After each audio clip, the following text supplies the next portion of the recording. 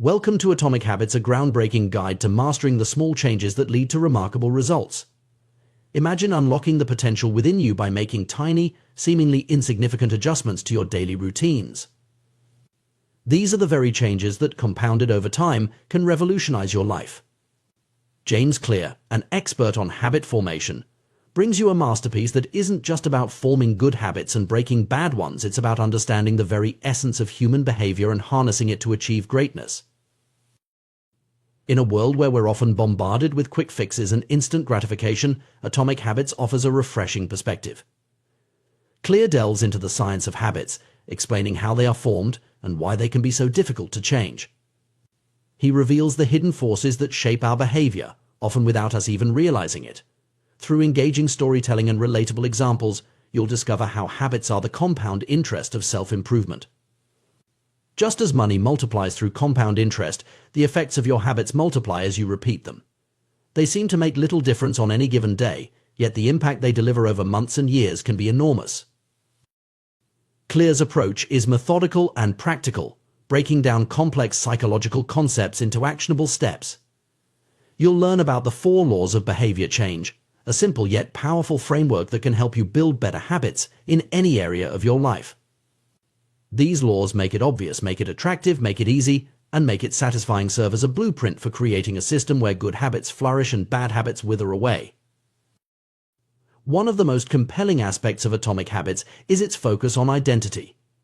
Clear emphasizes that the ultimate form of intrinsic motivation is when a habit becomes part of your identity.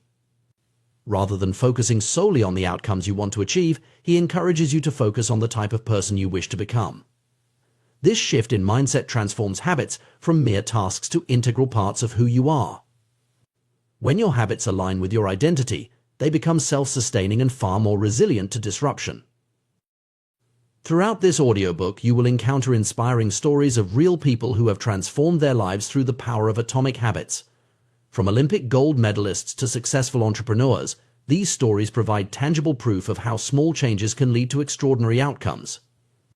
You'll also find yourself reflecting on your own experiences and how your habits have shaped your life. By the end of this journey, you'll be equipped with the knowledge and tools to reshape your habits and ultimately your destiny. James Clear's writing is not only insightful but also deeply relatable. He understands the challenges we all face in trying to change our behaviors and provides compassionate guidance to help you navigate these obstacles. His pragmatic approach is devoid of jargon and full of practical advice that you can start implementing immediately. Whether you're looking to improve your health, your career, your relationships, or any other aspect of your life, the principles in Atomic Habits will help you get there. As you embark on this journey, remember that the power of Atomic Habits lies in their simplicity and consistency. It's not about making radical changes overnight, but about making small, sustainable changes that, over time, lead to profound transformation. Each chapter of this audiobook is designed to build upon the last, creating a comprehensive guide that will help you develop habits that last a lifetime. So, get ready to explore the world of Atomic Habits. Prepare to uncover the science behind habit formation, discover the power of tiny changes, and unlock your full potential. This audiobook is more than just a collection of tips and tricks. It's a roadmap to a better you. Let the journey begin. The power of small, incremental changes often goes unnoticed in our daily lives, yet it holds the potential to transform our futures in profound ways. This concept was brilliantly demonstrated by the remarkable turnaround of British cycling, a story that serves as a compelling testament to the effectiveness of marginal gains. In 2003, British cycling was languishing in mediocrity. For nearly a century, British riders had achieved little of note on the international stage, with just a single gold medal at the Olympic Games since 1908 and a complete absence of victories in the prestigious Tour de France. The situation was so dire that some European bike manufacturers refused to sell their products to the British team, fearing that association with such underperformers would harm their brand. Enter Dave Brailsford, the newly appointed performance director who would change the course of British cycling history. Brailsford's approach was revolutionary. In its simplicity, he focused on making tiny, 1% improvements across all aspects of cycling performance. This strategy, which he termed the aggregation of marginal gains, was based on the belief that the cumulative effect of numerous small enhancements would lead to significant overall improvement. Brailsford and his team left no stone unturned in their quest for these marginal gains. They made obvious tweaks, such as redesigning bike seats for improved comfort and applying alcohol to tires for better grip. But they also delved into less apparent areas. They introduced electrically heated overshorts to maintain optimal muscle temperature, utilized biofeedback sensors to fine-tune workout responses, and even tested various fabrics in wind tunnels to create more aerodynamic racing suits. The team's commitment to this philosophy extended far beyond the bicycle. They brought in a surgeon to teach riders the most effective hand-washing techniques to reduce the risk of illness. They meticulously selected the best pillows and mattresses for each rider to ensure quality sleep. In a particularly striking example of their attention to detail, they painted the interior of the team truck white to more easily spot dust that could potentially impact the performance of their precisely calibrated bikes. The results of this approach were nothing short of astounding. Within just 5 years, British cycling dominated the 2008 Beijing Olympics, securing an impressive 60% of the available gold medals in cycling events.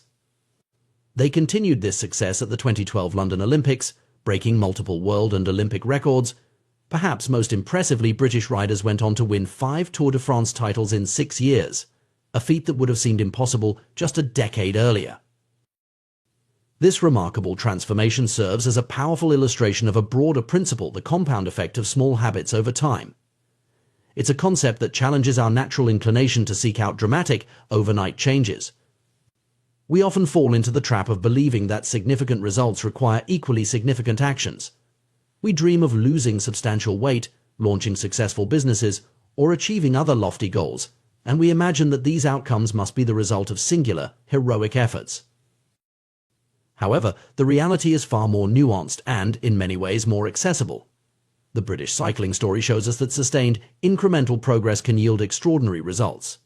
When we consistently improve by just 1% each day, the compounded effect over a year is a 37-fold improvement.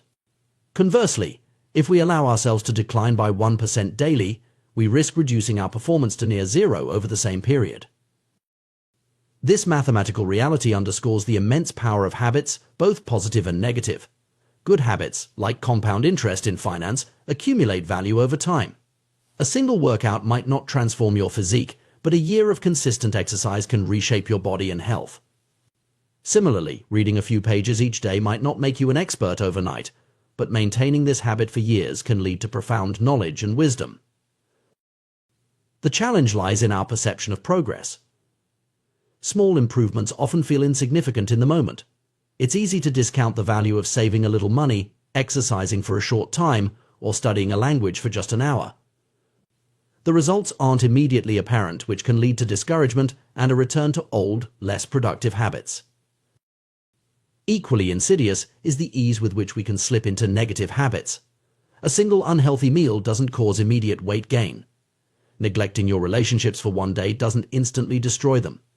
Procrastinating on a project once doesn't immediately derail your career. But when these small negative choices compound over time, they can lead to significant problems. This principle applies across all areas of life. In personal development, consistently reading for 30 minutes a day can lead to dozens of books completed over a year, expanding your knowledge and perspective. In fitness, adding just one more rep or a minute more to your workout each session can result in substantial strength and endurance gains over time. In relationships, small daily acts of kindness and attention can strengthen bonds in ways that grand gestures cannot. The power of incremental change is particularly relevant in today's fast-paced world, where instant gratification is often prioritized over long-term growth. It's a reminder that true, lasting change rarely happens overnight. Instead, it's the result of consistent, small actions repeated over time. Moreover, this approach to improvement is inherently more sustainable than attempting drastic changes. Radical lifestyle overhauls often lead to burnout or disappointment when immediate results aren't seen. In contrast, focusing on small, manageable changes allows for gradual adaptation and increases the likelihood of long-term success. The concept of marginal gains also encourages a more holistic approach to improvement. Just as the British cycling team looked beyond obvious areas for enhancement, we too can find opportunities for growth in unexpected places. This might mean improving our sleep habits, refining our decision-making processes, or enhancing our learning techniques. It's important to note that while the focus is on small improvements, the mindset behind this approach is anything but small. It requires a commitment to continuous improvement, a willingness to experiment and adapt, and the patience to trust in a process that may not yield immediate, visible results. The story of British cycling's transformation is more than just a tale of sporting success. It's a powerful metaphor for personal and professional growth. It challenges us to reconsider our approach to change and improvement. Rather than always seeking monumental leaps forward, we can focus on consistent, small steps in the right direction. This doesn't mean we should abandon ambitious goals or stop dreaming big. Instead, it suggests a more practical path to achieving those aspirations. By breaking down our larger objectives into smaller, daily habits, we make progress more manageable and sustainable. In essence, the philosophy of marginal gains reminds us that excellence is not an act, but a habit. It's not about perfection in any single moment, but about consistent improvement over time. It teaches us to value the process as much as the outcome, and to find satisfaction in the small victories that pave the way to larger achievements. As we navigate our own journeys of personal and professional development, we would do well to remember the lesson of the British cycling team. Their success wasn't born from a single revolutionary change, but from a relentless commitment to small, continuous improvements. By adopting a similar mindset in our own lives, we too can harness the surprising power of atomic habits and marginal gains, transforming our potential into reality, one small step at a time. The journey of personal growth and achievement is often misunderstood. We tend to focus on immediate results, expecting our efforts to yield instant, visible changes. However, the reality of progress is far more nuanced and complex. It's not about where you stand at this moment, but rather the direction in which you're heading. Your current situation, whether favorable or challenging, is less significant than the habits and behaviors shaping your future trajectory. Consider this: a millionaire who consistently overspends is on a path to financial ruin, regardless of their current wealth. Their habits are setting them up for future hardship. Conversely, an individual struggling financially who manages to save even a small amount regularly is laying the groundwork for future prosperity. It's the habit, not the immediate outcome, that truly matters. This principle extends far beyond finance. Our lives are shaped by the cumulative effect of our daily choices and actions. Your current weight isn't just a number on a scale, it's a reflection of your eating and exercise habits over time. Your knowledge base isn't static, it's constantly evolving based on your learning habits. Even the state of your living space is a direct result of your cleaning and organizing habits.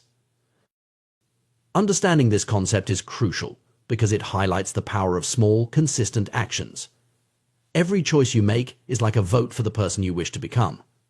Are you consistently choosing actions that align with your goals and values? Are you making decisions that will compound positively over time? These are the questions that truly matter when considering your long-term success and fulfillment. The compounding nature of habits works both ways. Positive habits can create an upward spiral of growth and improvement, while negative habits can lead to a downward spiral of decline.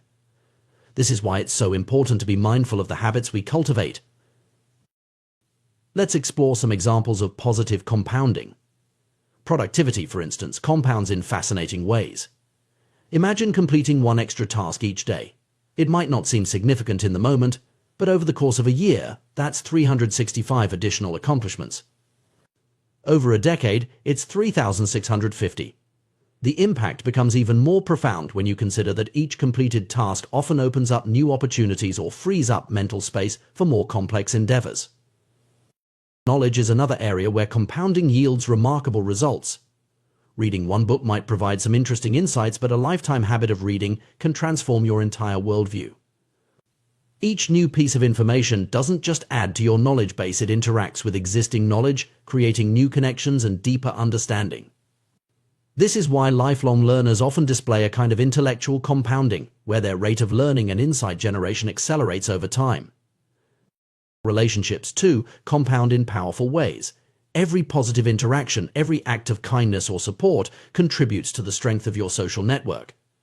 Over time, this can create a virtuous cycle where the more you help others, the more willing and able others are to help you. This network effect can lead to opportunities and support that far exceed the sum of individual interactions. However, it's equally important to recognize the danger of negative compounding. Stress, for example, can accumulate in insidious ways. A single stressful day is manageable for most people. But when stress becomes chronic, occurring day after day, week after week, it can have severe impacts on both mental and physical health. The effects compound over time, potentially leading to burnout, depression, or serious health issues. Negative thoughts are another area where compounding can be particularly harmful. If you consistently think of yourself as incapable or unworthy, you're likely to interpret events in ways that reinforce these beliefs. This can create a self-fulfilling prophecy, where your negative expectations actually shape your reality. The same principle applies to how you view others. If you habitually see people as untrustworthy or hostile, you're more likely to notice and remember instances that confirm this view, further reinforcing your negative perspective. Even societal issues can compound. Major social movements or upheavals rarely spring from a single event. Instead, they're often the result of numerous small grievances and injustices that accumulate over time. When a tipping point is reached, the built-up tension can explode into significant social change. Understanding the compounding nature of habits and choices is crucial, but it's equally important to recognize that progress is rarely linear. This is where many people stumble in their pursuit of personal growth or achievement. They expect to see immediate, consistent results from their efforts, and when this doesn't happen, they become discouraged and may give up. The reality of progress is often more like the melting of an ice cube. Imagine a room at 25 degrees Fahrenheit with an ice cube sitting on a table. As the room slowly warms, nothing visibly changes with the ice cube. At 26 degrees, 27, 28, and so on, the ice remains solid. It's not until the temperature reaches 32 degrees that a dramatic change occurs. The ice begins to melt. This sudden change wasn't caused by the final degree of temperature increase alone, but by the accumulation of all the previous increases. This analogy perfectly illustrates how progress often works in real life.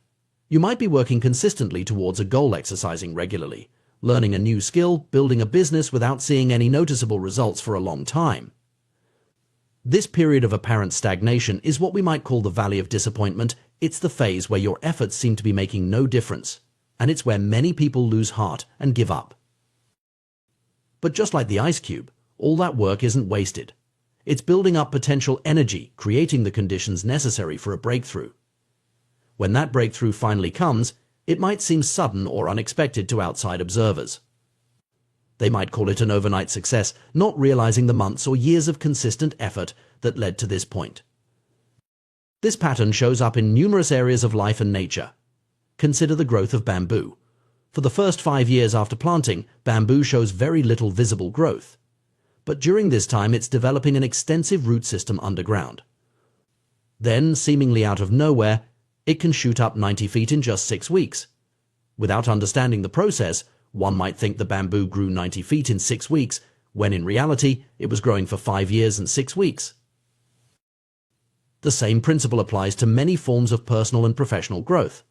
Learning a new language, for instance, often involves a long period where you feel like you're not making progress. You're learning vocabulary and grammar rules, but you still can't converse fluently.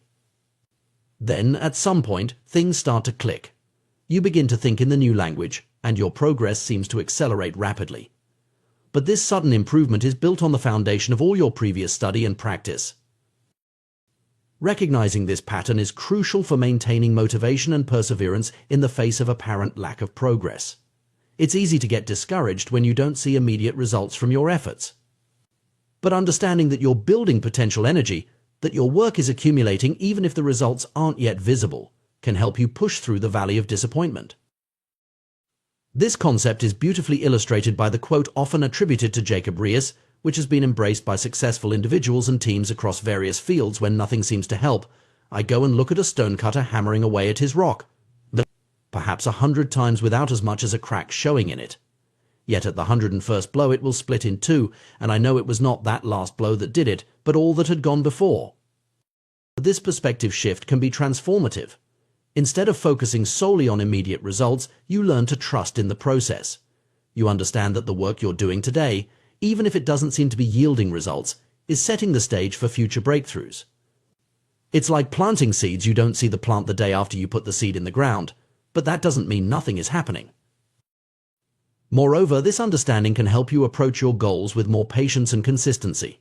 If you know that progress often involves a plateau before a breakthrough, you're less likely to get discouraged during that plateau phase. You can remind yourself that this is a normal part of the process, not a sign of failure. It's also worth noting that this principle applies not just to individual efforts, but to larger-scale changes as well. Societal shifts, scientific breakthroughs, and technological innovations often follow this pattern. Years or decades of work and small advancements suddenly culminate in a major leap forward that seems to come out of nowhere. In light of this, how should we approach our personal and professional development? First, we need to shift our focus from immediate results to consistent habits. Rather than obsessing over day-to-day changes, we should ask ourselves if our current habits are moving us in the right direction. Are we consistently taking actions that will compound positively over time? Second, we need to cultivate patience and persistence. Understanding that significant change often requires a long period of seemingly fruitless effort can help us stay the course when we're tempted to give up. We need to trust in the process and keep putting in the work even when we can't yet see the results. Third, we should pay attention to the small things. Given the compounding nature of habits, even tiny improvements or deteriorations can have significant long-term impacts. This means celebrating small victories and being vigilant about small negative habits that could compound into larger problems. Fourth, we need to be mindful of the different areas where compounding occurs. It's not just about finance or physical fitness. Our mental habits, our relationships, our knowledge, and our skills all compound over time. By taking a holistic view of our lives and habits, we can ensure we're setting ourselves up for positive compounding in all areas. Finally, we should remember that breakthroughs often come after a long plateau. When we're in the midst of that plateau, it's easy to feel like we're not making progress. But if we can maintain our efforts and push through, we may find ourselves on the cusp of a major breakthrough. In conclusion, the path to significant achievement and personal growth is rarely a straight line. It's a journey filled with plateaus, valleys of disappointment, and sudden breakthroughs. By understanding the compounding nature of habits and the delayed nature of progress, we can approach our goals with greater patience, persistence, and wisdom. We can learn to trust in the process, to keep putting in the work even when we can't see immediate results, knowing that we're building potential for future breakthroughs. In doing so, we set ourselves up not just for short-term wins, but for long-term, sustainable success and fulfillment. In the pursuit of personal growth and achievement, we often find ourselves fixated on grand goals and ambitious outcomes. We dream of transformative changes, losing significant weight, building a successful business, or mastering a new skill. While these aspirations can be inspiring, they may not be the most effective way to create lasting change in our lives. Instead, the key to sustainable progress and meaningful improvement lies in the power of systems and habits. The journey of personal development is akin to nurturing a garden.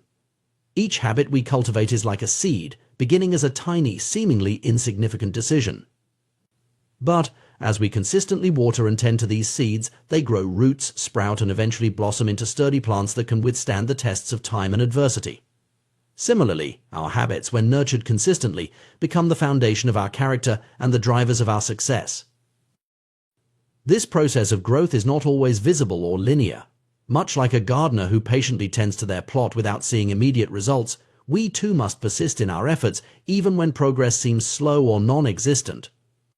This period of apparent stagnation is what we might call the plateau of latent potential, a phase where our consistent efforts are building up potential energy, even if we can't see the results yet. Breaking through this plateau requires a shift in our mindset and approach. Rather than focusing solely on end goals, we need to direct our attention to the systems and processes that lead to those results. This idea, popularized by figures like Scott Adams, the creator of Dilbert, challenges the conventional wisdom about goal setting and achievement. Let's consider a basketball coach aiming to win a championship. While the championship is the ultimate goal, obsessing over it during every practice and game would be counterproductive. Instead, the coach's focus should be on developing effective training routines, fostering team chemistry, and continuously improving strategies. By concentrating on these systemic elements, the team naturally moves closer to their championship aspirations. This systems-based approach offers several advantages over a purely goal-oriented mindset. Firstly, it acknowledges that winners and losers often share the same goals. Every Olympic athlete dreams of gold. Every job candidate hopes to be hired. If goals alone determined success, everyone with the same objective would achieve it. Clearly, there's more to the equation. The British cycling team's remarkable transformation in the early 2000s illustrates this point perfectly. Their goal of winning the Tour de France hadn't changed over the years. What changed was their system, their commitment to marginal gains and continuous improvement in every aspect of cycling. This shift in approach, not a change in their ultimate goal, led to their unprecedented success. Moreover, achieving a goal is often just a momentary change, not a lasting transformation. Imagine tidying up a chronically messy room. The act of cleaning provides immediate satisfaction, but unless the underlying habits and systems change, the room will inevitably return to its cluttered state. This cycle of temporary improvement followed by regression is all too common when we focus solely on goals without addressing the root causes of our behaviors. Another limitation of goal-centric thinking is its tendency to restrict our happiness and satisfaction. When we tie our contentment to specific outcomes, we create an either-or scenario where we're only allowed to be happy once we've reached our target. This not only postpones our happiness but also narrows our definition of success. Life rarely unfolds exactly as we plan, and by fixating on one particular version of success, we may miss out on equally valuable alternatives. A systems-first mentality offers a more sustainable path to satisfaction. When we learn to love the process rather than fixating on the product, we open ourselves up to a continuous stream of fulfillment. Every day that we engage with our system, be it writing, exercising, or learning, becomes an opportunity for satisfaction, regardless of the immediate outcome. Furthermore, goal-oriented thinking can create a yo-yo-yo effect in our efforts. Many people work intensely towards a goal, only to lose motivation once it's achieved. Runners train rigorously for a race, then stop exercising once they cross the finish line. This pattern of intense effort followed by inactivity can be counterproductive to long-term progress and well-being. In contrast, a systems approach encourages consistent engagement and continuous improvement. It's not about winning a single game, but about playing the game indefinitely and getting better with each iteration. This mindset aligns perfectly with the concept of lifelong learning and growth, allowing us to derive satisfaction from the journey itself rather than just the destination. Implementing a systems-based approach requires a shift in how we think about change and improvement. Instead of setting ambitious goals and hoping for massive transformations, we need to focus on building robust systems of small, manageable habits. These atomic habits, as James Clear calls them, are the building blocks of significant change. The power of atomic habits lies in their compounding nature. Just as compound interest can turn small financial investments into substantial wealth over time, consistently practiced small habits can lead to remarkable personal growth and achievement. The key is to make these habits so small and manageable that they're almost impossible to skip.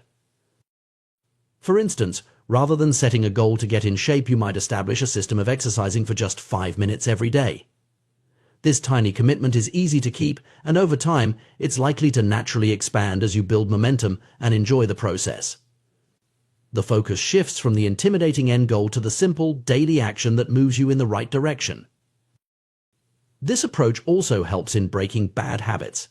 Instead of trying to quit a negative behavior cold turkey, which often leads to failure and discouragement, you can create a system of small, positive habits that gradually replace the undesired behavior.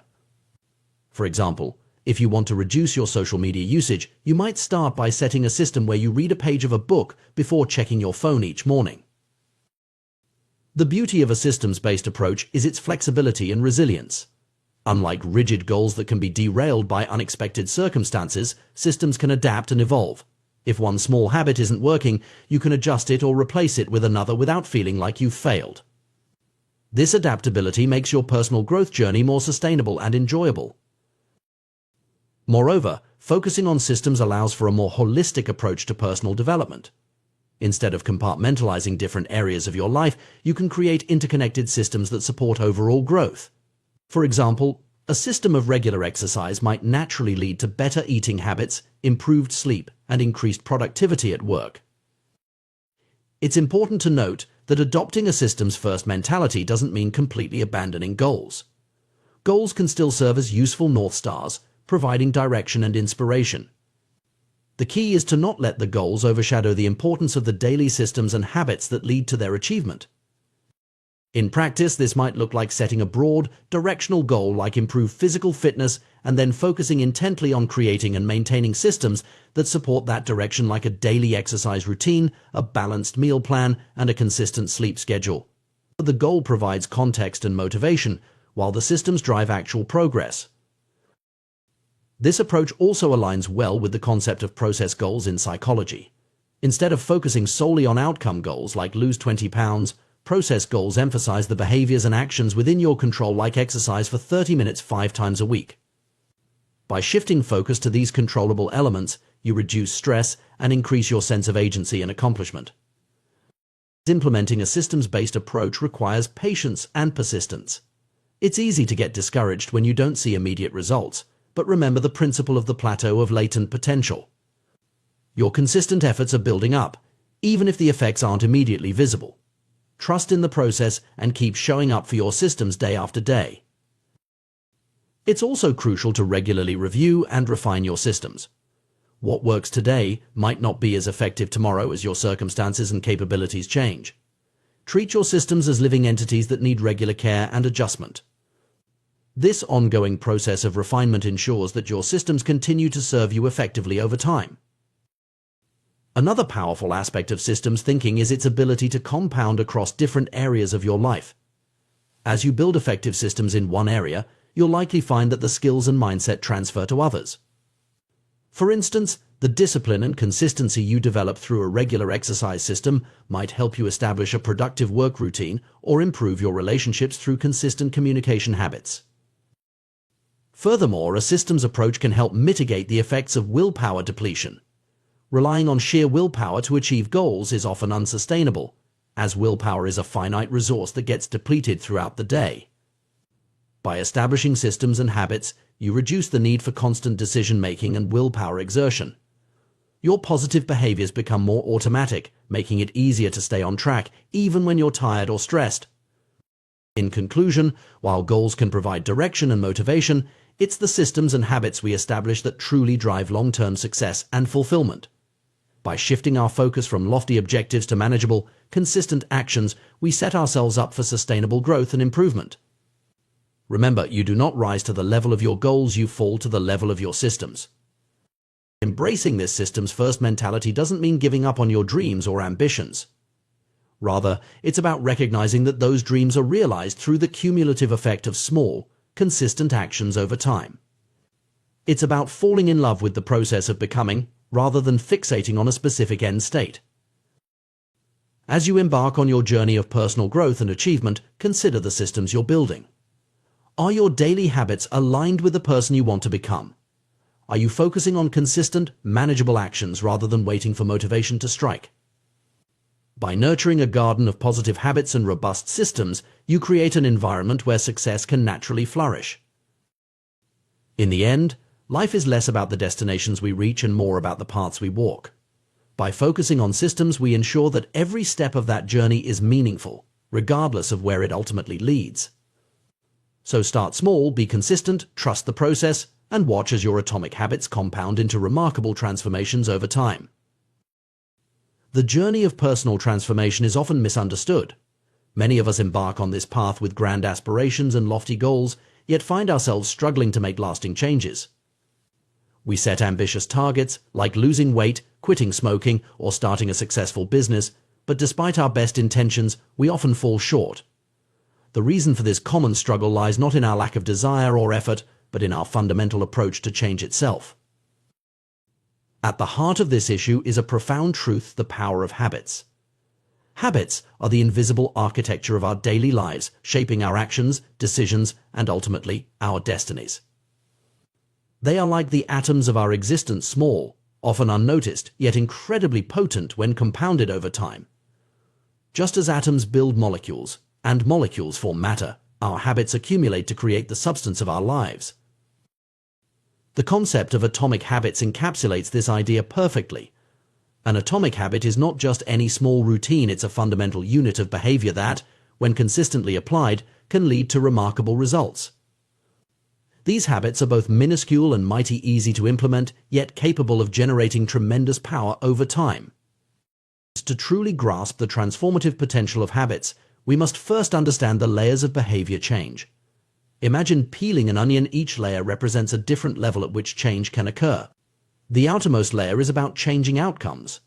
This is where most people focus their efforts, setting goals like lose 20 pounds or make $1 million. The middle layer involves changing processes, the systems and routines we use to achieve our goals. But the innermost, most crucial layer is about changing our identity, our beliefs, self-image, and fundamental view of who we are. Many of us make the mistake of focusing solely on the outer layer's outcomes and processes without addressing the core. We set outcome-based goals and try to change our habits without altering our underlying beliefs.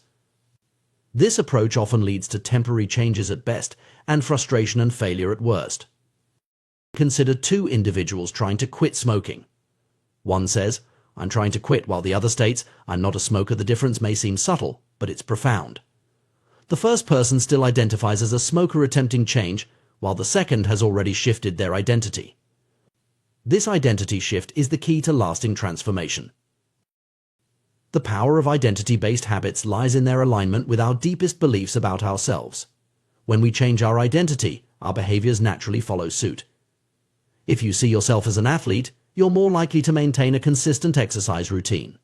If you identify as a writer, sitting down to write each day becomes an expression of who you are, not just something you do. This principle extends beyond individual habits to broader systems of behavior. In societies, organizations, and individuals alike, there's always an underlying set of beliefs shaping the visible actions.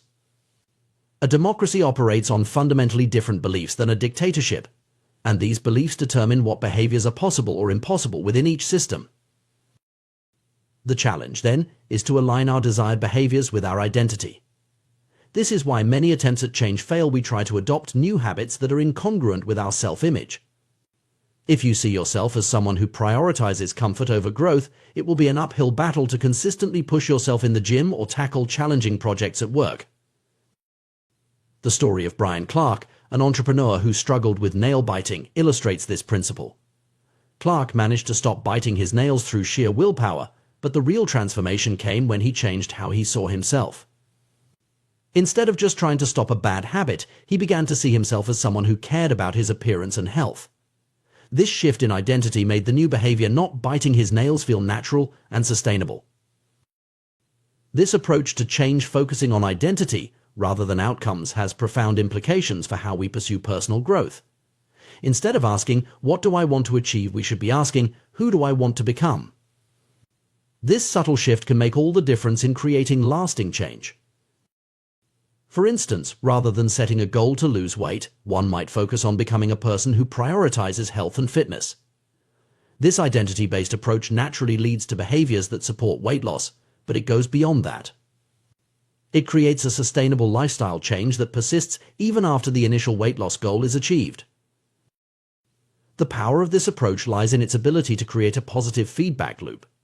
As we act in alignment with our new identity, we reinforce that identity, which in turn makes it easier to maintain the new behaviors. Over time, what started as a conscious effort becomes an automatic expression of who we are. However, changing our identity is not an overnight process. It requires consistent, small actions that gradually reshape our self-image. This is where the concept of atomic habits becomes crucial. By focusing on tiny, manageable changes that align with our desired identity, we can slowly but surely transform ourselves. For example, if you want to become a writer, start by writing just 50 words a day. This atomic habit is small enough to be achievable even on your busiest days, but consistent enough to begin reshaping your identity. Over time, you'll naturally find yourself writing more, not because you're forcing yourself to meet a word count goal, but because writing has become an integral part of who you are. This approach also helps in breaking bad habits. Instead of trying to quit a negative behavior through willpower alone, focus on cultivating an identity that's incompatible with that behavior. If you want to stop procrastinating, start seeing yourself as someone who takes immediate action. Small, consistent steps in this direction will gradually shift your self-image, making procrastination feel increasingly at odds with who you are. It's important to note that this process of identity change is not about denying your current reality or pretending to be someone you're not. It's about consciously choosing and nurturing the aspects of yourself that you want to grow. We all have multiple facets to our identity, and by deliberately focusing on and developing certain traits, we can shape our overall self-image in positive ways. The beauty of this approach is its flexibility and resilience. Unlike rigid outcome-based goals that can be derailed by setbacks, identity-based habits are more adaptable. If you see yourself as a healthy person, a single unhealthy meal doesn't negate that identity. Instead, it becomes an outlier, prompting you to return to behaviors that align with your self-image. Moreover, focusing on identity change can lead to more holistic personal growth. When you change how you see yourself in one area, it often has positive ripple effects in other areas of your life. For instance, developing the identity of a disciplined person in your fitness routine might naturally extend to increased discipline in your work or personal relationships. However, it's crucial to approach this process with patience and self-compassion. Changing deeply ingrained beliefs and habits takes time. There will be setbacks and moments of doubt. The key is to view these not as failures, but as part of the learning process, opportunities to reinforce your commitment to your new identity. It's also worth noting that while we focus on personal identity, our habits and beliefs are often influenced by our environment and social circles. Surrounding yourself with people who embody the traits you aspire to can significantly aid in your transformation. If you want to become more entrepreneurial, spending time with entrepreneurs can help shift your self-perception and reinforce behaviors aligned with that identity. As you embark on this journey of identity-based habit change, remember that the goal is not perfection, but progress.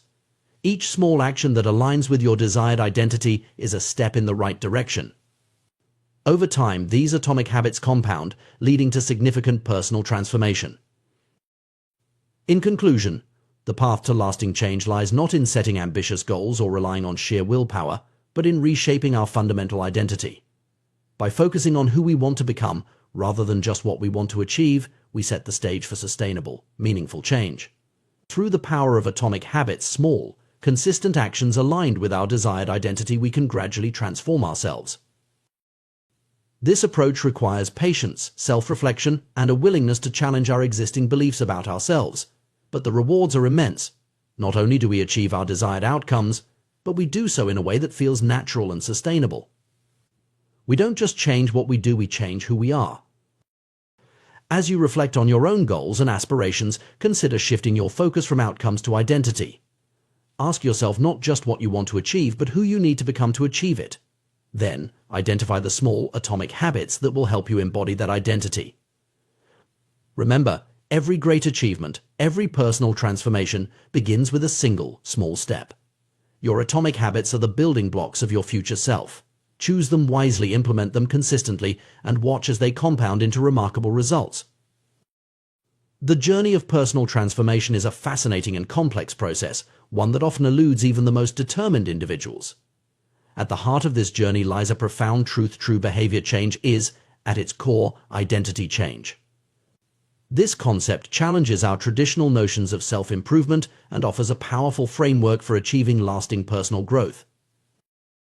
Consider the story of Brian Clark, an entrepreneur who struggled with nail biting for years. Like many of us, he initially approached the problem with sheer willpower, managing to stop the habit temporarily. However, the real transformation came when he took an unexpected step. He scheduled his first manicure. This simple act shifted his perspective entirely. Suddenly, Brian wasn't just trying to stop a bad habit, he was becoming someone who took pride in the appearance of his nails. This shift in identity made the change effortless and permanent. This anecdote illustrates a crucial point: the most potent form of motivation comes from aligning our actions with our sense of self. When a habit becomes part of your identity, it transcends the realm of things you want to do and enters the sphere of who you are. This transition from extrinsic to intrinsic motivation is the key to sustainable change. The power of identity-based habits is evident in various aspects of our lives. Think about someone who takes great pride in their physical fitness.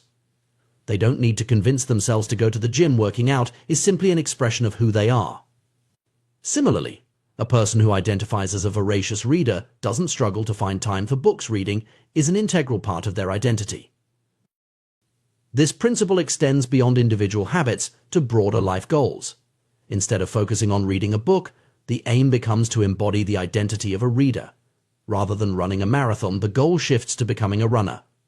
Learning an instrument transforms into embracing the identity of a musician. This subtle but powerful shift in perspective changes everything. Our behaviors are typically a reflection of our identity, often operating at a subconscious level. Research has shown that people are more likely to act in ways that align with their self-perception. For instance, individuals who saw themselves as voters were more likely to participate in elections compared to those who merely expressed a desire to vote. This alignment between identity and action creates a self-reinforcing cycle, making the desired behavior feel natural and effortless. However, it's important to recognize that identity can be a double-edged sword. While it can be a powerful force for positive change, it can also become a barrier to growth if we become too rigidly attached to certain self-perceptions. Many of us unknowingly limit ourselves with self-imposed labels. I'm not a morning person, I'm bad with technology, or I'm always late. These identity-based limitations can become self-fulfilling prophecies, hindering our ability to change and grow. The challenge, then, is to cultivate a flexible and evolving sense of identity that promotes growth rather than stagnation. This requires a willingness to question our long-held beliefs about ourselves and to embrace new possibilities. It's about recognizing that our identity is not fixed but fluid, capable of expanding and adapting as we accumulate new experiences and habits. But how exactly is our identity formed, and how can we actively shape it to support our desired changes? The process is both simpler and more profound than many realize. Our identity emerges from our habits. We are not born with preset beliefs about ourselves. Every aspect of our self-image is learned and conditioned through experience. This understanding leads to a powerful realization: we can deliberately shape our identity through our habits. Each time we make our bed, we reinforce the identity of an organized person. Every time we sit down to write, we strengthen our identity as a creative individual. With each workout, we embody the identity of someone committed to fitness. The key lies in the repetition. The word identity itself comes from Latin roots meaning repeated beingness. Our identity is quite literally the sum of our repeated actions. The more we repeat a behavior, the more evidence we accumulate for the associated identity. This evidence forms the foundation of our beliefs about ourselves. Consider how this plays out in real life. A person who attends church every Sunday for years has tangible proof of their religious identity. Someone who studies consistently builds evidence of their scholarly nature. The individual who exercises regularly, even in challenging conditions, reinforces their identity as a dedicated fitness enthusiast. This process of identity formation through habit is gradual and cumulative. We don't suddenly transform into entirely new people overnight. Instead, we evolve bit by bit, day by day, habit by habit. Each action we take is like a vote for the type of person we wish to become.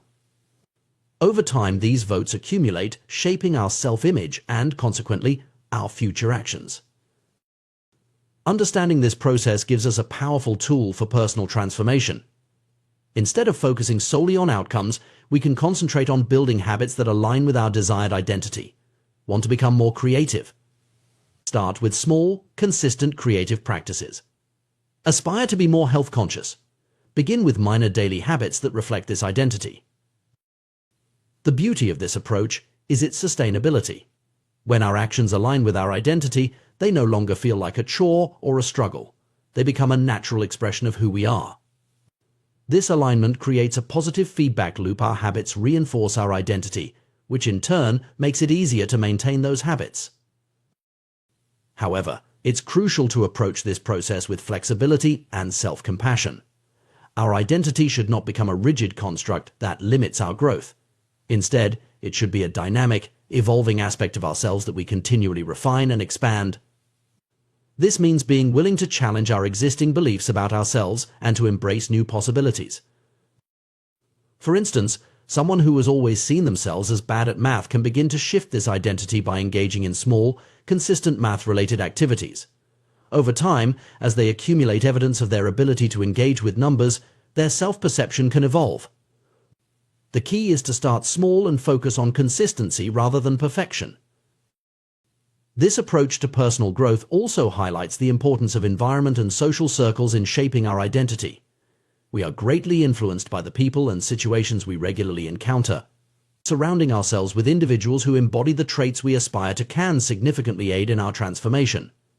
If you want to become more entrepreneurial, spending time with entrepreneurs can help shift your self-perception and reinforce behaviors aligned with that identity.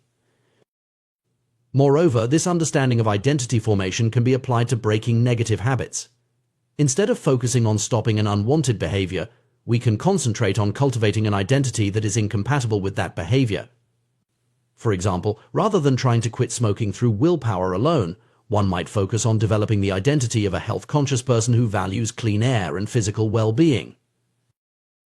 It's important to note that this process of identity change through habit formation is not always linear or easy. There will be setbacks and moments of doubt. The key is to view these not as failures, but as part of the learning process, opportunities to reinforce our commitment to our new identity. Each time we choose to act in alignment with our desired identity, even after a setback, we strengthen our new self-image. As we embark on this journey of identity-based habit change, it's helpful to regularly reflect on our progress and adjust our approach as needed. This might involve journaling about our experiences, seeking feedback from trusted friends or mentors, or periodically reassessing our goals and the habits we're cultivating to support them. It's also worth considering how this approach to personal change can impact broader social change. As individuals reshape their identities and behaviors, they can influence their immediate social circles and, by extension, larger communities.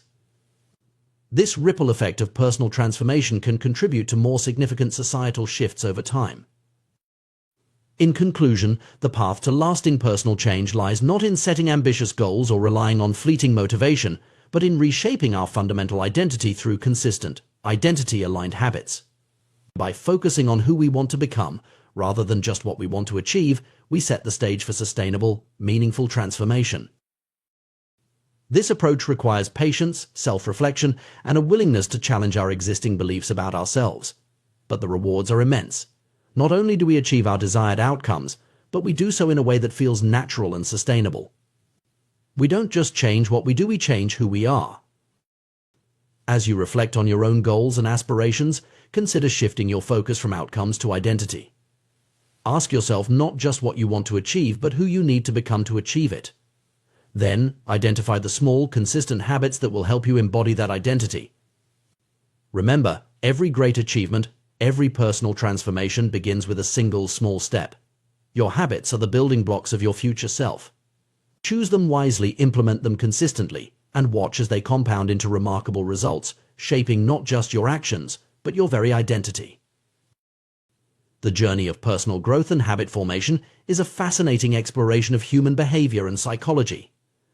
At its core, this journey begins with a crucial first step: awareness. We often go through life on autopilot, our actions guided by deeply ingrained habits that operate below the level of conscious thought.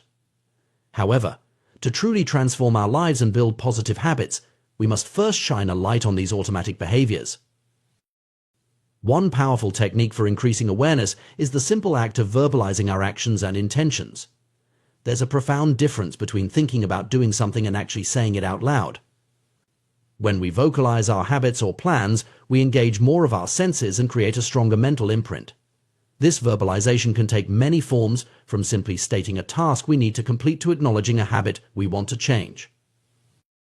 For instance, imagine you're trying to break the habit of mindlessly scrolling through social media before bed. Instead of silently recognizing this behavior, try saying out loud, "I'm about to waste time on my phone instead of getting restful sleep." This verbal acknowledgement makes the consequences of the action more tangible and real. It's harder to ignore the implications when they're hanging in the air, spoken in your own voice. This principle extends beyond breaking bad habits. It's equally effective for reinforcing positive behaviors or simply remembering important tasks. If you have a busy day ahead, try verbalizing your to-do list in the morning. Today, I need to finish the report by noon, call the client at 2 p.m., and pick up groceries on the way home by saying these tasks aloud. You're more likely to remember them and feel a stronger sense of commitment to completing them. The power of verbalization is rooted in the way our brains process information. When we only think about something, we're primarily using the language centers of our brain. But when we speak, we engage additional neural pathways, including those associated with hearing and the motor control of speech. This multisensory engagement creates a stronger memory trace and a more robust commitment to action. However, awareness alone, while crucial, is often not enough to effect lasting change. This is where the concept of implementation intentions comes into play. An implementation intention is essentially a specific plan that outlines when and where you will perform a particular action or habit. It's a simple yet powerful tool that bridges the gap between intention and action. Consider a study conducted in Great Britain, where researchers worked with 248 people to improve their exercise habits. The participants were divided into 3 groups. The first group simply tracked their workouts, while the second group received motivational material about the benefits of exercise. The third group, however, was asked to create a specific plan for when and where they would exercise in the coming week. The results were striking. In the first 2 groups, only about 35 to 38% of participants exercised at least once per week. But in the third group, a whopping 91% followed through with their exercise plans. This dramatic difference highlights the power of having a concrete plan in place. The formula for an implementation intention is straightforward. When situation X arises, I will perform response Y. This simple structure forces you to consider the specific circumstances under which you'll carry out your intended behavior. It eliminates the vagueness that often plagues our good intentions and replaces it with a clear, actionable plan. For example, instead of saying, "I want to read more," you might create an implementation intention like, "When I finish dinner each evening, I will read for 30 minutes in my favorite armchair." This specificity makes it much more likely that you'll follow through, as you've clearly defined both the trigger finishing dinner and the action reading for 30 minutes in a specific location. Implementation intentions are effective across a wide range of behaviors and goals. They've been shown to increase adherence to health-related behaviors like getting flu shots or attending medical appointments. They've also been used successfully in civic engagement initiatives, boosting voter turnout by prompting people to plan the specifics of their trip to the polling station. The power of implementation intentions lies in their ability to remove decision-making from the equation when the moment to act arrives. When you've predetermined exactly when and where you'll perform a behavior, you don't have to rely on motivation or willpower in the moment. You simply follow through on the plan you've already made. This principle can be applied to virtually any habit or goal you want to pursue. Want to start a meditation practice? Try setting an implementation intention like, "I will meditate for 10 minutes at 7 a.m. each morning in my spare room." Looking to improve your language skills? Your intention might be, "I will practice Spanish for 20 minutes at 6 p.m. each evening at my desk." The key is to be as specific as possible about the time, location, and nature of the action you intend to take. This specificity serves 2 important purposes. First, it makes the action concrete and therefore more likely to be carried out. Second, it helps to anchor the new habit to existing routines or environmental cues, making it easier to remember and integrate into your daily life. It's worth noting that the most effective cues for habits are often tied to time and location. Our brains are particularly adept at forming associations with specific times and places. By leveraging these natural tendencies, we can create powerful triggers for our desired behaviors. When implementing this strategy, it can be helpful to start with small, manageable actions. While it's admirable to have big goals, trying to make dramatic changes all at once can be overwhelming and unsustainable. Instead, focus on creating implementation intentions for small habits that you can consistently perform. Over time, these small actions can compound into significant changes. Another powerful technique that builds on the concept of implementation intentions is habit stacking. This approach, popularized by B.J. Fogg, involves linking a new habit to an existing one. The formula for habit stacking is after current habit, I will new habit. For example, if you already have a habit of brewing coffee every morning, you might stack a new habit onto it. After I start the coffee maker, I will do 10 push-ups, or after I brush my teeth, I will write down 3 things I'm grateful for. By anchoring the new behavior to an established routine, you increase the likelihood of remembering to do it and create a natural flow from one action to the next. Habit stacking can be particularly effective because it doesn't require you to create entirely new routines. Instead, it allows you to build upon the habits and patterns already ingrained in your daily life. This makes the process of adopting new behaviors feel more natural and less disruptive. As you experiment with implementation intentions and habit stacking, it's important to remain flexible and patient. What works perfectly for one person might need adjustment for another. Pay attention to how your new habits fit into your life and be willing to make tweaks as needed. Perhaps you find that morning meditation doesn't work with your schedule, but a midday mindfulness break fits perfectly. The key is to find what works for you and your unique circumstances. It's also crucial to recognize that forming new habits takes time. While implementation intentions can significantly increase your chances of success, they're not magic. Consistency and repetition are still necessary to truly ingrain a new behavior. Be patient with yourself and celebrate the small victories along the way. One often overlooked aspect of habit formation is the importance of context. Our behaviors are heavily influenced by our environment, so it's worth considering how you can set up your surroundings to support your new habits. If you're trying to read more, keep a book visible in your living room. If you want to exercise in the morning, lay out your workout clothes the night before. These small environmental cues can serve as powerful reminders and make it easier to follow through on your intentions. As you progress on your journey of habit formation, you may find that your new behaviors start to feel more natural and automatic. This is a sign that the habit is becoming ingrained. However, it's important not to become complacent. Continue to use implementation intentions and habit stacking to reinforce your positive behaviors and to tackle new goals. Remember, the process of personal growth and habit formation is ongoing. There will always be new skills to learn, new habits to form, and new goals to pursue. By mastering the art of implementation intentions and habit stacking, you're equipping yourself with powerful tools that can serve you throughout your life. In conclusion, the path to lasting behavior change begins with awareness and is paved with specific, actionable plans. By verbalizing our intentions, creating clear implementation intentions, and strategically stacking new habits onto existing ones, we can dramatically increase our chances of success. These techniques leverage our brain's natural tendencies and help us overcome the gap between intention and action. As you move forward, consider the habits you want to form or the goals you want to achieve. How can you create specific implementation intentions for these aspirations? What existing habits can you use as anchors for new behaviors? By applying these principles consistently and patiently, you can gradually reshape your daily routines and, by extension, your life. Remember, every great achievement starts with a single, well-planned step. Your journey to a better you begins now, with the next habit you choose to implement. The power of habits and their interconnectedness in our daily lives is a fascinating subject that deserves deep exploration. Let's delve into how our possessions and behaviors can trigger chains of actions and how we can harness this phenomenon to build positive habits. Consider the story of Denis Diderot, the 18th century French philosopher. Upon receiving a beautiful scarlet robe as a gift, Diderot found himself in an unexpected predicament. The robe's elegance stood in stark contrast to his other, more modest possessions. This disparity created a sense of disharmony in his surroundings, leading Diderot to embark on a spending spree to upgrade his belongings.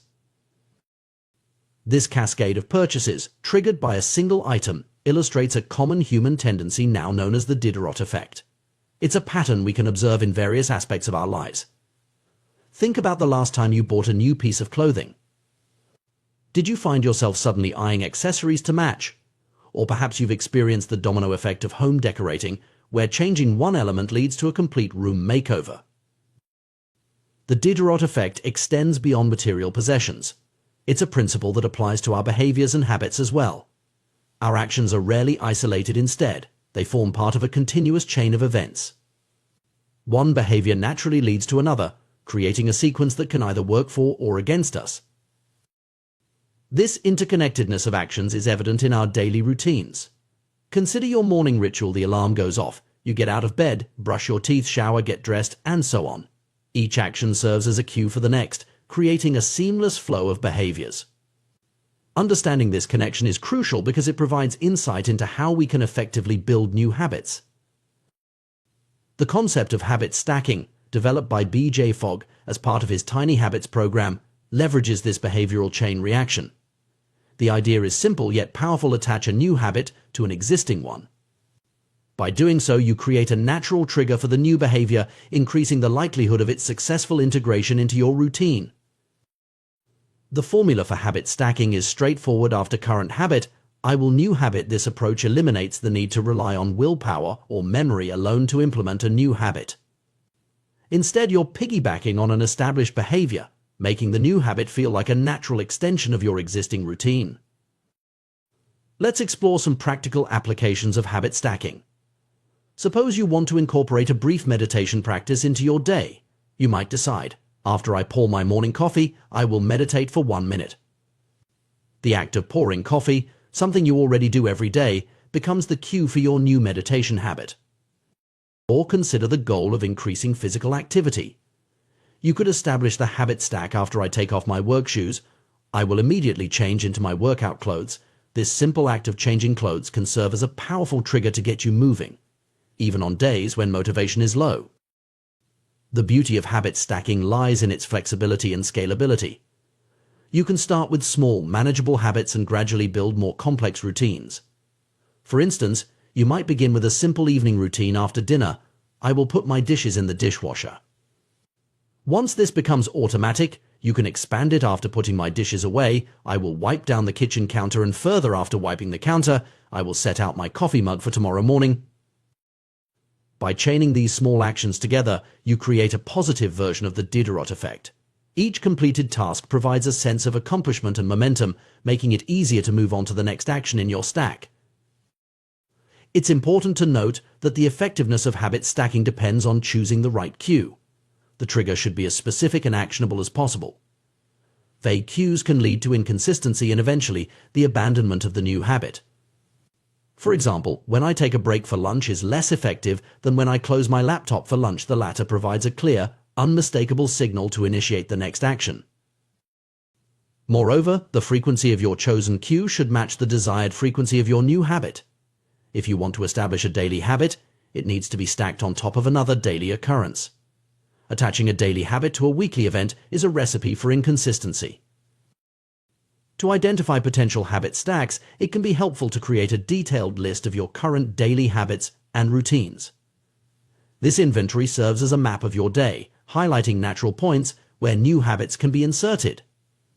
Consider both actions you take, like brushing your teeth, and events that happen to you, like the sun setting. This comprehensive view of your day can reveal unexpected opportunities for habit formation. The power of habit stacking extends beyond personal development. It can be applied in various contexts, from improving social skills to managing finances. For instance, you might decide, when I walk into a party, I will introduce myself to someone I don't know yet. Or when I want to buy something over $100, I will wait 24 hours before purchasing. These habit stacks can help automate beneficial behaviors, reducing the mental effort required to make good choices. One particularly intriguing application of habit stacking is in cultivating mindfulness and improving mood. By associating brief moments of reflection or positivity with routine actions, you can significantly impact your overall well-being. For example, when the phone rings, I will take one deep breath and smile before answering. This simple stack can transform potentially stressful moments into opportunities for calm and positivity. It's worth noting that habit stacking isn't just about adding new behaviors. It can also be used to break undesirable habits. By identifying the cues that trigger negative habits, you can insert alternative, positive actions. This approach allows you to redirect the chain of behaviors in a more beneficial direction. As you experiment with habit stacking, remember that flexibility and patience are key. What works for one person may not work for another, and what works at one point in your life may need adjustment as circumstances change. Be willing to tweak your habit stacks if they're not quite clicking. The goal is to create a system that feels natural and sustainable for you. Moreover, don't underestimate the power of small habits. While it might seem insignificant to meditate for just 1 minute or do only 10 push-ups, these small actions serve a crucial purpose. They help establish the neural pathways associated with the new behavior, making it easier to expand the habit over time. Starting small reduces the activation energy required to begin, making it more likely that you'll follow through consistently. Another interesting aspect of habit stacking is its potential to create a ripple effect in your life. As you successfully implement one positive habit, you may find yourself more motivated and capable of tackling other areas of self-improvement. This can lead to a virtuous cycle of personal growth, where each new habit builds upon the last, gradually transforming your daily routines and, by extension, your life. It's also worth considering how habit stacking can be applied in professional settings. Organizations can use this principle to improve workflows, enhance productivity, and foster a positive company culture. For instance, a team might implement a habit stack like, after our weekly meeting, we will spend 5 minutes acknowledging team members' contributions. This simple addition can boost morale and reinforce a culture of appreciation. As we navigate an increasingly complex world, the ability to form and maintain beneficial habits becomes ever more crucial. Habit stacking offers a powerful tool in this pursuit, allowing us to harness the natural flow of our daily lives to effect positive change. By understanding and applying this principle, we can transform the Diderot effect from a potential source of unnecessary consumption into a force for personal growth and improvement. In essence, habit stacking is about more than just forming new habits. It's about redesigning our lives in intentional ways. It's a reminder that our days are made up of countless small decisions and actions, each of which has the potential to steer us towards our goals. By carefully curating these actions and linking them together, we can create a daily experience that aligns more closely with our aspirations and values. As you move forward, consider the habits you'd like to cultivate in your own life. What existing routines could serve as anchors for these new behaviors? How might you chain several small habits together to create a more significant positive impact? Remember, the journey of personal growth is ongoing, and habit stacking provides a flexible, powerful framework to support this journey. By embracing the interconnected nature of our behaviors and leveraging it through habit stacking, we open up new possibilities for self-improvement. Whether your goal is to boost productivity, enhance well-being, or simply bring more intentionality to your daily life, this approach offers a practical, accessible path forward. So why not start today? Choose one small habit you'd like to cultivate, find a suitable existing routine to stack it on, and take that first step towards positive change. After all, as the Diderot effect shows us, one small change can set in motion a far-reaching transformation. In the realm of personal development and behavior change, we often place a great deal of emphasis on willpower and motivation. We believe that if we can just muster enough inner strength or find the right source of inspiration, we'll be able to transform our habits and achieve our goals. However, emerging research and real-world experiments are beginning to paint a different picture, one where our environment plays a far more significant role in shaping our actions than we might have previously thought. Consider the case of Massachusetts General Hospital in Boston, where a primary care physician named Anne Thorndike conducted a fascinating experiment. Her hypothesis was simple yet revolutionary. She believed she could improve the eating habits of thousands of hospital staff and visitors without directly engaging with them or attempting to boost their motivation. Instead, she focused on altering the environment in which people made their food and drink choices. Thorndike and her team redesigned the hospital cafeteria, making subtle changes to the arrangement of food and drinks. They added water as an option in refrigerators that previously only contained soda, and placed baskets of bottled water near food stations throughout the room. The results were striking. Over a 3-month period, soda sales dropped by 11.4%, while bottled water sales increased by 25.8%. Similar adjustments to food placement yielded comparable results. What's particularly noteworthy about this experiment is that it achieved significant behavior change without any direct communication or motivational tactics. People's choices were influenced simply by the adjustment of their environment. This phenomenon highlights a crucial principle in behavior science. Our actions are often shaped more by our surroundings than by our internal drive or conscious decision-making. This concept isn't entirely new. Back in 1936, psychologist Kurt Lewin proposed a simple yet powerful equation: behavior is a function of the person in their environment, or BFPE. This formula suggests that our actions are not solely determined by our personality or intentions, but are significantly influenced by the context in which we find ourselves.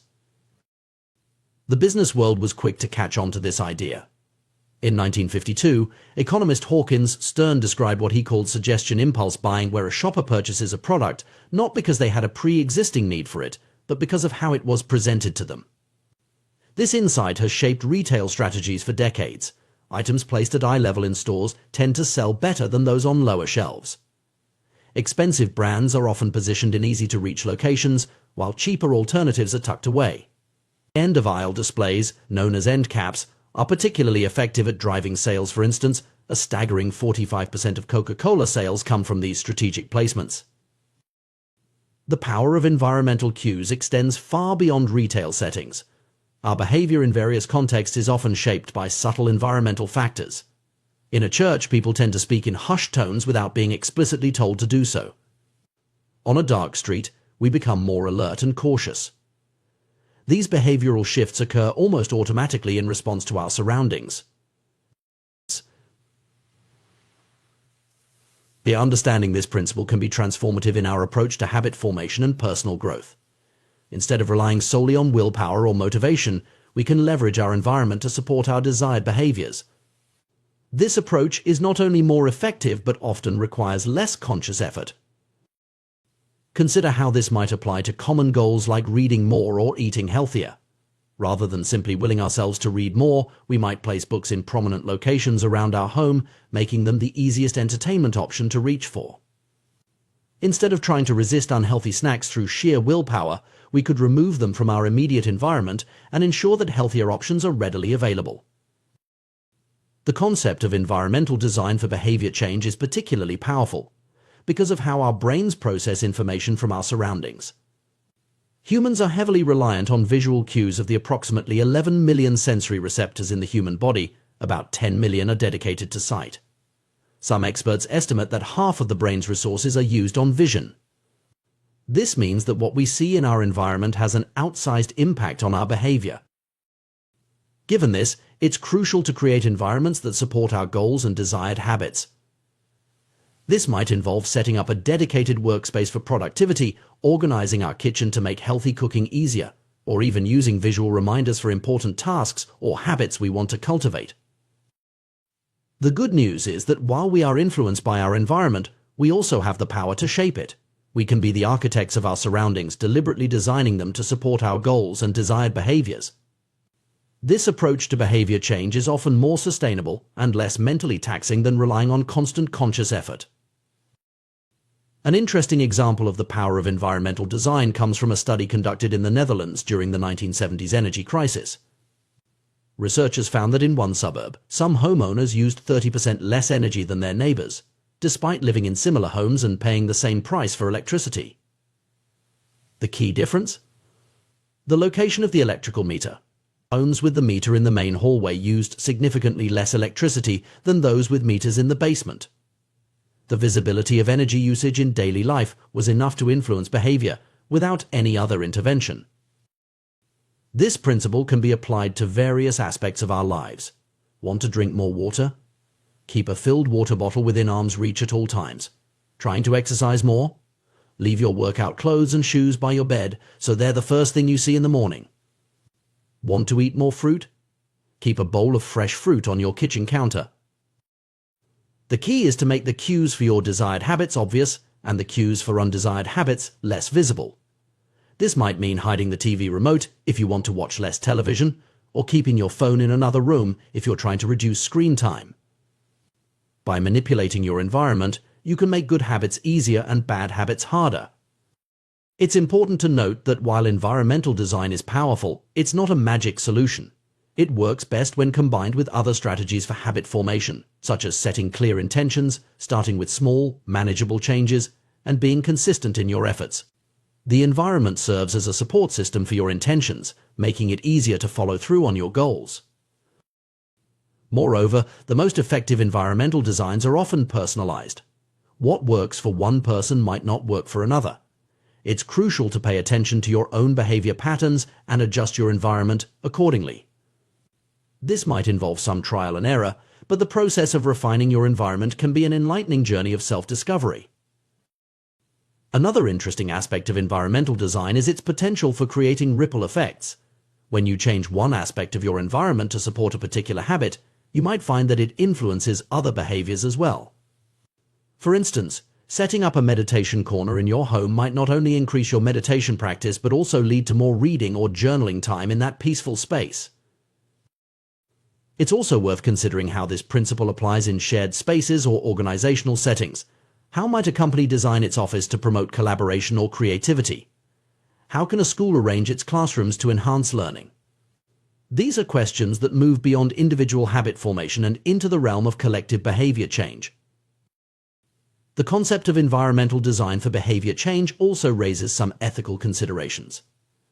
While it can be used for positive outcomes, like promoting healthier eating or energy conservation, it could potentially be misused for manipulation or to promote behaviors that aren't in people's best interests. As we become more aware of how our environment shapes our behavior, it's important to be mindful of who is designing the environments we inhabit and for what purpose.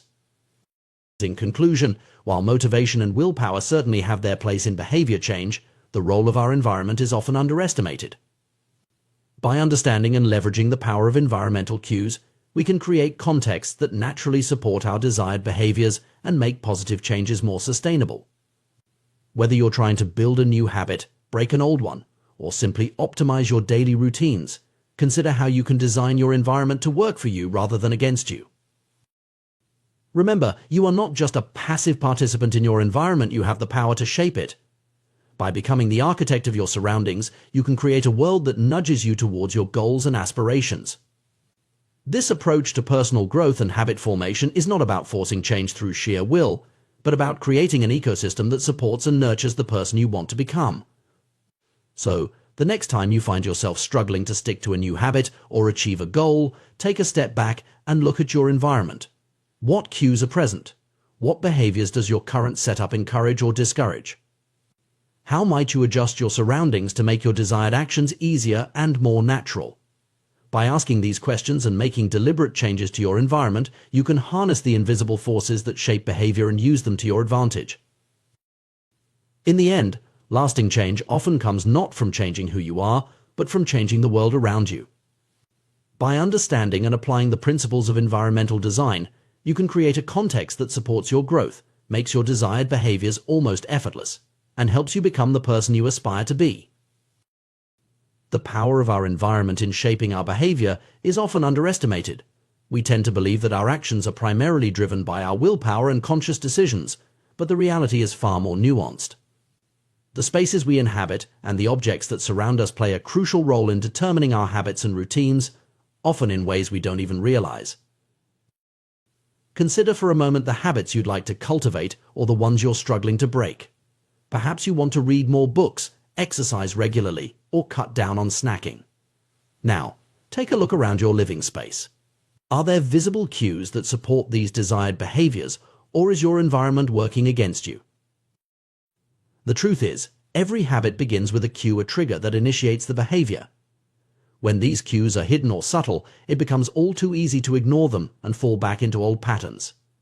Think about that guitar tucked away in the closet, rarely played because it's out of sight. Or the vitamins pushed to the back of the pantry, forgotten until they expire. These scenarios illustrate how our environment can inadvertently sabotage our best intentions. But what if we could harness this environmental influence to our advantage? By deliberately designing our spaces to support our goals, we can create a powerful ally in our quest for personal growth and habit formation. Let's explore a fascinating example from Schiphol Airport in Amsterdam. In the early 1990s, the cleaning staff faced a persistent problem with spillage around the urinals in men's restrooms. Their solution was brilliantly simple. They added a small sticker that looked like a fly near the center of each urinal. This tiny environmental change had a remarkable effect. Men instinctively aimed at what they perceived to be an insect, significantly improving their accuracy and reducing mess. This clever design not only solved a practical problem but also cut cleaning costs by 8% annually. This example demonstrates the profound impact that small, strategic changes to our environment can have on behavior. It's not about forcing change through willpower alone, but about creating contexts that naturally guide us towards desired actions. Consider how this principle might apply to your own life. If you're trying to eat healthier, for instance, you could replicate the strategy I used with apples. Instead of hiding fruits and vegetables in the crisper drawer where they're easily forgotten, place them in a prominent bowl on the kitchen counter. This simple change makes healthy snacks the most visible and accessible option, increasing the likelihood that you'll reach for them instead of less nutritious alternatives. The key is to make the cues for your desired habits obvious and unavoidable. Want to remember to take your medication? Place the pill bottle next to your toothbrush. Aiming to practice an instrument more often? Set up the instrument stand in the middle of your living room. Hoping to express more gratitude? Keep thank you notes and stamps on your desk where you'll see them daily. By populating your environment with these visual reminders and cues, you're essentially programming your surroundings to prompt the behaviors you want to encourage. It's like setting up a series of friendly nudges throughout your day, each one gently steering you towards your goals. But the influence of our environment goes beyond just visual cues. The entire context surrounding a behavior can become associated with the habit over time.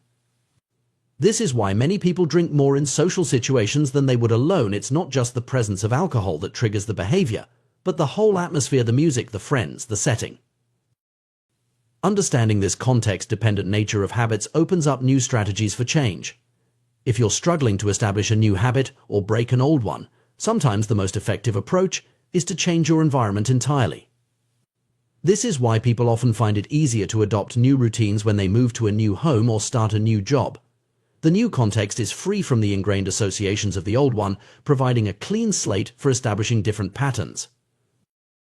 However, you don't need to make a major life change to leverage this principle. Even small environmental shifts can be powerful. If you're trying to establish a writing habit, for example, you might designate a specific corner of your home as your writing spot.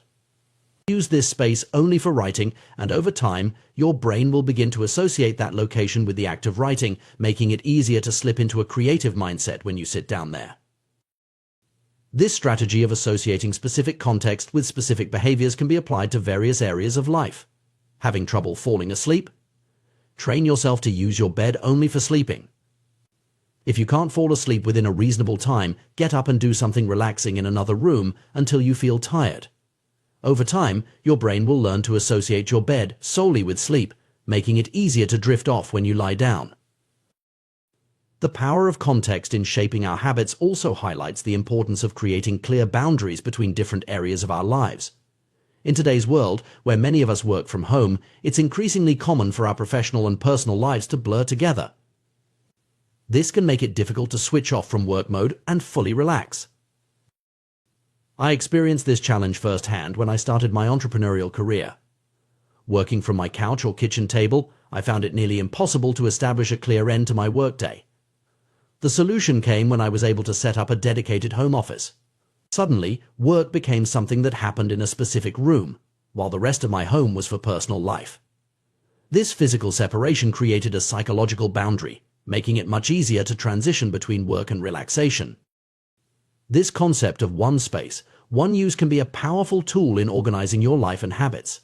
By assigning specific activities to specific areas, you create mental shortcuts that help you slip into the right mindset for each task. Your kitchen becomes a place for cooking and enjoying meals, your bedroom a sanctuary for rest, your desk a focus zone for work or study. When designing your environment to support your habits, it's crucial to think not just in terms of objects, but relationships. The items in your space aren't just things, they're potential triggers for behaviors. That comfortable armchair might be a reading nook for one person, but a TV watching spot for another. The associations we form with our surroundings are deeply personal and can significantly influence our actions. This perspective shift from seeing your environment as a collection of objects to a web of relationships can be transformative. It encourages you to be more intentional about how you interact with your space and the items in it. Each time you enter a room or use an object, you're reinforcing a particular behavior pattern. By being mindful of these interactions, you can start to reshape them in ways that align with your goals. Another powerful strategy is to increase the number of positive cues in your environment while decreasing negative ones. If you're trying to read more, for instance, you might place books in every room of your house, creating multiple reminders of your reading goal.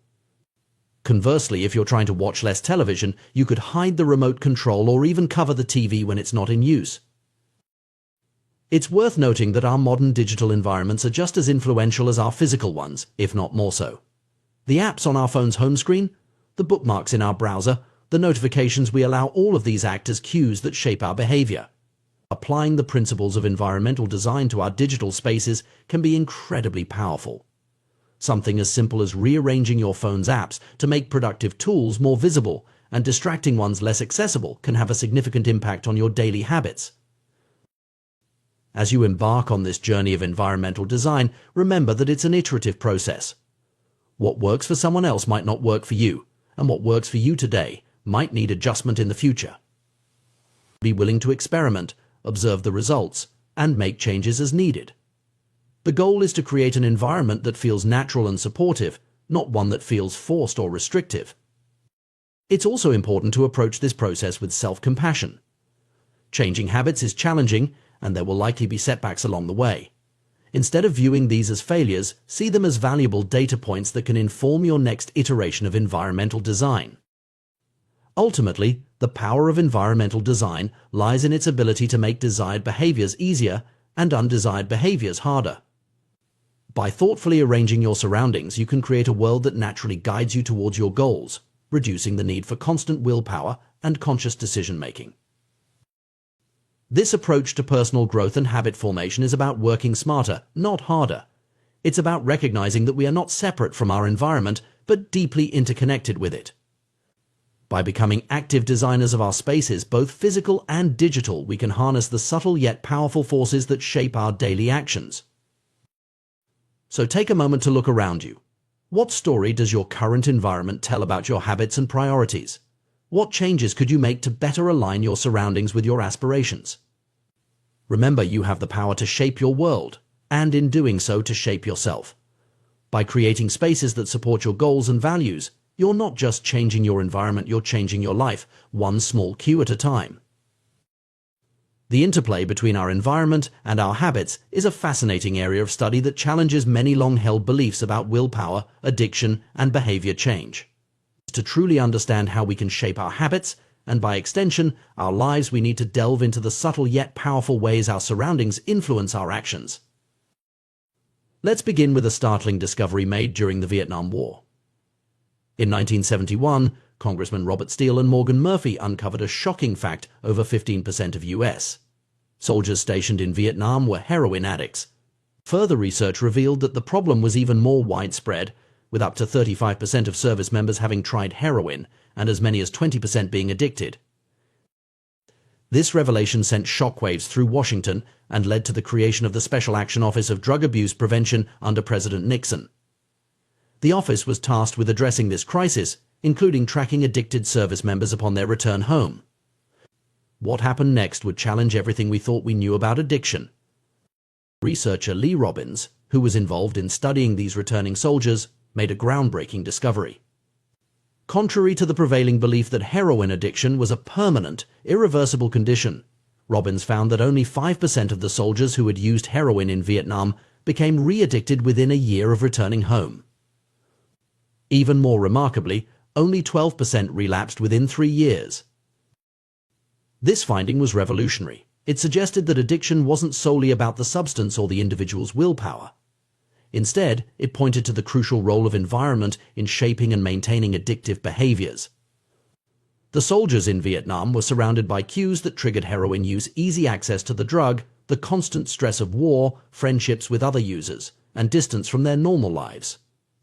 When they returned home, these environmental triggers were absent, and for many the addiction simply faded away. This stands in stark contrast to the typical experience of drug users in the United States.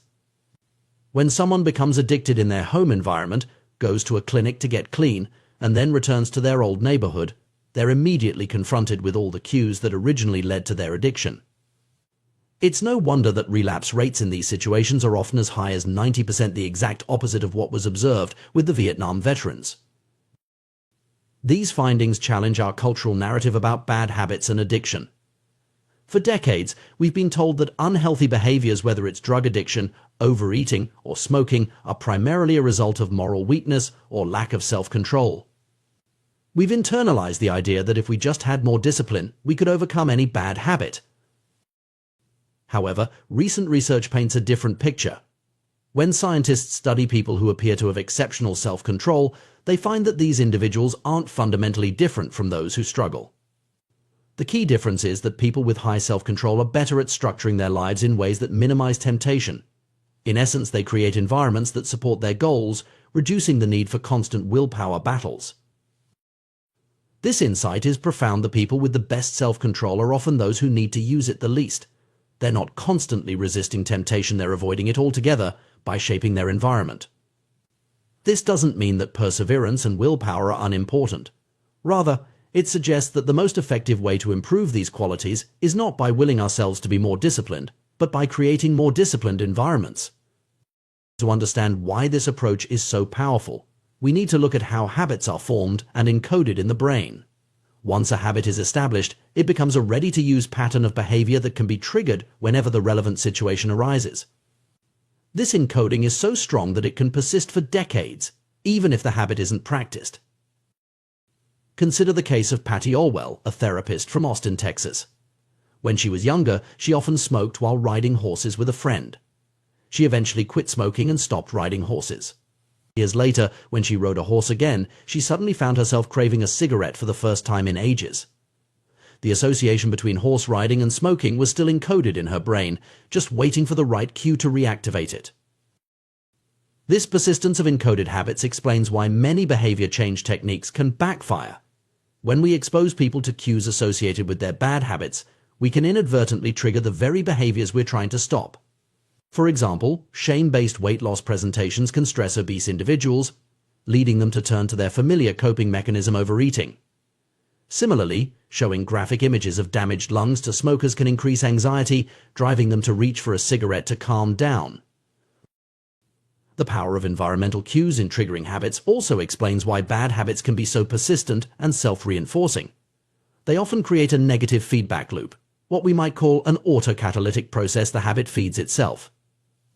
You feel bad, so you eat junk food. Because you eat junk food, you feel bad, you feel sluggish from watching too much TV, so you continue watching because you lack the energy to do anything else. You worry about your health, which makes you anxious, so you smoke to ease the anxiety, which in turn worsens your health and increases your anxiety. It's a downward spiral that can feel impossible to escape. Understanding this dynamic is crucial for anyone looking to break bad habits or establish good ones. It highlights the importance of creating environments that support our goals rather than undermine them. This might mean removing temptations from our immediate surroundings, changing our routines to avoid triggering situations, or intentionally introducing cues that prompt positive behaviors. For instance, if you're trying to eat healthier, simply willing yourself to make better choices isn't enough. You need to reshape your food environment. This could involve removing junk food from your home, pre-preparing healthy meals, or changing your commute to avoid passing your favorite fast food restaurants. By reducing your exposure to unhealthy food cues and increasing healthy ones, you make it easier to stick to your goals without constantly battling temptation. Similarly, if you're aiming to be more productive, relying solely on willpower to ignore distractions is a losing battle. Instead, you might create a dedicated workspace free from the cues that trigger procrastination. This could mean working in a different room from where you relax, using website blockers during work hours, or even wearing specific work clothes that signal to your brain it's time to focus. The principle extends to digital environments as well.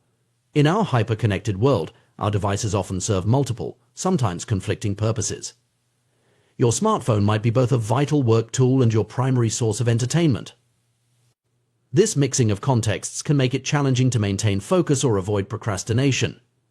One strategy to combat this is to create distinct digital environments for different purposes. For example, you might use your computer solely for work, your tablet for reading, and your phone for communication and social media. By separating these contexts, you create clearer cues for your brain about what behavior is appropriate in each situation. This approach of creating distinct environments for different habits is powerful, but it can be challenging in practice, especially for those living in small spaces or with limited resources. However, even in constrained circumstances, it's possible to create activity zones within a single space. A specific chair might be designated for reading, a particular corner for meditation, or a certain table for focused work. The key is consistency. By repeatedly using these spaces for their designated purposes, you strengthen the association between the environment and the desired behavior. It's worth noting that while changing your environment can be a powerful tool for habit change, it's not a magic solution. Old habits don't disappear, they remain encoded in our brains, waiting for the right cues to reactivate them. This is why people who have quit smoking for years might suddenly crave a cigarette in a high-stress situation, or why someone who has maintained a healthy diet might binge on food during a particularly emotional time. The persistence of these encoded habits underscores the importance of ongoing environmental management. It's not enough to create a supportive environment once we need to continually reinforce it and be mindful of potential triggers. This might mean avoiding certain situations entirely, having strategies in place for when we can't avoid triggers, or regularly reassessing and adjusting our environment as our goals and circumstances change. Moreover, it's crucial to recognize that our environment extends beyond our physical surroundings. Our social connections, daily routines, and even our internal dialogue all form part of the context that shapes our habits. Changing habits often requires addressing these aspects as well. This might involve seeking out new social circles that support our goals, establishing routines that reinforce positive behaviors, or working on our self-talk to create a more supportive internal environment. The implications of this environmental approach to habit change are far-reaching. On a personal level, it offers a more compassionate and effective way to approach self-improvement. Rather than berating ourselves for lack of willpower, we can focus on creating environments that make good habits easier and bad habits harder. This shift in perspective can reduce shame and increase our sense of agency in shaping our behaviors. On a broader scale, this understanding has significant implications for public health and policy. Instead of relying solely on education or willpower-based interventions, we should be focusing on creating environments that naturally promote healthier choices. This could involve urban planning that encourages physical activity, workplace designs that reduce stress and promote well-being, or food policies that make healthy options more accessible and affordable. In conclusion, the secret to self-control and lasting habit change lies not in Herculean feats of willpower, but in the thoughtful design of our environment. By understanding the powerful role that context plays in shaping our behavior, we can create surroundings that naturally guide us towards our goals. This approach doesn't eliminate the need for effort or commitment, but it does make the path of positive change much smoother and more sustainable. As we navigate the complexities of modern life with its myriad distractions and temptations, this environmental perspective on habit formation becomes increasingly valuable. It empowers us to be active architects of our own behavior, shaping our surroundings to support the person we aspire to be.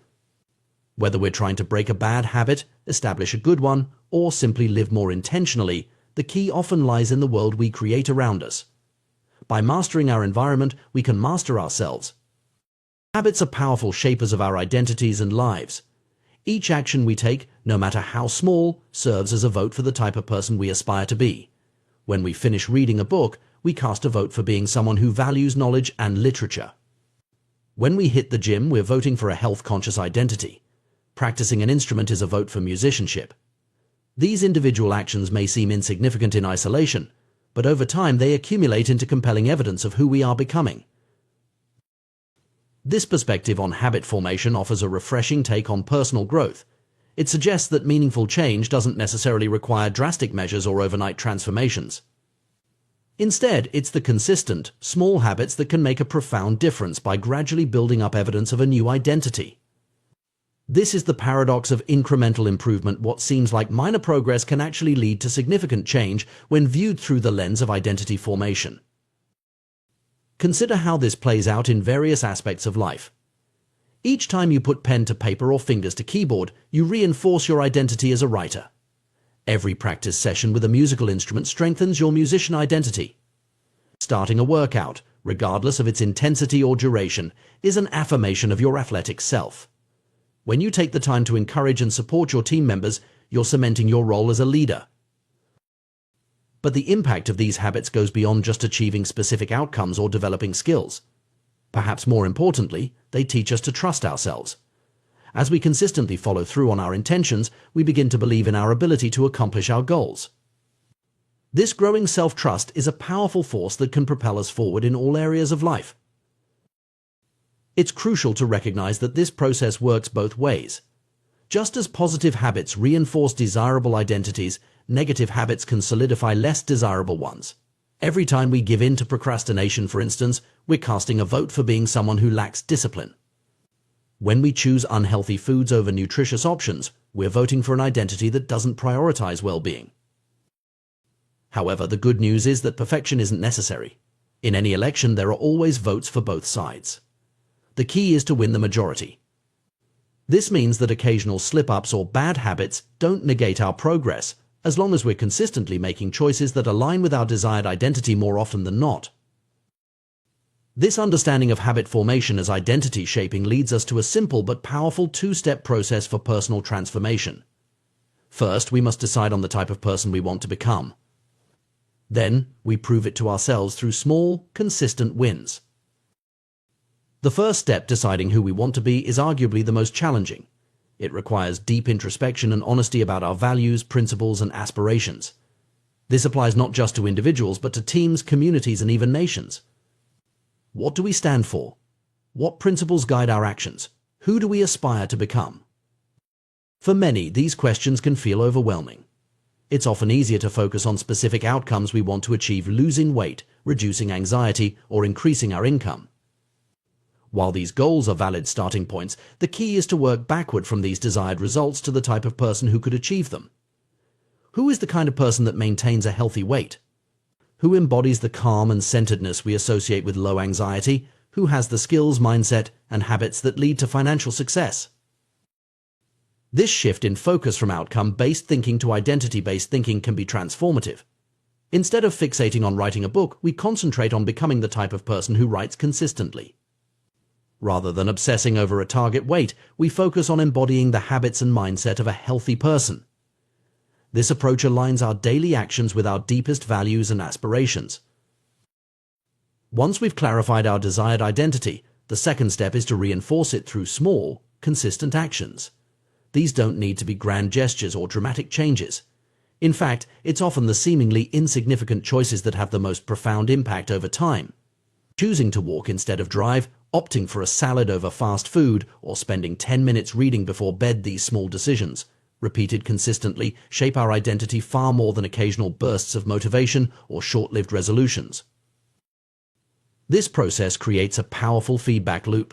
Our habits shape our identity, and our identity, in turn, influences our habits. As we consistently act in alignment with our desired identity, we strengthen our belief in that identity, which makes it easier to maintain those habits. This virtuous cycle can lead to profound and lasting change. It's important to note that this approach to habit formation and personal growth is not about achieving specific external measures of success. While habits can certainly help us reach goals like earning more money, losing weight, or reducing stress, their true value lies in their ability to shape our identity. They are the means through which we develop and reinforce our deepest beliefs about ourselves. This perspective on habits offers a more holistic and sustainable approach to personal development. Instead of chasing fleeting goals or external validation, we focus on becoming the type of person we aspire to be. This shift in focus can lead to more meaningful and lasting change as our actions become aligned with our core values and desired identity. Moreover, this approach to habit formation acknowledges the fluid nature of identity. We are not fixed entities, but rather dynamic beings capable of growth and change. Our identity is not set in stone, it's a choice we make in every moment through our actions and habits. This realization is empowering, as it puts the power of change squarely in our own hands. The process of identity-based habit formation also highlights the importance of patience and consistency. Meaningful change doesn't happen overnight. It's the result of countless small actions and decisions made consistently over time. This understanding can help us stay committed to our goals, even when progress seems slow or setbacks occur. Additionally, this approach to personal growth encourages a more compassionate attitude towards ourselves. Instead of berating ourselves for failures or slip-ups, we can view them as part of the natural process of change. As long as we're winning the majority of the time, casting more votes for our desired identity than against it, we're moving in the right direction. This perspective on habits and identity formation has implications beyond individual growth. It can be applied to organizational change, community development, and even societal transformation. By focusing on the type of organization, community, or society we want to be, and consistently taking actions that align with that vision, we can create meaningful change on a larger scale. In conclusion, the power of habits lies not just in their ability to help us achieve specific goals, but in their capacity to shape our very identity. By focusing on who we want to become rather than what we want to achieve, we can create more meaningful and lasting change in our lives. Through consistent small actions, we cast votes for our desired identity, gradually becoming the person we aspire to be. This process of continuous self-evolution, guided by our deepest values and aspirations, is the true essence of personal growth and fulfillment. As we align our habits with our desired identity, we not only improve our lives but also contribute to positive change in our communities and the world at large. The human brain is a remarkable organ, constantly adapting and evolving to help us navigate the complexities of life. One of its most fascinating abilities is the formation of habits, automatic behaviors that allow us to function efficiently in our daily lives. Understanding how habits form and why they're so crucial to our success can provide valuable insights into human behavior and personal growth. Let's start by exploring the fundamental nature of habits. At their core, habits are behaviors that have been repeated so frequently that they become automatic.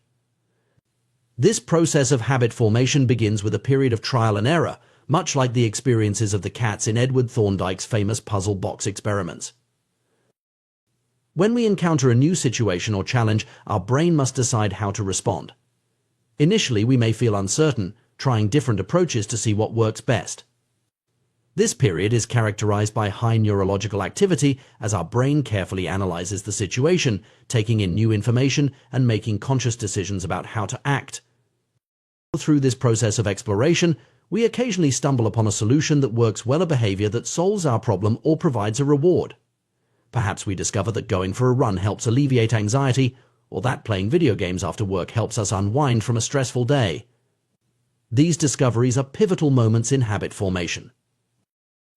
Once we experience an unexpected reward, our brain immediately begins to take notice. It starts cataloging the events that preceded the reward, trying to identify the actions that led to this positive outcome. This is the essence of learning. Our brain is constantly seeking to understand cause-effect relationships in our environment. With repeated practice, our brain refines this process. Useless actions fade away, while beneficial behaviors are reinforced. This is how a habit begins to take shape. Over time, what once required conscious effort becomes automatic, a reliable solution to a recurring problem in our environment. As habits form, an interesting neurological shift occurs. The level of brain activity actually decreases. This is because our brain has learned to focus on the cues that predict success and ignore everything else. It creates a mental shortcut: if this situation arises, then perform this action.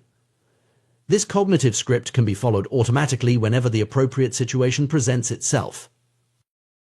This automation is incredibly beneficial from an evolutionary perspective. Habits are, in essence, mental shortcuts learned from experience.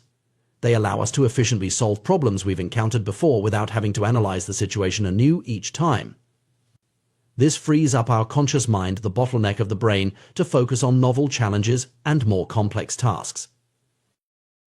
The formation of habits follows a consistent pattern that can be broken down into 4 key stages: cue, craving, response, and reward. Understanding this pattern can provide valuable insights into how we can shape our own behavior and build positive habits. The process begins with a cue, a bit of information that predicts a reward. In our ancestral environment, these cues might have signaled the location of food, water, or potential mates. Today, we're more often attuned to cues that predict secondary rewards like money, status, approval, or personal satisfaction. Importantly, these modern pursuits still indirectly improve our odds of survival and reproduction, tapping into our deepest evolutionary motivations. The cue triggers a craving, the motivational force behind every habit. Without some level of motivation or desire, we have no reason to act. What we crave is not the habit itself, but the change in state it delivers. We don't crave smoking a cigarette, we crave the feeling of relief it provides. We don't crave watching TV, we crave the entertainment and relaxation it offers. The response is the actual habit you perform, which can take the form of a thought or an action. Whether a response occurs depends on how motivated you are and how much friction is associated with the behavior. If a particular action requires more physical or mental effort than you're willing to expend, you won't do it. Finally, the reward is the end goal of every habit. We chase rewards because they satisfy our cravings and teach us which actions are worth remembering in the future. The cue is about noticing the reward. The craving is about wanting the reward. The response is about obtaining the reward. In fact, we can understand the entire habit loop as a continuous cycle aimed at reward acquisition. This four-stage pattern plays out in countless ways in our daily lives, often without our conscious awareness. For instance, consider the habit of checking your phone. The cue might be a notification sound or simply feeling bored.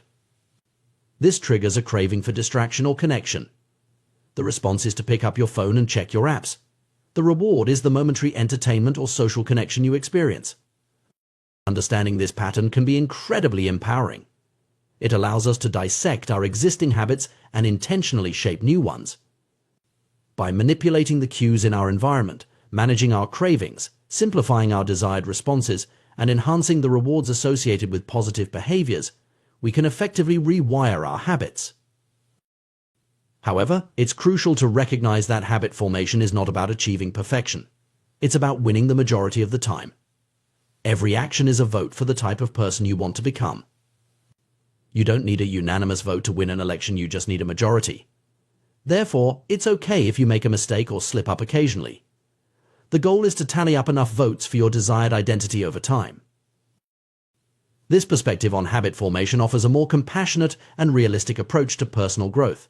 Instead of beating ourselves up over occasional failures, we can focus on consistently making choices that align with our desired identity more often than not. Moreover, this approach to habit formation acknowledges the fluid nature of identity. We are not fixed entities, but dynamic beings capable of growth and change. Our identity emerges from our habits, and our habits shape our identity in turn.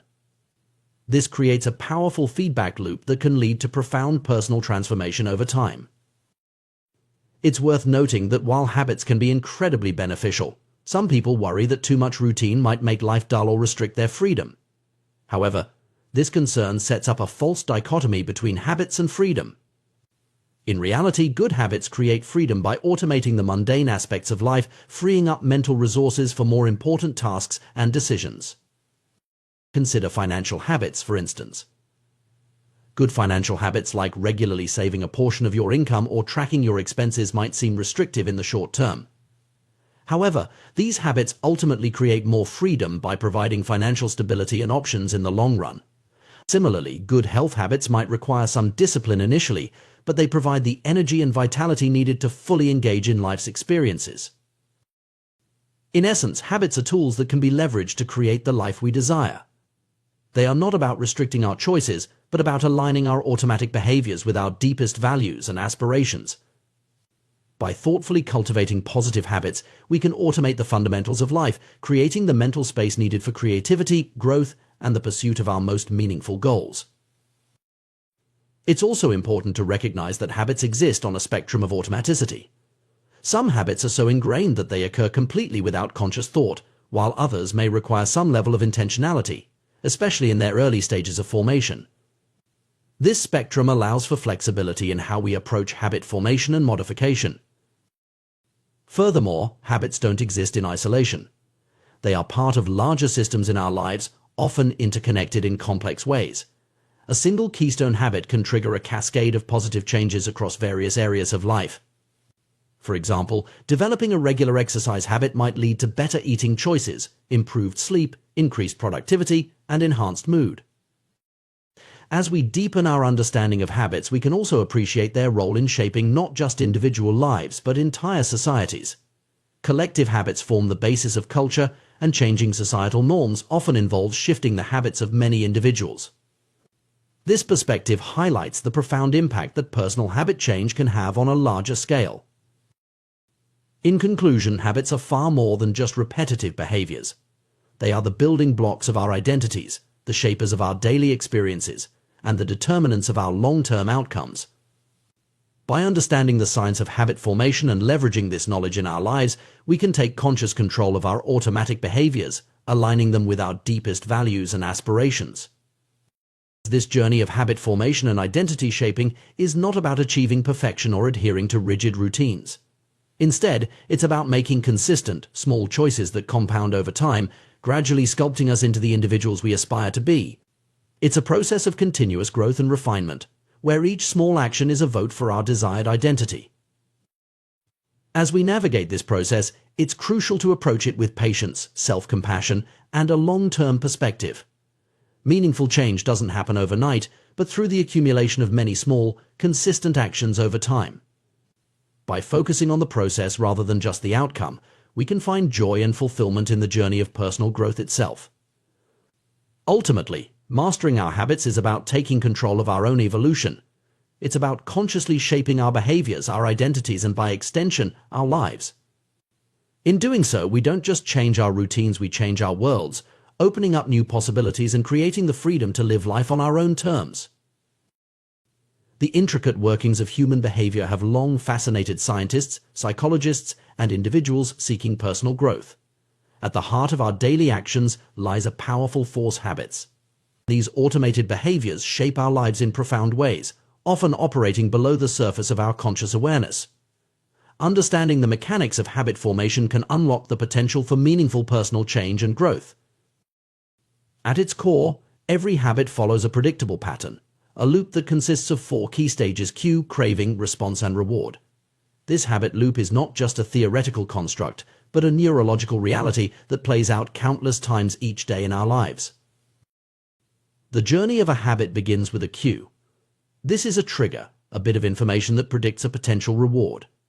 In our modern world, cues can take many forms: the ping of a smartphone notification, the aroma of freshly brewed coffee, or the sight of your running shoes by the door.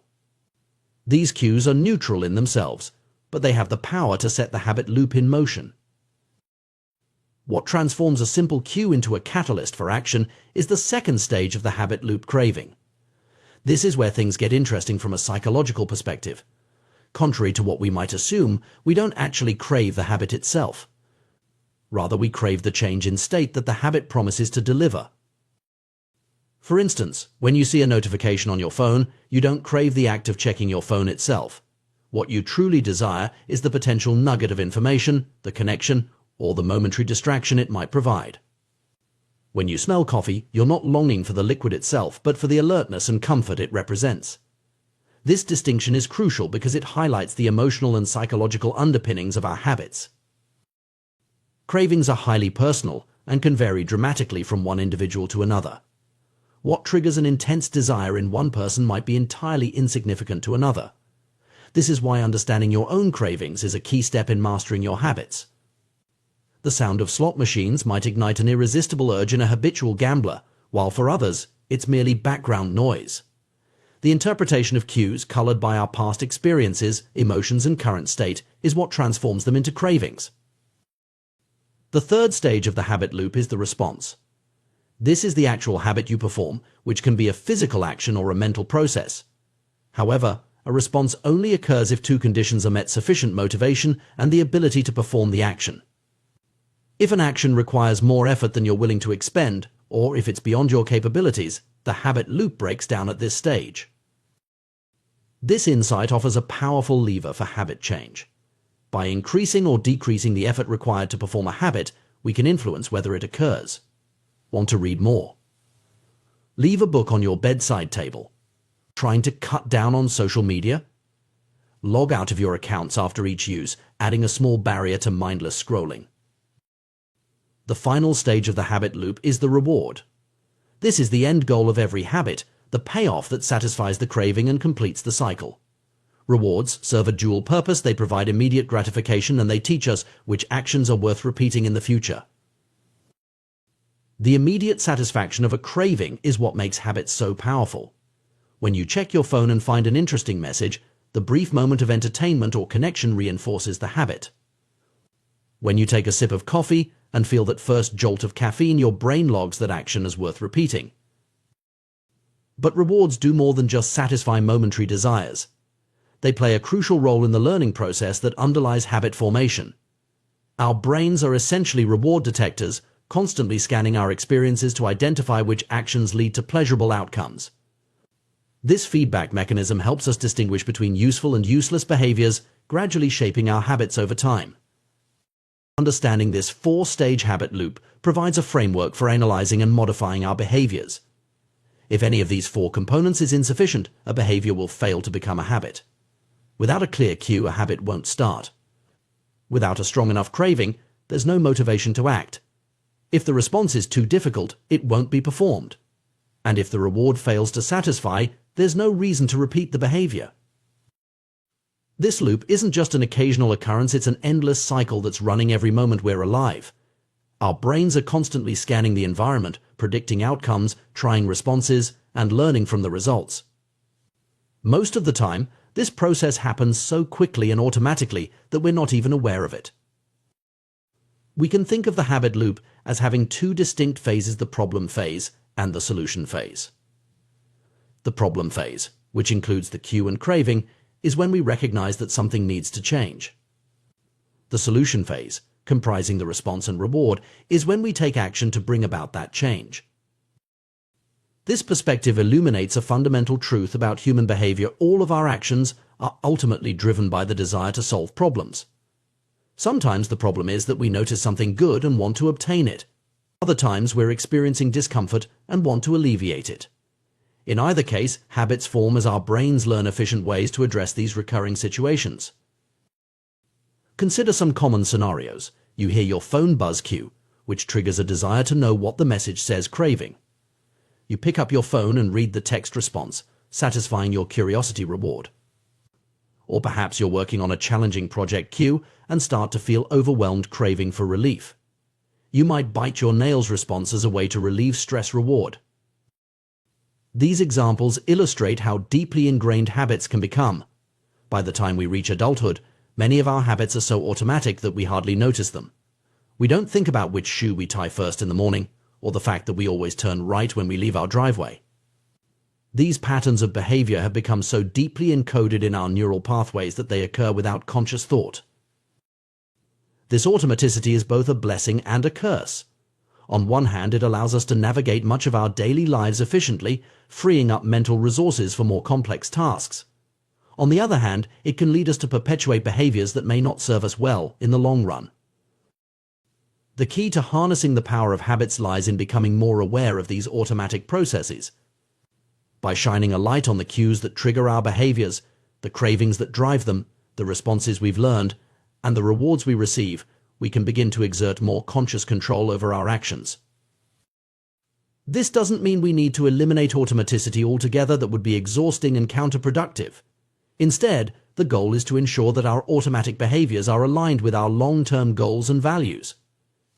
We want to cultivate habits that serve us, not ones that hinder our growth or happiness. Changing habits isn't easy, but understanding the habit loop gives us a roadmap for transformation. We can work on each component of the loop to reshape our behaviors. 1. Cues. We can manage our environment to reduce exposure to cues that trigger undesirable habits and increase exposure to cues that prompt positive behaviors. 2. Cravings. We can reframe our mental associations to link desired behaviors with positive emotions and outcomes. 3. Response. We can make good habits easier to do and bad habits more difficult, tilting the scales in favor of positive behaviors. 4. Rewards. We can engineer immediate rewards for good habits to make them more satisfying in the short term. It's important to note that habit change is not about achieving perfection. It's about consistently making choices that align with the person we want to become.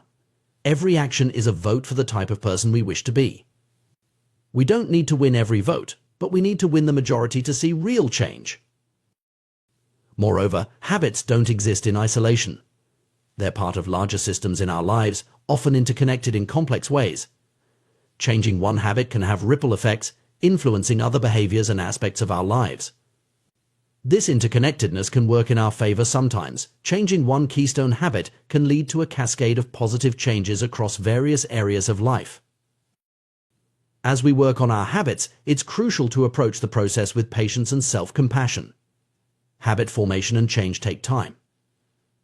Our brains require repeated experiences to forge new neural pathways and strengthen them to the point of automaticity. This process can't be rushed, but it can be guided. It's also worth considering the broader implications of habit formation beyond individual behavior. Collective habits form the basis of culture, and societal change often involves shifting the habits of many individuals. By understanding and mastering our own habits, we not only improve our personal lives but potentially contribute to positive changes on a larger scale. In conclusion, the science of habit formation offers powerful insights into human behavior and personal growth. By understanding the habit loop of cue, craving, response, and reward, we gain a framework for analyzing and modifying our automatic behaviors. This knowledge empowers us to shape our habits intentionally, aligning our automatic behaviors with our deepest values and aspirations. The journey of habit change is not about achieving perfection or adhering to rigid routines. It's about making consistent, small choices that compound over time, gradually sculpting us into the individuals we aspire to be. It's a process of continuous growth and refinement, where each small action is a vote for our desired identity. As we navigate this process, we must approach it with patience, self-compassion, and a long-term perspective. Meaningful change doesn't happen overnight, but through the accumulation of many small, consistent actions over time. By focusing on the process rather than just the outcome, we can find joy and fulfillment in the journey of personal growth itself. Ultimately, mastering our habits is about taking control of our own evolution. It's about consciously shaping our behaviors, our identities, and by extension, our lives. In doing so, we don't just change our routines, we change our worlds, opening up new possibilities and creating the freedom to live life on our own terms. The power of habit formation lies not just in its ability to automate our behaviors, but in its potential to transform who we are and who we can become. The human mind is a marvel of efficiency, constantly working to streamline our experiences and behaviors. At the heart of this process lies the formation of habits, automatic behaviors that allow us to navigate the complexities of daily life with minimal conscious effort. Understanding the mechanics of habit formation not only provides fascinating insights into human behavior, but also offers powerful tools for personal growth and transformation. The foundation of habit formation rests on a simple yet profound four-step process: cue, craving, response, and reward. This habit loop is the backbone of every habit, from the most trivial to the most impactful. By understanding and manipulating these four components, we gain the ability to shape our behaviors intentionally, cultivating habits that serve our goals and dismantling those that hinder us. Let's delve deeper into each stage of the habit loop and explore how we can leverage this knowledge to create positive change in our lives. The cue is the trigger that initiates a habit. It can be anything in our environment that our brain associates with a particular behavior. The ping of a smartphone notification, the smell of coffee in the morning, or the sight of your running shoes by the door, these are all potential cues that set a habit in motion. Importantly, cues are neutral in themselves. It's our interpretation of them that gives them power. To harness the power of cues, we need to make them obvious for habits we want to cultivate and invisible for those we wish to break. This might involve strategically placing items in our environment to prompt desired behaviors or removing triggers that lead to unwanted actions. For instance, if you want to read more, leaving a book on your bedside table creates a clear cue. Conversely, if you're trying to cut down on social media use, keeping your phone out of sight while working can help reduce the temptation to check it constantly. The craving is the motivational force behind every habit. It's not the habit itself that we crave, but the change in state it promises. When we see a notification on our phone, we don't actually crave the act of checking it, we crave the potential nugget of information or connection it might provide. Understanding this distinction is crucial, because it highlights the emotional and psychological underpinnings of our habits. To make habits more attractive, we can bundle them with activities we already enjoy or reframe them to highlight their benefits. For example, if you struggle to exercise regularly, you might pair your workout with listening to your favorite podcast, creating a more appealing package. Alternatively, you could focus on the immediate benefits of exercise, like increased energy and improved mood, rather than distant goals like weight loss. The response is the actual habit you perform. This is where the rubber meets the road, so to speak. For a habit to form, the response must be possible. You need to have the ability to do it. This insight offers another lever for habit change. By manipulating the ease or difficulty of a behavior, we can influence whether it becomes a habit. To encourage good habits, we should strive to make them as easy as possible. This might involve breaking them down into smaller, more manageable steps or reducing friction in our environment. For instance, if you want to start a journaling habit, you might leave a notebook and pen on your desk each night, reducing the effort required to begin writing in the morning. Conversely, to break bad habits, we can introduce friction or make them more difficult. If you're trying to cut down on late-night snacking, you might put healthy snacks at eye level in your fridge and store less healthy options in hard-to-reach places. The reward is the end goal of every habit, the payoff that satisfies our craving and teaches us which actions are worth repeating. The most effective rewards are those that provide immediate satisfaction while also aligning with our long-term goals. To reinforce good habits, we need to make them satisfying. This might involve celebrating small wins or tracking our progress visually. For example, marking off days on a calendar when you complete a desired habit can provide a sense of accomplishment and motivation to continue. For breaking bad habits, we can make them unsatisfying by attaching immediate negative consequences. This could be as simple as telling a friend about your goal and agreeing to pay them a small amount each time you slip up. These 4 laws of behavior change make it obvious, make it attractive, make it easy, and make it satisfying provide a powerful framework for shaping our habits. However, it's important to remember that habit formation is not just about willpower or discipline. It's about creating systems that make good behaviors inevitable and bad behaviors impossible. Consider the story of the paramedic who recognized the signs of an impending heart attack in her father-in-law, despite him feeling fine. This illustrates a fascinating aspect of human cognition, our ability to recognize patterns and make predictions based on subtle cues, often without conscious awareness. Through years of experience, the paramedic had unknowingly developed the ability to recognize the facial patterns associated with heart problems. Her brain had catalogued these cues, creating an automatic response system that allowed her to identify potential issues quickly. This phenomenon isn't unique to medical professionals. Similar stories abound in various fields. Military analysts can distinguish between friendly and enemy aircraft on radar screens based on minute differences. Art curators can spot forgeries that fool even sophisticated tests. Experienced radiologists can predict where a stroke will develop before any obvious signs are visible. These examples highlight the incredible pattern recognition capabilities of the human brain. Our minds are constantly taking in information from our surroundings, analyzing it, and making predictions. With enough repetition, we begin to notice important cues automatically, without conscious thought. This automatic processing is the foundation of every habit we have. It's what allows us to perform complex behaviors without actively thinking about each step. Consider how you don't need to consciously think about each muscle movement involved in driving a car or typing on a keyboard. These actions have become habitual, freeing up mental resources for other tasks. However, this automaticity is a double-edged sword. While it makes many aspects of our lives more efficient, it can also lead us to fall into patterns of behavior that may not serve us well. We might find ourselves reaching for our phones every time we feel a moment of boredom, or automatically grabbing a snack when we pass the kitchen, even if we're not hungry. The key to harnessing the power of habits while avoiding their potential pitfalls lies in becoming more aware of our automatic behaviors. By shining a light on the cues that trigger our habits, the cravings that drive them, the responses we've learned, and the rewards we receive, we can begin to exert more conscious control over our actions.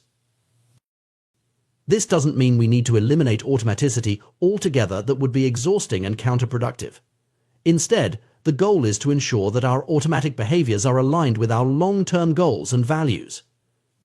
We want to cultivate habits that serve us, not ones that hinder our growth or happiness. It's important to note that habit change is not about achieving perfection. It's about consistently making choices that align with the person we want to become. Every action is a vote for the type of person we wish to be. We don't need to win every vote, but we need to win the majority to see real change. Moreover, habits don't exist in isolation. They're part of larger systems in our lives, often interconnected in complex ways. Changing one habit can have ripple effects, influencing other behaviors and aspects of our lives. This interconnectedness can work in our favor sometimes. Changing one keystone habit can lead to a cascade of positive changes across various areas of life. As we work on our habits, it's crucial to approach the process with patience and self-compassion. Habit formation and change take time. Our brains require repeated experiences to forge new neural pathways and strengthen them to the point of automaticity. This process can't be rushed, but it can be guided. it's also worth considering the broader implications of habit formation beyond individual behavior. Collective habits form the basis of culture, and societal change often involves shifting the habits of many individuals. By understanding and mastering our own habits, we not only improve our personal lives but potentially contribute to positive changes on a larger scale. In conclusion, the science of habit formation offers powerful insights into human behavior and personal growth. By understanding the habit loop of cue, craving, response, and reward, and applying the 4 laws of behavior change, we gain a framework for analyzing and modifying our automatic behaviors. This knowledge empowers us to shape our habits intentionally, aligning our automatic behaviors with our deepest values and aspirations. The journey of habit change is not about achieving perfection or adhering to rigid routines. It's about making consistent, small choices that compound over time, gradually sculpting us into the individuals we aspire to be. It's a process of continuous growth and refinement, where each small action is a vote for our desired identity. As we navigate this process, we must approach it with patience, self-compassion, and a long-term perspective. Meaningful change doesn't happen overnight, but through the accumulation of many small, consistent actions over time. By focusing on the process rather than just the outcome, we can find joy and fulfillment in the journey of personal growth itself. Ultimately, mastering our habits is about taking control of our own evolution. It's about consciously shaping our behaviors, our identities, and by extension, our lives. In doing so, we don't just change our routines, we change our worlds, opening up new possibilities and creating the freedom to live life on our own terms. The power of habit formation lies not just in its ability to automate our behaviors, but in its potential to transform who we are and who we can become. In our fast-paced world, we often find ourselves operating on autopilot, our actions guided by deeply ingrained habits that we may not even be consciously aware of. These habits, whether beneficial or detrimental, shape our daily lives and ultimately determine our long-term outcomes. Understanding and harnessing the power of habits is crucial for personal growth and achieving our goals. Consider the story of a retail clerk who, after a series of transactions involving gift cards, absent-mindedly cut a customer's actual credit card in half. Or the former preschool teacher who, even in her new corporate job, couldn't shake the habit of asking coworkers if they had washed their hands after using the bathroom. These anecdotes illustrate how deeply ingrained our habits can become, often operating below the level of conscious awareness. The power of habits lies in their ability to automate our behaviors, freeing up mental resources for more complex tasks. However, this same automaticity can lead us astray when our habits are misaligned with our goals or values. The key to leveraging habits for personal growth lies in bringing them into our conscious awareness and intentionally shaping them to serve our desired outcomes. One powerful technique for increasing awareness of our habits is inspired by the Japanese railway system's pointing and calling method. This safety system, which involves operators physically pointing at and verbally calling out various checks and procedures, has been shown to reduce errors by up to 85% and cut accidents by 30%. The effectiveness of this method lies in its ability to elevate routine actions from the non-conscious to the conscious level, engaging multiple senses and increasing overall awareness. We can adapt this concept to our personal lives by creating what we might call a habits scorecard. This simple yet powerful exercise involves listing out our daily habits and evaluating each one as positive, negative, or neutral. By doing so, we bring our automatic behaviors into conscious awareness, allowing us to identify areas for improvement and reinforcement. To create your own habits scorecard, start by listing out your daily routines in detail. Include everything from the moment you wake up to the time you go to bed. Once you have a comprehensive list, go through each item and ask yourself, is this a good habit, a bad habit, or a neutral habit? Mark each habit with a or accordingly. It's important to note that the classification of habits as good or bad is somewhat subjective and depends on your personal goals and circumstances. For instance, eating a high-calorie breakfast might be a positive habit for someone trying to gain weight, but a negative one for someone aiming to lose weight. The key is to evaluate each habit in the context of your own aspirations and desired identity. In fact, it might be more accurate to think of habits not as inherently good or bad, but as either effective or ineffective at solving problems and serving our long-term goals. All habits, even those we might label as bad, serve us in some way. That's why we repeat them. The challenge is to identify which habits are truly serving our long-term interests and which are providing short-term benefits at the expense of our broader goals. When evaluating your habits, consider this question: does this behavior help me become the type of person I wish to be? Does this habit cast a vote for or against my desired identity? Habits that align with and reinforce your desired identity are generally positive, while those that conflict with it are typically negative. As you work through your habit scorecard, resist the urge to judge or criticize yourself. The goal at this stage is simply to observe and become aware of your behaviors, not to change them immediately. Approach the exercise with a sense of curiosity, as if you were an impartial observer of your own life. Notice your patterns without attaching emotion or self-judgment to them. This neutral observation is a crucial first step in the process of habit change. By simply becoming aware of our habits, we often naturally begin to adjust our behaviors. It's like shining a light into a dark room. Suddenly we can see what's actually there, and that awareness alone can be transformative. For those who find they need additional support in maintaining this awareness, the pointing and calling method can be adapted for personal use.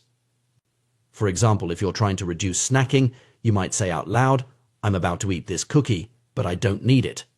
Eating it will move me further from my health goals." This verbalization brings the action fully into your conscious awareness, creating a moment of pause that allows you to make a more intentional choice. As you become more aware of your habits, you may start to notice the cues that trigger them. These cues, the ping of a notification, the sight of the TV remote, the smell of coffee, often become so familiar that they fade into the background of our awareness. By bringing these cues back into focus, we gain the power to interrupt the habit loop and potentially reshape our responses. It's worth noting that the process of habit change is not about achieving perfection or adhering to rigid routines. Rather, it's about making consistent, small choices that align with our desired identity and long-term goals. Every action we take is essentially a vote for the type of person we want to become. We don't need to win every vote, but we need to win the majority to see real change. Moreover, habits don't exist in isolation. They're part of complex systems in our lives, often interconnected in ways we might not immediately recognize. Changing one habit can have ripple effects, influencing other behaviors and aspects of our lives. This interconnectedness can work in our favor sometimes. Changing one keystone habit can lead to a cascade of positive changes across various areas of life. As we work on becoming more aware of our habits and shaping them intentionally, it's crucial to approach the process with patience and self-compassion. Habit formation and change take time. Our brains require repeated experiences to forge new neural pathways and strengthen them to the point of automaticity. This process can't be rushed, but it can be guided with consistent effort and awareness. It's also important to consider the broader implications of habit formation beyond individual behavior.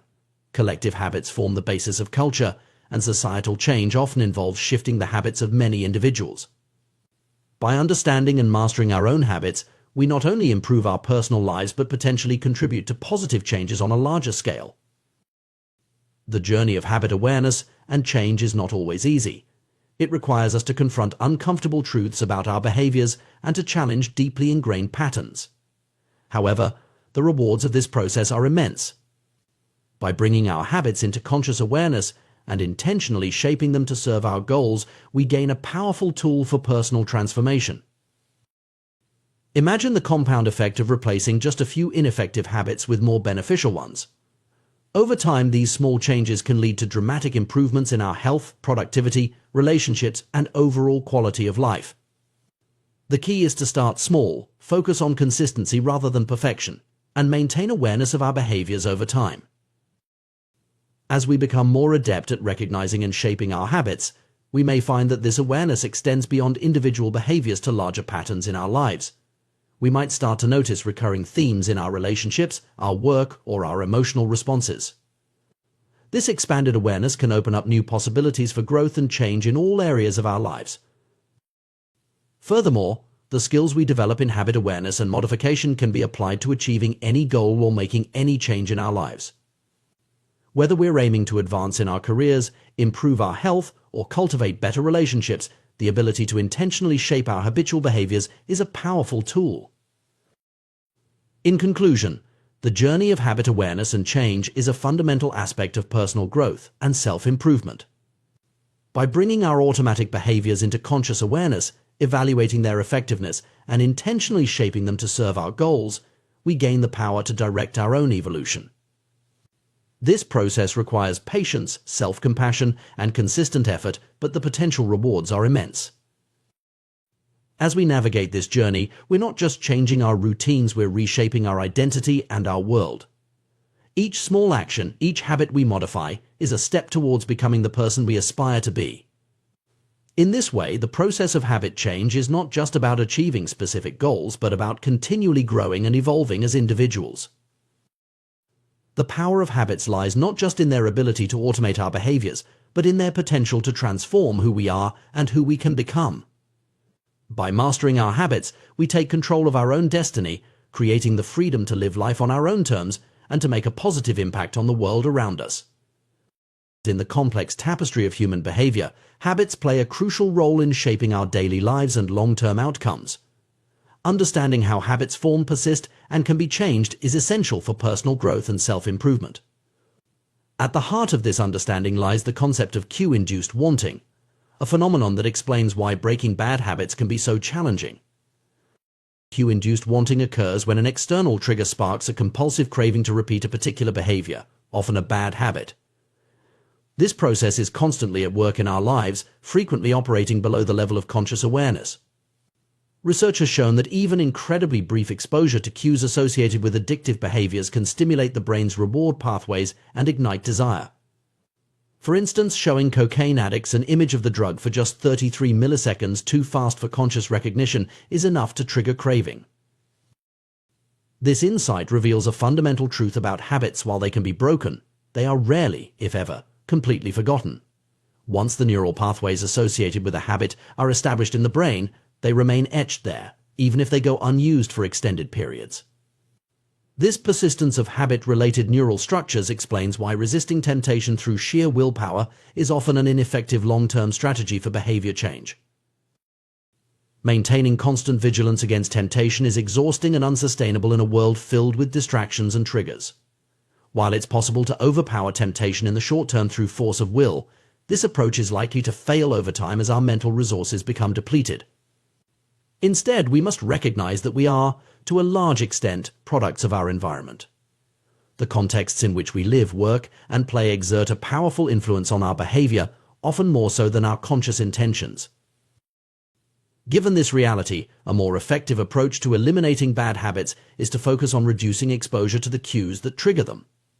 This strategy involves restructuring our environment to make the stimuli associated with undesirable behaviors less prominent or entirely absent. For example, if smartphone use is interfering with productivity, simply placing the device in another room can significantly reduce the temptation to check it constantly. Similarly, unfollowing social media accounts that provoke feelings of jealousy or inadequacy can help break the cycle of comparison and self-doubt. This approach of environmental modification can be applied to a wide range of habits. Removing a television from the bedroom can curtail excessive late-night viewing. Unsubscribing from tech review newsletters might curb impulsive gadget purchases. Unplugging and storing away gaming consoles after each use can help manage time spent on video games. These simple changes can be surprisingly effective in disrupting ingrained behavior patterns. The power of this method lies in its alignment with the fundamental laws of behavior change. Just as making cues obvious can reinforce positive habits, making them invisible can help extinguish negative ones. By eliminating or reducing the visibility of triggers associated with unwanted behaviors, we can often cause the entire habit to fade away over time. This strategy of environmental optimization represents a more sustainable approach to self-control than relying on willpower alone. Rather than constantly fighting against our desires, we can create contexts that naturally support our goals and values. People who appear to have high levels of self-control often achieve this not through superior willpower, but by structuring their lives to minimize exposure to tempting situations. It's important to recognize that self-control, in the traditional sense of resisting temptation through mental effort, is a limited resource. It may be effective for occasional challenges, but it's not a reliable long-term solution for significant behavior change. Instead of repeatedly summoning the willpower to do the right thing, We're better off investing our energy in creating environments that make good choices easier and bad choices harder. This principle extends beyond individual habits to broader aspects of our lives. The people we associate with, the media we consume, the places we frequent, all of these environmental factors shape our behavior in subtle but powerful ways. By consciously designing our surroundings to support our aspirations, we can harness the power of our environment to work for us rather than against us. Understanding the role of cues and environment in habit formation also sheds light on why some people seem to effortlessly maintain positive habits while others struggle. It's not necessarily a matter of inherent discipline or character, but often a reflection of the different contexts in which people live and work. Creating a positive environment is thus not just a personal matter, but also a social and cultural issue. As we consider strategies for cultivating good habits and breaking bad ones, it's helpful to think in terms of 4 fundamental laws: make it obvious, make it attractive, make it easy, and make it satisfying. These principles can be applied to reinforce positive behaviors or, when inverted, to discourage negative ones. For establishing good habits, the first step is often simply becoming aware of our current patterns of behavior. This can be achieved through practices like maintaining a habit scorecard, where we write down our daily activities and assess their impact on our goals. Once we have this awareness, we can use techniques like implementation intention, specific plans that link a desired behavior to a particular time and place to make good habits more likely to occur. Another powerful tool is habit stacking, where we piggyback a new habit onto an existing one. This leverages the strength of our current routines to establish new behaviors. For example, after I pour my morning coffee, I will meditate for 5 minutes. By anchoring the new habit to an established one, we increase the likelihood of follow-through. Making habits attractive is another key principle. This can involve finding ways to associate positive emotions or rewards with the behaviors we want to encourage. Similarly, making habits easy reduces the friction that often prevents us from following through on our intentions. This might involve breaking down larger goals into smaller, more manageable steps or removing obstacles that make good habits more difficult to perform. Finally, making habits satisfying ensures that we feel rewarded for our efforts, increasing the likelihood that we'll repeat the behavior in the future. This can involve creating a sense of progress or achievement, or finding ways to make the process itself more enjoyable. When it comes to breaking bad habits, we can invert these principles. Making cues invisible, as discussed earlier, is a powerful first step. We can also work to make undesirable behaviors less attractive, perhaps by focusing on their negative consequences or finding healthier alternatives that fulfill the same needs. Making bad habits more difficult to perform, for instance, by adding extra steps or inconveniences, can also be effective. And finally, we can strive to make the outcomes of bad habits less satisfying, perhaps by implementing some form of negative consequence or by vividly imagining the long-term effects of the behavior. It's worth noting that the process of habit change is not always linear or straightforward. Our brains are complex systems shaped by evolution to respond to certain stimuli in ways that may no longer serve us well in modern environments. The work of scientists like Nico Tinbergen has revealed how deeply ingrained some of our responses to environmental cues can be. Tinbergen's experiments with herring gulls and greylag geese demonstrated the power of supernormal stimuli, exaggerated versions of natural cues that elicit stronger than normal responses. Baby gulls, for instance, were found to peck more vigorously at cardboard beaks with larger or more numerous red spots than at real gull beaks. Similarly, geese would attempt to roll larger, egg-shaped objects into their nests with greater effort than they would expend on actual eggs. These findings have profound implications for understanding human behavior in modern contexts. Just as the animals in Tinbergen's experiments responded more strongly to exaggerated versions of natural stimuli, humans often find themselves powerfully drawn to supernormal stimuli environment. Junk food, with its heightened flavors and carefully engineered combinations of salt, sugar, and fat, is a prime example of this phenomenon. Our brains, shaped by hundreds of thousands of years of evolution in environments where calories were scarce and hard to come by, are primed to seek out and consume energy-dense foods whenever they're available. In our ancestral past, this drive served us well, helping to ensure survival in uncertain conditions. Today, however, in an environment of abundance, these same instincts can lead us astray, driving overconsumption and contributing to health problems. This mismatch between our evolutionary programming and our current environment extends beyond food to many other aspects of modern life. The instant gratification offered by social media, the immersive experiences provided by video games, the constant stream of novel information available at our fingertips, all of these can be seen as supernormal stimuli that hijack our reward systems in ways our ancestors never had to contend with. Understanding these dynamics can help us approach habit change with greater compassion for ourselves and others. It's not a matter of weak will or moral failing when we struggle with bad habits. We're often fighting against deeply ingrained instincts that served our species well for millennia but may be maladaptive in our current context. At the same time, this understanding empowers us to take more effective action. By recognizing the power of environmental cues and the limitations of willpower, we can focus our efforts on creating contexts that support our goals rather than undermine them. We can design our physical and digital spaces to minimize exposure to tempting stimuli and maximize exposure to cues that trigger positive behaviors. Moreover, we can work to create new, healthier supernormal stimuli that satisfy our innate drives in more beneficial ways. For instance, we might seek out activities that provide the novelty and excitement our brains crave, but in forms that contribute to our well-being rather than detract from it.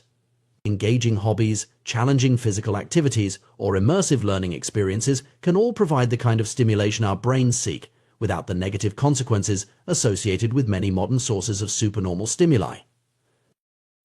In conclusion, the journey of habit change is a complex but fascinating one, deeply rooted in our evolutionary history and profoundly influenced by our modern environment. By understanding the mechanisms behind habit formation and persistence, we can develop more effective strategies for personal growth and self-improvement. The key lies not in heroic feats of willpower, but in thoughtful design of our environments and routines to align with our goals and values. Through this approach, we can harness the power of our habits to create lasting positive change in our lives. The intricate relationship between human behavior, habit formation, and the food industry reveals fascinating insights into the nature of desire and consumption in our modern world. At the heart of this relationship lies the powerful influence of dopamine, a neurotransmitter that plays a crucial role in motivation, reward, and habit formation. The food science industry has harnessed our biological predispositions to create products that are irresistibly attractive to consumers. By manipulating factors such as texture, flavor, and sensory experience, food scientists have developed techniques to make processed foods exceptionally appealing. The concept of dynamic contrast. In food, the combination of different sensations like crunchiness and creaminess keeps our brains engaged and interested, encouraging continued consumption beyond the point of satiety. This optimization of food products extends to finding the perfect bliss point, a precise balance of salt, sugar, and fat that maximizes palatability and appeal. The result is a category of hyperpalatable foods that effectively hijack our reward systems, leading to overconsumption and potentially contributing to issues like obesity and related health problems. The power of these engineered foods lies in their ability to trigger dopamine release in our brains. Dopamine, once thought to be primarily associated with pleasure, is now understood to play a complex role in motivation, learning, and anticipation of rewards. Crucially, dopamine is released not just when we experience pleasure, but also when we anticipate it. This anticipatory aspect of dopamine release is key to understanding why certain habits, including those related to food consumption, can become so deeply ingrained and difficult to break. The dopamine-driven feedback loop that underlies habit formation extends far beyond food. In our modern society, we are surrounded by highly engineered versions of reality that are more attractive and stimulating than anything our ancestors encountered. From carefully crafted advertisements to the instant gratification of social media likes, these supernormal stimuli exploit our natural inclinations and drive us towards excessive behaviors in shopping, social media use, and various forms of entertainment. The trend towards more concentrated rewards and more enticing stimuli is likely to continue, presenting ever greater challenges to our ability to regulate our behavior and make healthy choices. Junk food, hard liquor, and video games are all examples of how natural rewards have been concentrated and amplified in ways that make them particularly hard to resist. Understanding the role of dopamine in craving and habit formation provides valuable insights for those seeking to change their behavior or break undesirable habits. The key realization is that it's the anticipation of reward, not necessarily the reward itself, that drives much of our behavior. This explains why the excitement of planning a vacation can sometimes exceed the enjoyment of the trip itself, or why the anticipation of a special event can be more thrilling than the event itself. This knowledge can be leveraged to make positive habits more attractive and thus more likely to stick. By finding ways to increase the anticipation of rewards associated with beneficial behaviors, we can harness the power of our dopamine system to work in our favor. Similarly, understanding the role of environmental cues in triggering cravings can help us design our surroundings to support our goals rather than undermine them. The challenge we face is significant. Our brains, evolved in an environment of scarcity, are now confronted with abundance and hyperstimulation at every turn. The very mechanisms that once ensured our survival, like the drive to consume calorie-dense foods, can now lead us astray in a world of plenty. However, by understanding these mechanisms, we gain the power to make informed choices and design strategies to align our behavior with our long-term goals and values. As we navigate this landscape of engineered experiences and supernormal stimuli, it's crucial to maintain awareness of how our environments and choices are shaping our habits. By consciously designing our surroundings and routines to support positive behaviors, we can work with our dopamine systems rather than against them. This might involve creating rewarding rituals around healthy activities, finding ways to make beneficial habits more immediately gratifying, or structuring our environments to minimize exposure to tempting cues. Moreover, this understanding calls for a broader societal conversation about the ethics of designing products and experiences that exploit our psychological vulnerabilities. As our ability to create irresistible stimuli grows, so too does our responsibility to consider the long-term impacts on individual and public health. In conclusion, the interplay between our ancient reward systems and our modern, engineered environment presents both challenges and opportunities. By deepening our understanding of the dopamine-driven processes underlying habit formation and craving, we equip ourselves with powerful tools for personal growth and societal progress. The key lies in harnessing these insights to create environments and habits that support our well-being, while remaining mindful of the potent forces shaping our desires and behaviors in the modern world. In our modern world, we find ourselves surrounded by an array of products and experiences meticulously designed to captivate our attention and spark our desires. At the forefront of this phenomenon is the food industry, where science and consumer psychology intersect to create irresistible edibles that keep us coming back for more. But this is just the tip of the iceberg in a society increasingly shaped by supernormal stimuli and engineered experiences that exploit our deepest biological drives. The food science industry has elevated the creation of appealing products to an art form, investing millions in research to perfect every aspect of the eating experience. From the satisfying crunch of a potato chip to the fizz of a soda, no detail is too small to escape scrutiny. The concept of oral sensation, how a food feels in your mouth, has become a key focus, with entire departments dedicated to optimizing this sensory experience. Consider the humble French fry, a seemingly simple food that embodies this approach. Its appeal lies in the contrast between its crispy exterior and soft interior, a combination that lights up our pleasure centers with each bite. This principle of dynamic contrast is a powerful tool in the food scientist's arsenal, creating products that offer a variety of sensations in a single item. The gooey cheese atop a crisp pizza crust, or the interplay between a crunchy cookie and its creamy filling, are prime examples of this strategy in action. These techniques serve a singular purpose: to keep us engaged and eating long past the point where we might normally feel satisfied. Natural, unprocessed foods tend to become less appealing as we consume them, a phenomenon known as sensory-specific satiety. Your brain gradually loses interest in the repetitive sensations, signaling that it's time to stop eating. However, foods high in dynamic contrast circumvent this natural mechanism, maintaining novelty and interest bite after bite. The ultimate goal of this scientific approach to food design is to find the bliss point, that perfect balance of salt, sugar, and fat that makes a product irresistible to the human palate. This combination triggers a powerful response in our brains, overriding natural satiety signals and encouraging overconsumption. The result is a category of hyperpalatable foods that are incredibly attractive to our reward systems, often leading to overeating and associated health issues. But the implications of this approach extend far beyond the realm of nutrition. The principle at work here, making something more attractive to increase the likelihood of repeated engagement, is a fundamental aspect of habit formation. In essence, the food industry has become adept at creating habit-forming products by exploiting our natural tendencies and biological drives. This phenomenon is not limited to food. Our modern society is replete with examples of engineered experiences designed to be more appealing than anything our ancestors encountered. Retail stores use mannequins with exaggerated features to sell clothing, tapping into our instinctive responses to certain body shapes. Social media platforms have perfected the art of delivering rapid-fire positive reinforcement, providing more likes and praise in a few minutes than we might receive in days of real-world interaction. The world of online entertainment offers perhaps the most striking examples of this trend. Pornography sites present a constant stream of novel, highly stimulating content at a pace impossible to replicate in real life. Video games offer immersive experiences that can be more engaging than many real-world activities. Even advertisements have become highly sophisticated, using ideal lighting, professional makeup, and digital editing to create images that are more attractive than reality.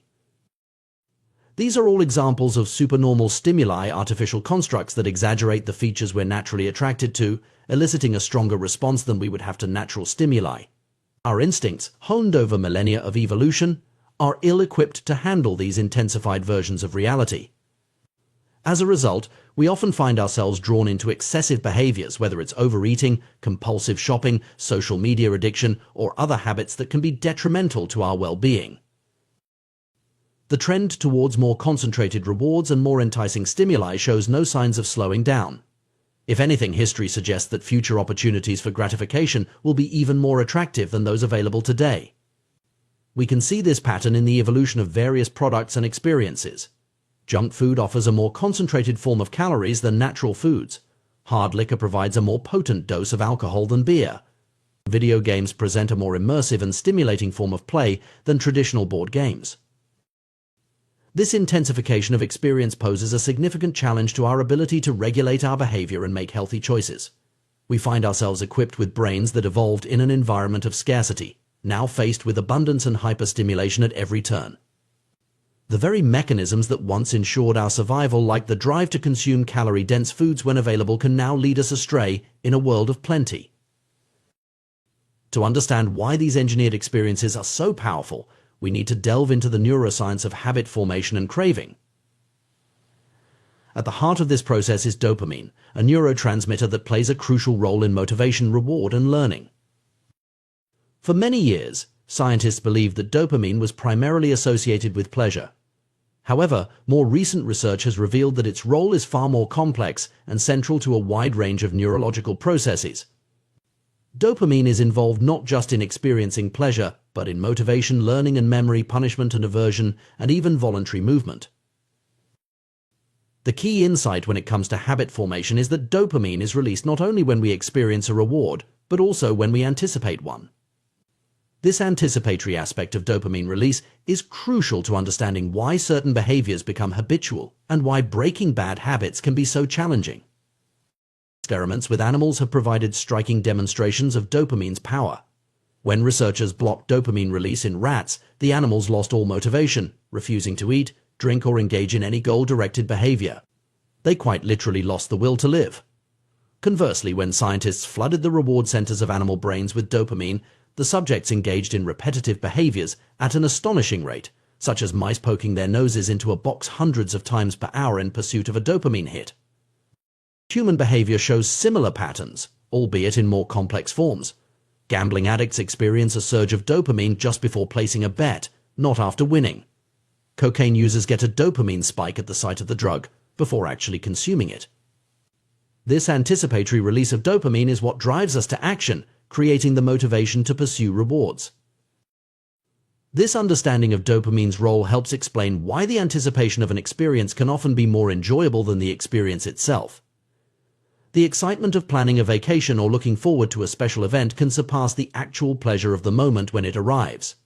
Scientists describe this as the difference between wanting and liking two related but distinct processes in the brain. The implications of this dopamine-driven feedback loop are profound for our understanding of habit formation and behavior change. Every highly habit-forming behavior, from drug use to social media browsing, is associated with elevated levels of dopamine. Even our most basic habitual behaviors, like eating, drinking, and social interaction, operate on this same principle. Recognizing the power of anticipation in driving behavior provides valuable insights for those seeking to change their habits or cultivate new ones. Rather than relying solely on willpower to resist temptation, we can focus on manipulating our environment and routines to make desirable behaviors more attractive and undesirable ones less so. For instance, if we want to establish a habit of regular exercise, we might focus on creating positive anticipation around the activity. This could involve planning enjoyable routes for runs, choosing workout music that excites us, or rewarding ourselves with a pleasant post-workout ritual. By associating the anticipation of exercise with positive feelings, we can harness our dopamine system to reinforce the habit. Conversely, to break a bad habit, we might focus on reducing the anticipatory pleasure associated with it. This could involve removing cues from our environment that trigger cravings, or consciously focusing on the negative consequences of the behavior rather than its short-term rewards. However, it's important to recognize that we're not just passive recipients of our environment's influences. We have the power to consciously design our surroundings and routines in ways that support our goals. This might involve creating physical spaces that encourage productive behaviors, carefully curating our digital environments to minimize exposure to addictive content, or structuring our daily schedules to prioritize activities that align with our long-term aspirations. Moreover, understanding the role of dopamine and anticipation in driving behavior can help us develop more compassion for ourselves and others when it comes to struggling with bad habits or addictions. Rather than viewing these challenges as simple matters of willpower or moral failing, we can recognize them as the result of powerful neurological processes shaped by both our biology and our environment. This perspective also raises important questions about the ethics of designing products and experiences that exploit these psychological vulnerabilities. As our ability to create irresistible stimuli grows, so too does our responsibility to consider the long-term impacts on individual and public health. There's a need for broader societal conversations about how we can balance innovation and consumer appeal with ethical considerations and public well-being.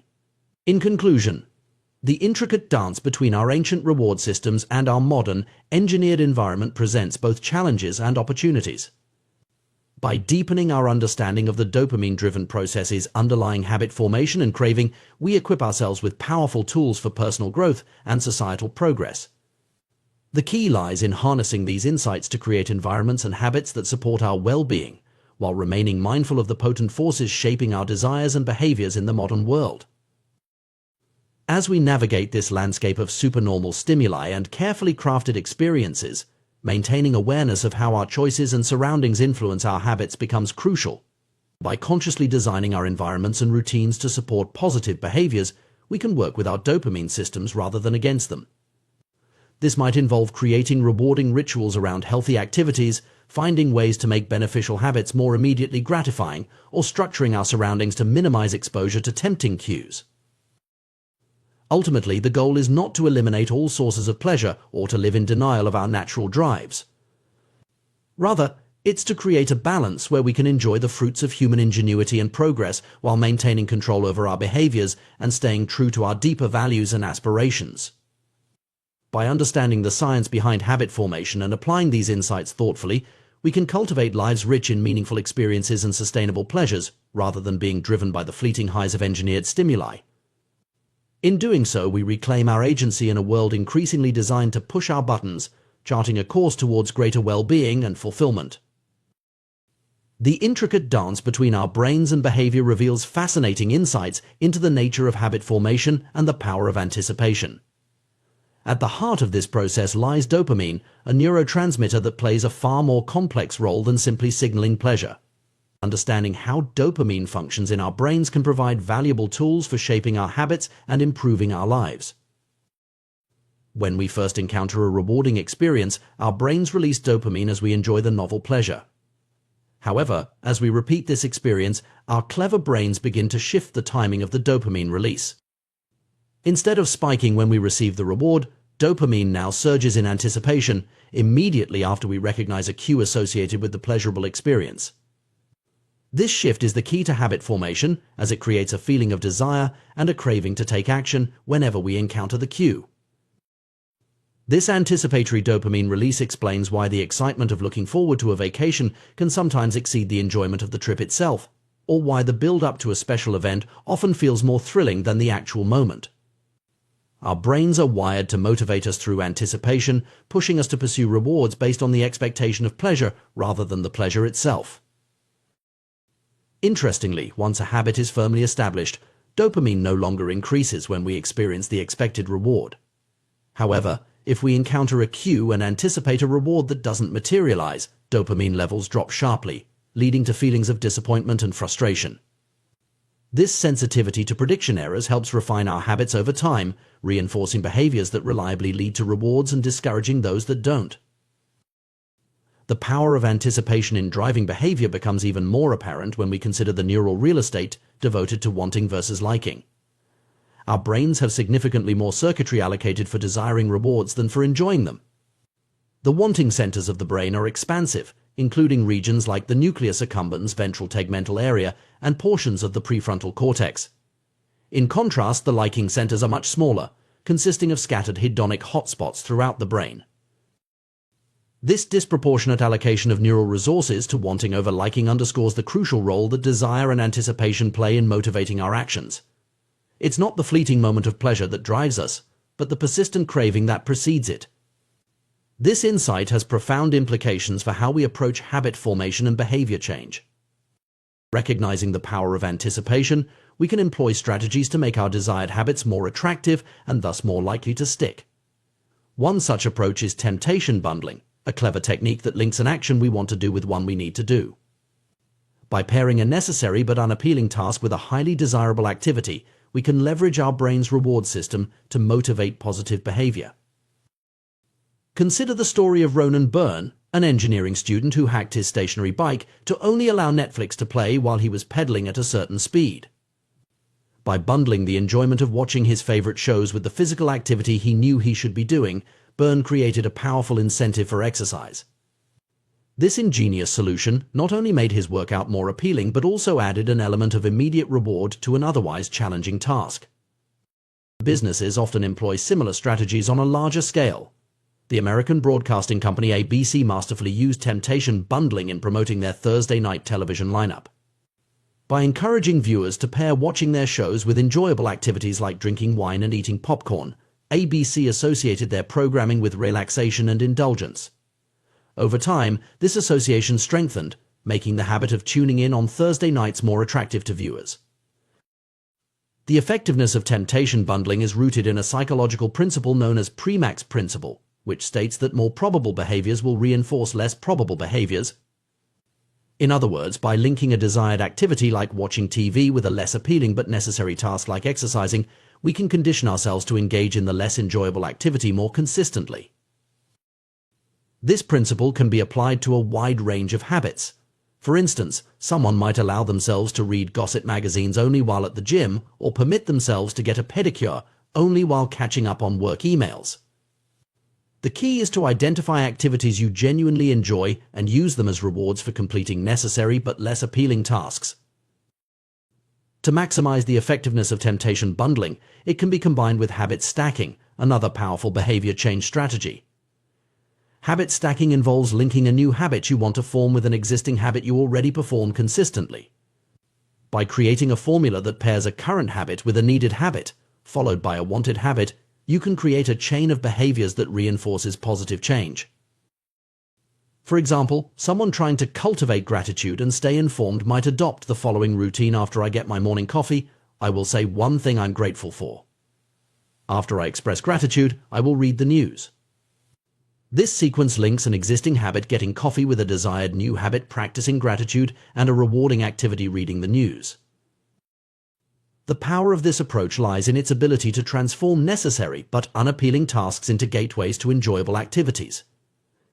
Over time, the anticipation of the reward, like checking social media or watching sports highlights, can make the associated necessary task like doing burpees or making sales calls more appealing by association. While temptation bundling and habit stacking are powerful tools, it's important to recognize that they are part of a broader principle making habits more attractive. In our modern world, we are constantly bombarded with supernormal stimuli, exaggerated versions of reality that are more appealing than anything our ancestors encountered. From junk food engineered to hit the perfect bliss point, of salt, sugar, and fat, to social media platforms designed to deliver constant hits of social validation, These stimuli exploit our brain's reward systems in unprecedented ways. Understanding this landscape of engineered experiences allows us to approach habit formation with greater intentionality. While we may not be able to compete with the intensity of these supernormal stimuli, we can use their principles to enhance the appeal of beneficial habits. By thoughtfully designing our environment and routines, we can create our own heightened versions of reality that make positive behaviors more attractive. For instance, we might create a specially designated, comfortable space for reading to make a daily reading habit more appealing. Or we could invest in high-quality exercise equipment and create an energizing playlist to make workouts more enticing. The goal is to enhance the sensory and emotional experience associated with the habit we want to cultivate. It's crucial to remember that the power of anticipation works both ways. Just as we can use it to reinforce positive habits, unchecked anticipation of unhealthy rewards can lead to destructive behavior patterns. This is particularly evident in addictions, where the anticipation of the drug or behavior becomes all-consuming, driving compulsive actions despite negative consequences. Recognizing the role of anticipation in our behavior also highlights the importance of managing our environment. If we're constantly surrounded by cues that trigger cravings for unhealthy behaviors, we're fighting an uphill battle. By thoughtfully curating our physical and digital spaces to minimize exposure to tempting cues and maximize exposure to cues for positive habits, we can set ourselves up for success. Moreover, understanding the dopamine-driven nature of habit formation can help us be more compassionate with ourselves and others when it comes to struggling with bad habits or addictions. Rather than viewing these challenges as simple matters of willpower or moral failing, we can recognize them as the result of powerful neurological processes shaped by both our biology and our environment. This perspective also raises important ethical questions about the design of products and experiences that exploit these psychological vulnerabilities. As our ability to create irresistible stimuli grows, so too does our responsibility to consider the long-term impacts on individual and public health. There's a need for broader societal conversations about how we can balance innovation and consumer appeal with ethical considerations and public well-being. In conclusion, the science of habit formation reveals that desire, driven by anticipation, is the engine of behavior. By understanding how our brains process rewards and generate cravings, we can develop more effective strategies for cultivating positive habits and breaking negative ones. Techniques like temptation bundling and habit stacking allow us to work with our brain's natural tendencies rather than against them, making the process of behavior change more enjoyable and sustainable. As we navigate a world increasingly filled with supernormal stimuli and engineered experiences, maintaining awareness of how our choices and surroundings influence our habits becomes crucial. By consciously designing our environments and routines to support positive behaviors, we can harness the power of anticipation to drive personal growth and well-being. Ultimately, the goal is not to eliminate all sources of pleasure or to live in denial of our natural drives. Rather, it's to create a balance where we can enjoy the fruits of human ingenuity and progress while maintaining control over our behaviors and staying true to our deeper values and aspirations. By understanding the science behind habit formation and applying these insights thoughtfully, we can cultivate lives rich in meaningful experiences and sustainable pleasures, rather than being driven by the fleeting highs of engineered stimuli. In doing so, we reclaim our agency in a world increasingly designed to push our buttons, charting a course towards greater well-being and fulfillment. The power to shape our habits and thus our lives lies within our grasp. Armed with knowledge of how our brains work and tools to work with our nature rather than against it, we can embark on a journey of continuous self-improvement and personal growth. The power of environment in shaping human behavior is a fascinating and often underappreciated aspect of personal development. This concept is powerfully illustrated by the story of the Polgar sisters, whose extraordinary achievements in chess demonstrate the profound impact that culture and upbringing can have on skill development and habit formation. Laszlo Polgar, a Hungarian educator, held a controversial belief that genius was not innate but could be cultivated through deliberate practice and the development of good habits. He was so convinced of this idea that he set out to prove it with his own children. Laszlo's experiment began even before his children were born, as he sought a wife who would be willing to participate in his unconventional parenting plan. The Polgar household became a carefully crafted environment dedicated to chess excellence. The children were homeschooled, which was unusual in Hungary at the time, allowing for a focused and immersive education. Chess books and pictures of famous players filled the home, creating a constant visual reminder of their goal. The sisters played against each other regularly and competed in high-level tournaments from a young age. Their parents even maintained meticulous records of every competitor the children faced, demonstrating an extraordinary level of commitment to their development. The results of this experiment were nothing short of remarkable. All three Polgar sisters, Susan, Sophia, and Judith, achieved extraordinary success in chess. Susan, the eldest, was defeating adult players within 6 months of learning the game at age 4. Sophia became a world champion by 14 and later a grandmaster. Judith, the youngest, surpassed even her sister's achievements, becoming the youngest grandmaster of all time and holding the title of the world's top-ranked female chess player for an astonishing 27 years. What's particularly intriguing about the Polgar sisters' story is their perspective on their unusual upbringing. Far from viewing their childhood as oppressive or grueling, they describe it as enjoyable and engaging.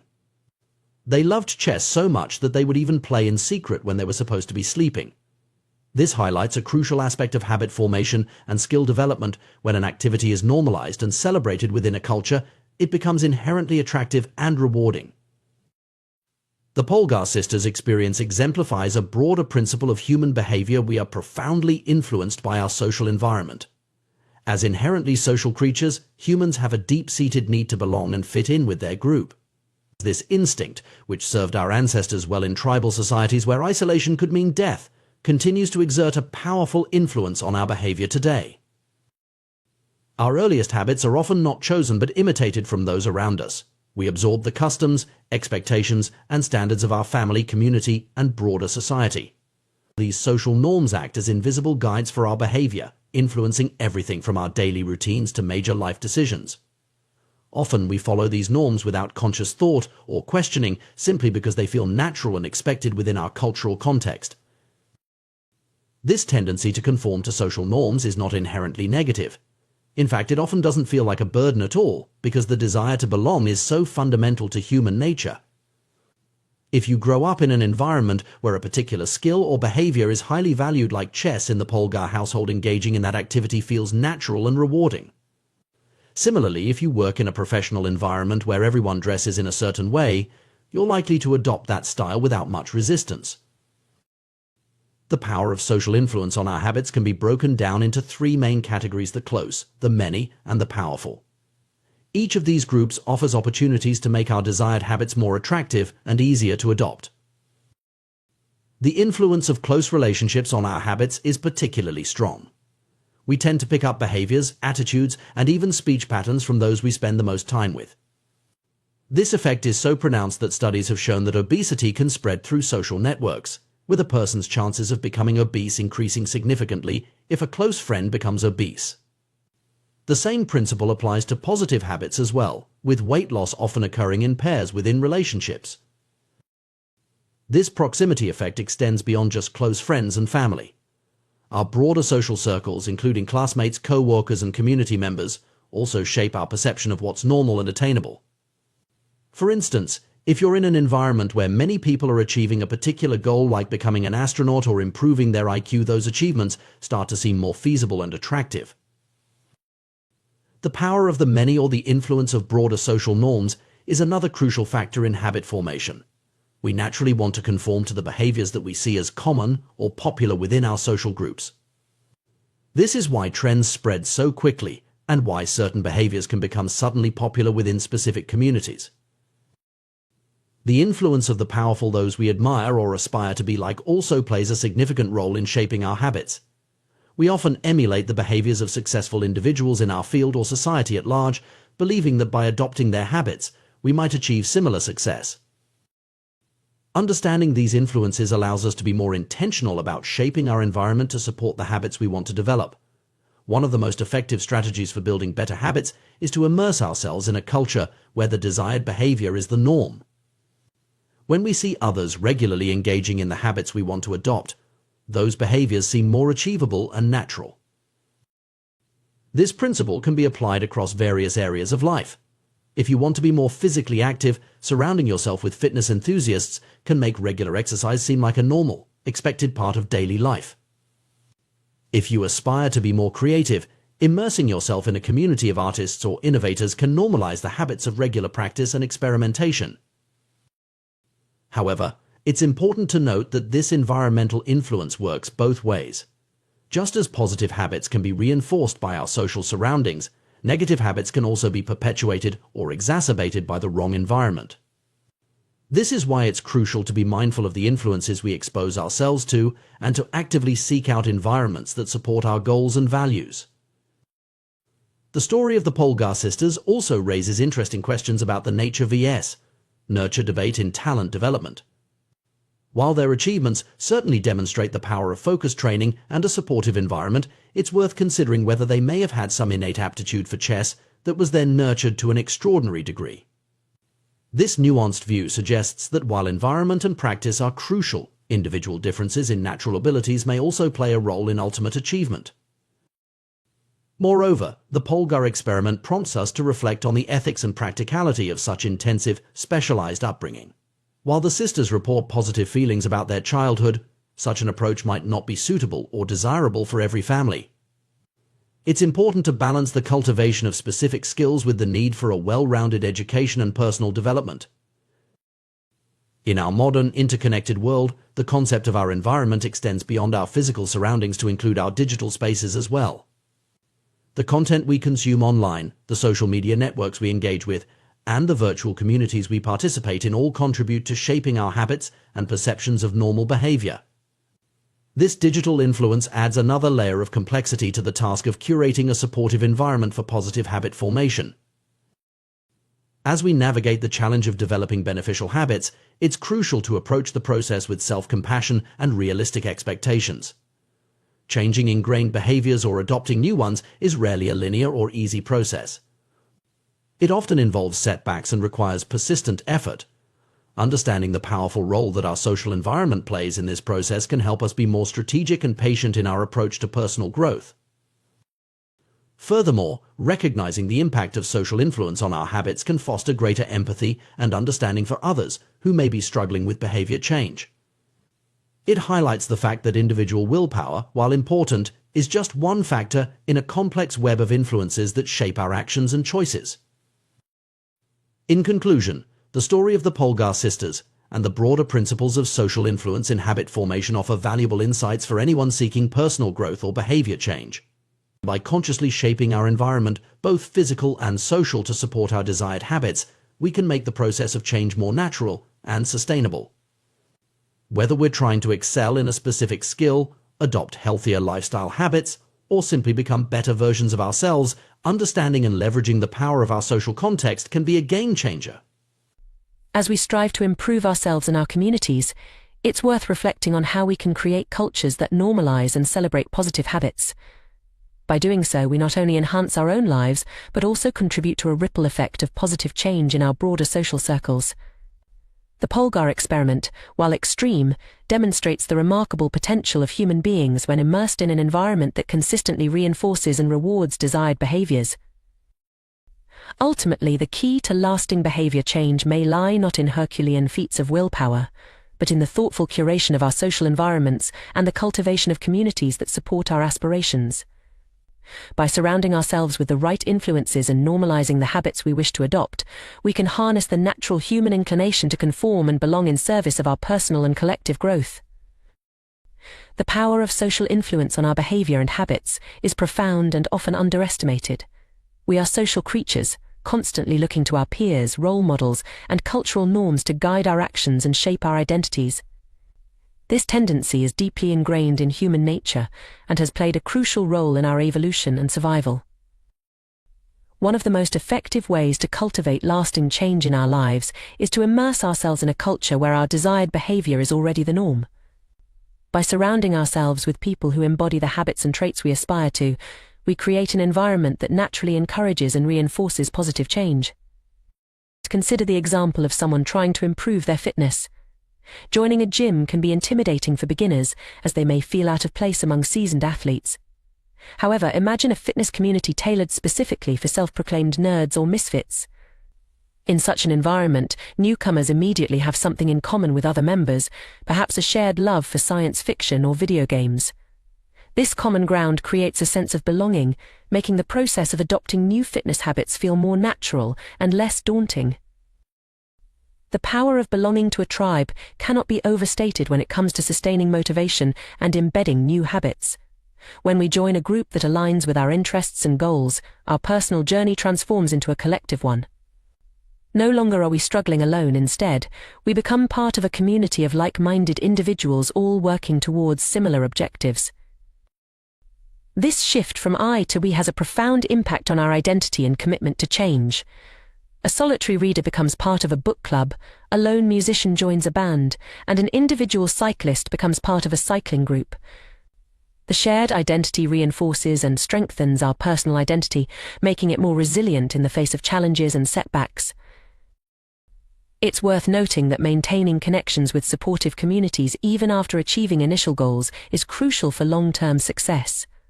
The friendships and sense of belonging fostered within these groups help to cement new identities and ensure that positive habits persist over time. This is why many people who successfully lose weight or quit smoking find it beneficial to continue attending support group meetings or engaging with their communities long after reaching their primary objectives. The influence of group behavior on individual choices is a well-documented phenomenon in psychology. One classic example is the series of conformity experiments conducted by Solomon Asch in the 1950s. These experiments revealed our startling tendency to doubt our own judgment and conform to group opinion, even when the group is clearly incorrect. In Asch's experiments, participants were asked to perform a simple visual task matching the length of a line to one of 3 comparison lines. Unbeknownst to the actual subject, the other participants were confederates of the experimenter, instructed to unanimously give wrong answers on certain trials. The results were striking. Faced with unanimous opposition, many subjects began to doubt their own perception and conform to the group's incorrect judgments. This tendency to conform to group behavior extends far beyond simple perceptual tasks. In our daily lives, we constantly look to others for cues on how to act, what to buy, where to eat, and countless other decisions.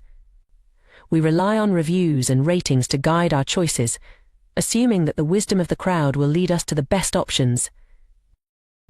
While this strategy often serves us well, it can also lead us astray. The pressure to conform to group norms can be so strong that it overrides our individual judgment and even our own best interests.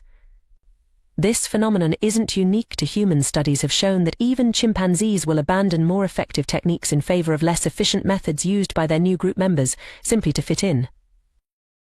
The desire to be accepted by our peers is a powerful motivator, often outweighing the desire to be right or to find the truth. This instinct to conform is deeply rooted in our psychology and has likely played a crucial role in our survival as a species.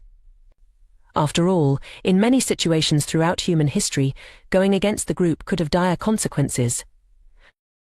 However, this tendency can also hold us back from positive change, especially when our desired habits conflict with the norms of our current social group. Changing our behavior in ways that challenge the status quo requires significant effort and courage.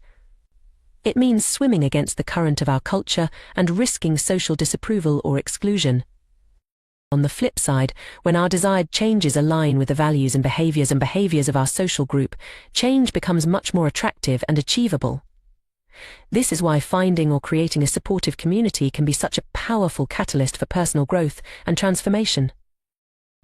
Another crucial aspect of social influence is our tendency to imitate those we perceive as powerful or high status. Throughout history, individuals with greater power and status have typically enjoyed better access to resources, faced fewer survival challenges, and been seen as more desirable mates. As a result, we are naturally drawn to behaviors that earn us respect, approval, and admiration from others. This drive for status and recognition explains our fascination with the habits of highly successful people. We eagerly consume content about the daily routines of CEOs, the workout regimens of athletes, and the productivity hacks of top performers in various fields. By emulating these behaviors, we hope to achieve similar levels of success and recognition. Many of our daily habits are, in fact, imitations of people we admire or envy. We might adopt the communication style of a charismatic leader, the creative techniques of an artist we respect, or the financial strategies of a successful entrepreneur. This imitation isn't necessarily conscious. We often absorb and replicate behaviors subconsciously, especially when they're exhibited by people we look up to. The flip side of this status-seeking behavior is our desire to avoid actions that might lower our social standing. We maintain our homes and appearances not just for personal satisfaction, but also to avoid negative judgments from our neighbors, friends, and family. The constant underlying question, "What will others think of me?" shapes many of our decisions and actions, often without us even realizing it. The power of social influence on habit formation and behavior change is perfectly illustrated by the story of the Polgar sisters, chess prodigies who achieved remarkable success through dedicated practice. While their individual efforts were undoubtedly crucial, the supportive culture created by their parents and the broader chess community played a significant role in sustaining their motivation and commitment over many years. The sisters' dedication to chess was reinforced not just by parental encouragement, but also by the respect and admiration they received from the chess world. Achieving milestones like becoming grandmasters provided external validation and status, further cementing their identities as exceptional chess players. This combination of internal drive and external recognition created a powerful feedback loop that sustained their intense practice regimen for decades. Understanding the profound impact of social influence on our behavior offers valuable insights for anyone seeking to make lasting changes in their life. Rather than relying solely on willpower and individual effort, we can leverage the power of social connections and cultural norms to support our goals. For those looking to adopt new habits or break old ones, finding or creating a supportive community can be transformative. This might involve joining existing groups aligned with our goals, or even starting our own communities centered around shared interests and aspirations. By surrounding ourselves with people who embody the traits and habits we wish to cultivate, we create an environment that naturally encourages and reinforces positive change. It's also worth examining the cultural norms and social influences that shape our current behaviors. Are there aspects of our social environment that are hindering our growth or reinforcing negative habits? Recognizing these influences is the first step towards either changing our environment or developing strategies to resist unhelpful social pressures. At the same time, we should be mindful of our own potential to influence others. As we work towards our goals and adopt positive habits, we may find ourselves becoming role models for those around us. By openly sharing our journeys, struggles, and successes, we can contribute to creating a culture that values growth, resilience, and mutual support. Ultimately, the interplay between individual choice and social influence is complex and multifaceted. While we have the power to make conscious decisions about our behavior, we are also inevitably shaped by the cultural context in which we live. By understanding and harnessing the power of social influence, we can create environments and communities that support our personal growth and help us become the best versions of ourselves. As we navigate the challenges of changing habits and pursuing personal growth, it's crucial to remember that we're not alone in this journey. The very social nature that can sometimes hinder our progress can also be our greatest ally in achieving lasting change. By consciously choosing our social environments, seeking out supportive communities, and being mindful of the cultural forces that shape our behavior, we can harness the power of social influence to drive positive change in our lives and in the world around us. The human tendency to adopt habits that are praised and approved by our culture is a powerful force that shapes our behaviors and identities. This inclination stems from our deep-seated need to belong and fit in with our social groups. Throughout human history, being accepted by the tribe has been crucial for survival, and this evolutionary legacy continues to influence our actions today.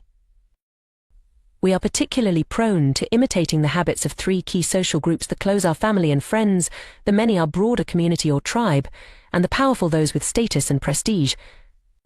This pattern of imitation is not arbitrary but serves important social and psychological functions. Our closest relationships, family and friends, have a profound impact on our habits because they are the people we interact with most frequently and whose opinions we value most highly. We often unconsciously adopt the mannerisms, attitudes and behaviors of those closest to us. This can be both beneficial and detrimental, depending on the nature of those habits. For instance, growing up in a family that prioritizes education and intellectual curiosity can instill lifelong learning habits. Conversely, being surrounded by friends who engage in unhealthy behaviors like excessive drinking can normalize and encourage those habits. the influence of the many our broader social group or community is equally significant. Humans are inherently social creatures, and we have a strong drive to conform to the norms of our group. This tendency can be so powerful that it often overrides our individual judgment or preferences. As the saying goes, most days we'd rather be wrong with the crowd than be right by ourselves. This phenomenon explains why certain behaviors or trends can spread rapidly through a community, even when they may not be objectively beneficial. Consider the example of fashion trends. Often, these trends are not particularly comfortable or practical, yet they spread widely because of our desire to fit in and be seen as part of the group. The same principle applies to many other areas of life, from the way we speak to the food we eat and the activities we engage in. The habits of the powerful, those with status and prestige, also exert a strong influence on our behavior. We are naturally drawn to emulate those who have achieved success or prominence in society. This is why celebrity endorsements are so effective in marketing, and why we often see trends start among the elite before trickling down to the broader population. If a behavior can earn us approval, respect, and praise, especially from those we admire or aspire to be like, we find it inherently attractive. Understanding these social dynamics is crucial when trying to build better habits or break detrimental ones. One of the most effective strategies for positive change is to join a culture where your desired behavior is already the norm and where you have something in common with the group. This approach leverages our natural tendency to conform and belong, but channels it towards positive outcomes. For example, if you're trying to adopt a healthier lifestyle, joining a community of health enthusiasts who share your interests can be far more effective than trying to go it alone. Not only does this provide you with role models and support, but it also makes the desired behavior feel more natural and attainable. You're no longer swimming against the tide of your social group, but rather going with the flow of a new, supportive community. This principle extends to various areas of personal development. Want to become more entrepreneurial? Surround yourself with startups and small business owners. Trying to cultivate a meditation practice? Join a mindfulness group. The power of social influence can work in your favor when you consciously choose your environment. However, it's important to recognize that the flip side of this social influence can also hold us back. The normal behavior of the tribe often overpowers the desired behavior of the individual. This can make it extremely challenging to break away from unhealthy or unproductive habits if they are deeply ingrained in our social group. Consider the struggle many people face when trying to quit smoking. If all of your friends smoke and social gatherings revolve around this habit, quitting becomes not just a personal challenge but a social one as well. You're not just fighting against a physical addiction, but also against the fear of social exclusion or the loss of shared experiences with your friends. This is where the power of reframing comes into play. As illustrated by the example of Alan Carr's approach to helping smokers quit, changing the way we perceive a habit can dramatically alter its appeal. By systematically challenging the beliefs and associations we have about a particular behavior, we can reduce its attractiveness and weaken its hold on us. Carr's method involves repeatedly questioning and debunking the perceived benefits of smoking.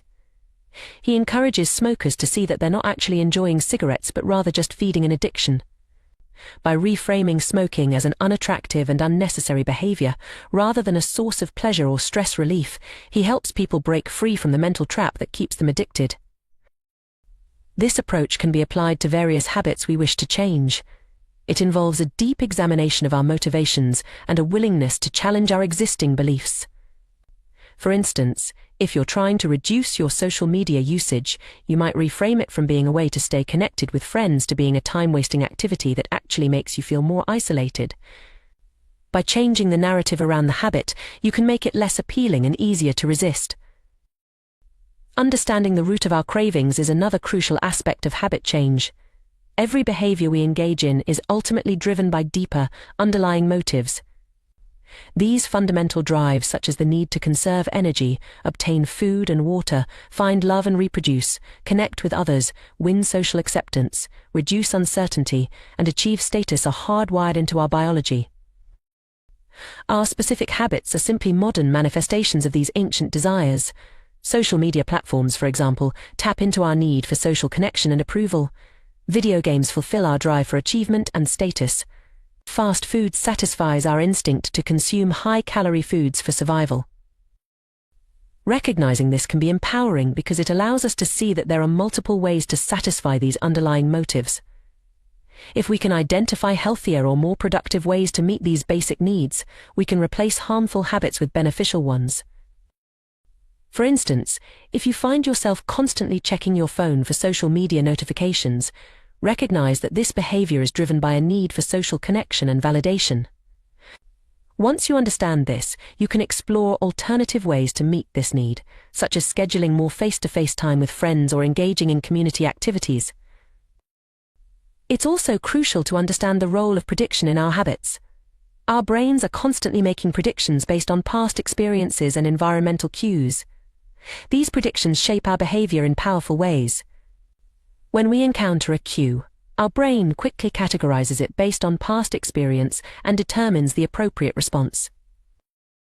This predictive nature of our behavior explains why breaking habits can be so challenging. Once we've formed a strong association between a cue and a response, our brain automatically predicts that this response is the appropriate action. Changing this requires conscious effort to override these automatic predictions and create new associations. Interestingly, it's not the objective reality of events that determines our behavior, but rather how we interpret these events. Two people can encounter the same situation and react in completely different ways based on their past experiences and the predictions their brains make. This is why changing our mindset and the way we interpret situations can be such a powerful tool for habit change. In conclusion, our habits are deeply influenced by our social environment and our innate human drives.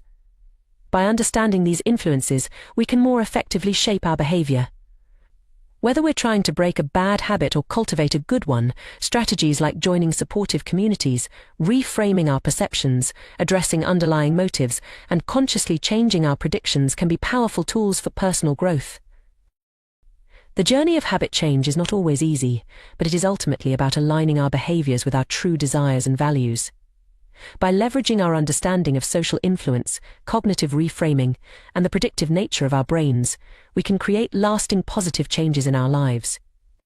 Remember, every habit, good or bad, is ultimately our mind's attempt to solve a problem or meet a need. By finding better solutions to these fundamental human needs, we can create a life filled with habits that truly serve us. The human mind is a remarkable prediction machine, constantly analyzing our environment and making split-second decisions based on past experiences and current cues. This predictive nature of our brain plays a crucial role in shaping our habits and behaviors, often without our conscious awareness. Understanding this process can provide valuable insights into how we can effectively change our habits and improve our lives. At the core of our behavior are cravings, those powerful urges that drive us to act in certain ways. But what exactly is a craving? It's not just a simple desire for a specific object or action. Rather, it's a complex interplay of predictions, emotions, and underlying motives that shape our perception of the world and guide our actions. Consider for a moment how you feel right now. Without consciously thinking about it, you're aware of the temperature around you. If it were to drop slightly, you might not notice or react, but if it plummeted 10 degrees, you'd likely feel cold and reach for a sweater. This seemingly simple reaction is actually a sophisticated process of prediction and response. Your brain is constantly monitoring your environment, making predictions about what different changes might mean for your well-being and prompting you to act when it detects a significant discrepancy between your current state and your desired state. This gap between our current experience and our desired experience is the essence of a craving. It's the feeling that something is missing, the urge to change our internal state. When we feel cold, we crave warmth. When we feel lonely, we crave connection. When we feel stressed, we crave relaxation. These cravings are not just random impulses, but signals from our brain telling us that there's a mismatch between our current state and what it predicts would be a more favorable state.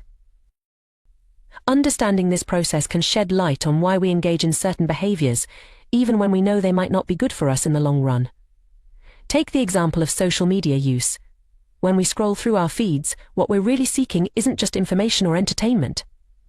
We're looking for a change in our emotional state, perhaps a feeling of connection, validation, or distraction from our current worries. The act of checking social media has become associated in our minds with these positive changes in our internal state, which is why it can be so compelling and hard to resist. This understanding also reveals why it can be so challenging to break bad habits or form new, beneficial ones. Our habits, both good and bad, are essentially our mind's attempts to address fundamental human needs and desires. These underlying motives are deeply ingrained in our biology and psychology, shaped by millions of years of evolution. They include basic drives like conserving energy, obtaining food and water, finding love and reproducing, connecting with others, winning social acceptance and approval, reducing uncertainty, and achieving status and prestige. Our specific habits are modern-day manifestations of these ancient desires. Social media taps into our need for social connection and approval. Fast food satisfies our instinct to consume high-calorie foods for survival. Video games fulfill our drive for achievement and status. Recognizing this can be empowering because it allows us to see that there are multiple ways to satisfy these underlying motives. If we can identify healthier or more productive ways to meet these basic needs, we can replace harmful habits with beneficial ones. But how do we go about changing our habits, especially when they're so deeply ingrained? One powerful approach is to reframe how we think about the habits we want to cultivate. Often we approach new habits or challenging tasks with a sense of obligation or dread. We tell ourselves we have to do something, which immediately frames it as an unpleasant chore. But what if we changed that single word? What if, instead of saying we have to do something, we said we get to do it? This simple shift in language can have a profound impact on our mindset and motivation. When we say we get to do something, we're reframing it as an opportunity rather than an obligation. We're focusing on the benefits and privileges associated with the action, rather than the difficulties or inconveniences. For example, instead of saying I have to wake up early for work, try saying I get to wake up early for work. This subtle change acknowledges the privilege of having a job in a challenging economy. Instead of I have to cook dinner for my family, try I get to cook dinner for my family, recognizing the blessing of having loved ones to care for and the means to provide meals. This reframing technique can be applied to virtually any habit or task you're trying to cultivate.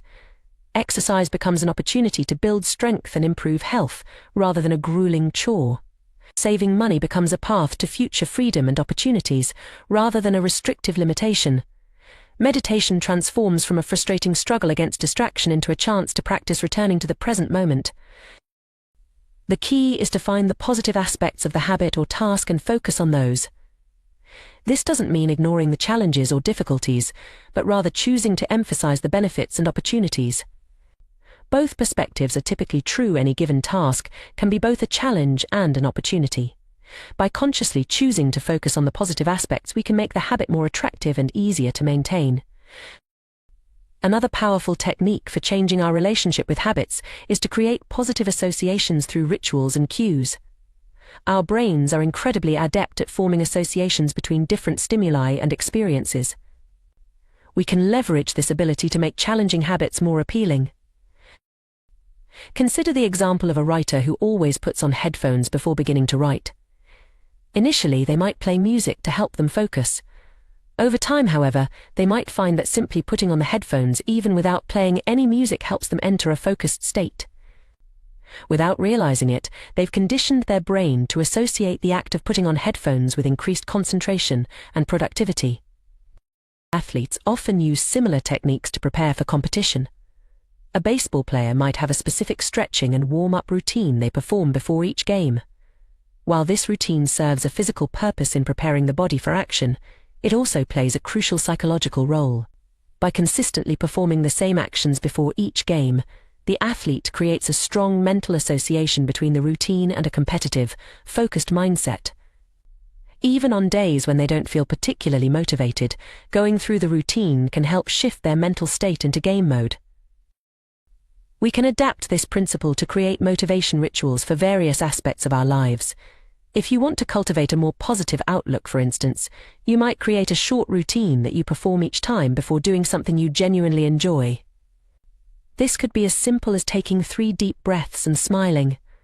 By consistently pairing this action with a positive experience, you can train your brain to associate the routine with feeling good.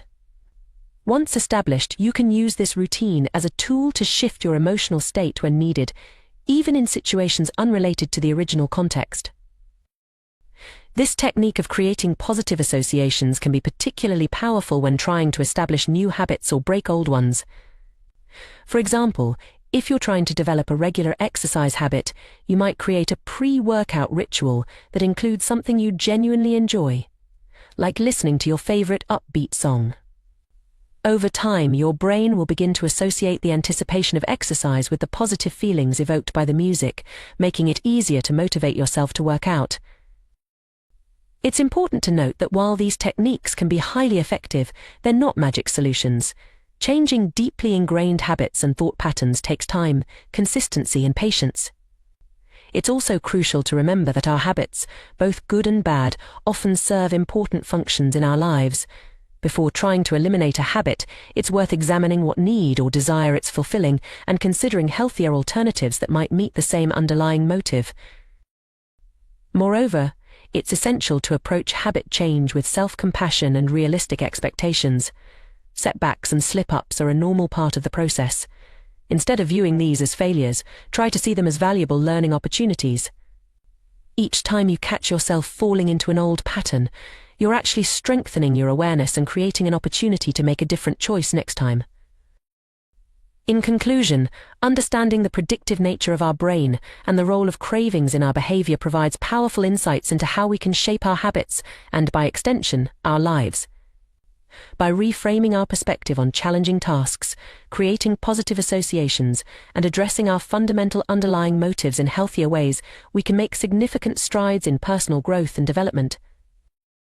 Remember, every habit, whether it seems positive or negative on the surface, is ultimately our mind's attempt to meet a basic human need or desire. By recognizing this, we can approach habit change not as a battle against our nature, but as a process of aligning our behaviors more closely with our true values and long-term well-being.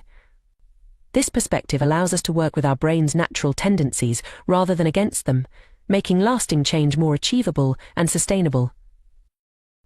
As you embark on your journey of habit change, be patient with yourself and celebrate small victories along the way. Each time you make a conscious choice to engage in a beneficial habit or resist an unhelpful one, you're rewiring your brain and moving closer to becoming the person you aspire to be. With persistence, self-reflection, and the right strategies, you have the power to transform your habits and, in turn, transform your life. The journey of personal growth and habit formation is a fascinating exploration of human psychology and neurobiology.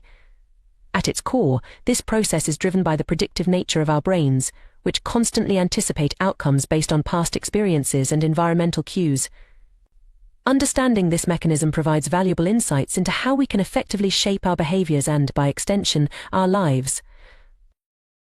The foundation of any habit, whether beneficial or detrimental, lies in the predictions our brain makes about the outcomes of our actions.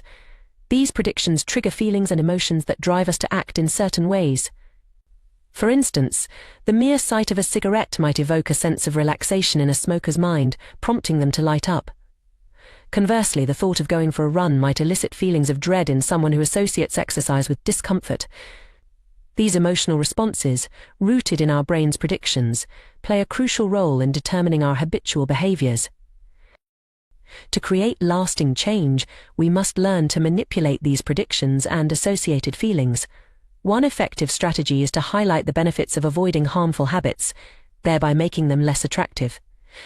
For example, rather than focusing on the immediate pleasure of smoking, one might emphasize the long-term health benefits of quitting, such as improved lung function, reduced risk of cancer, and increased life expectancy.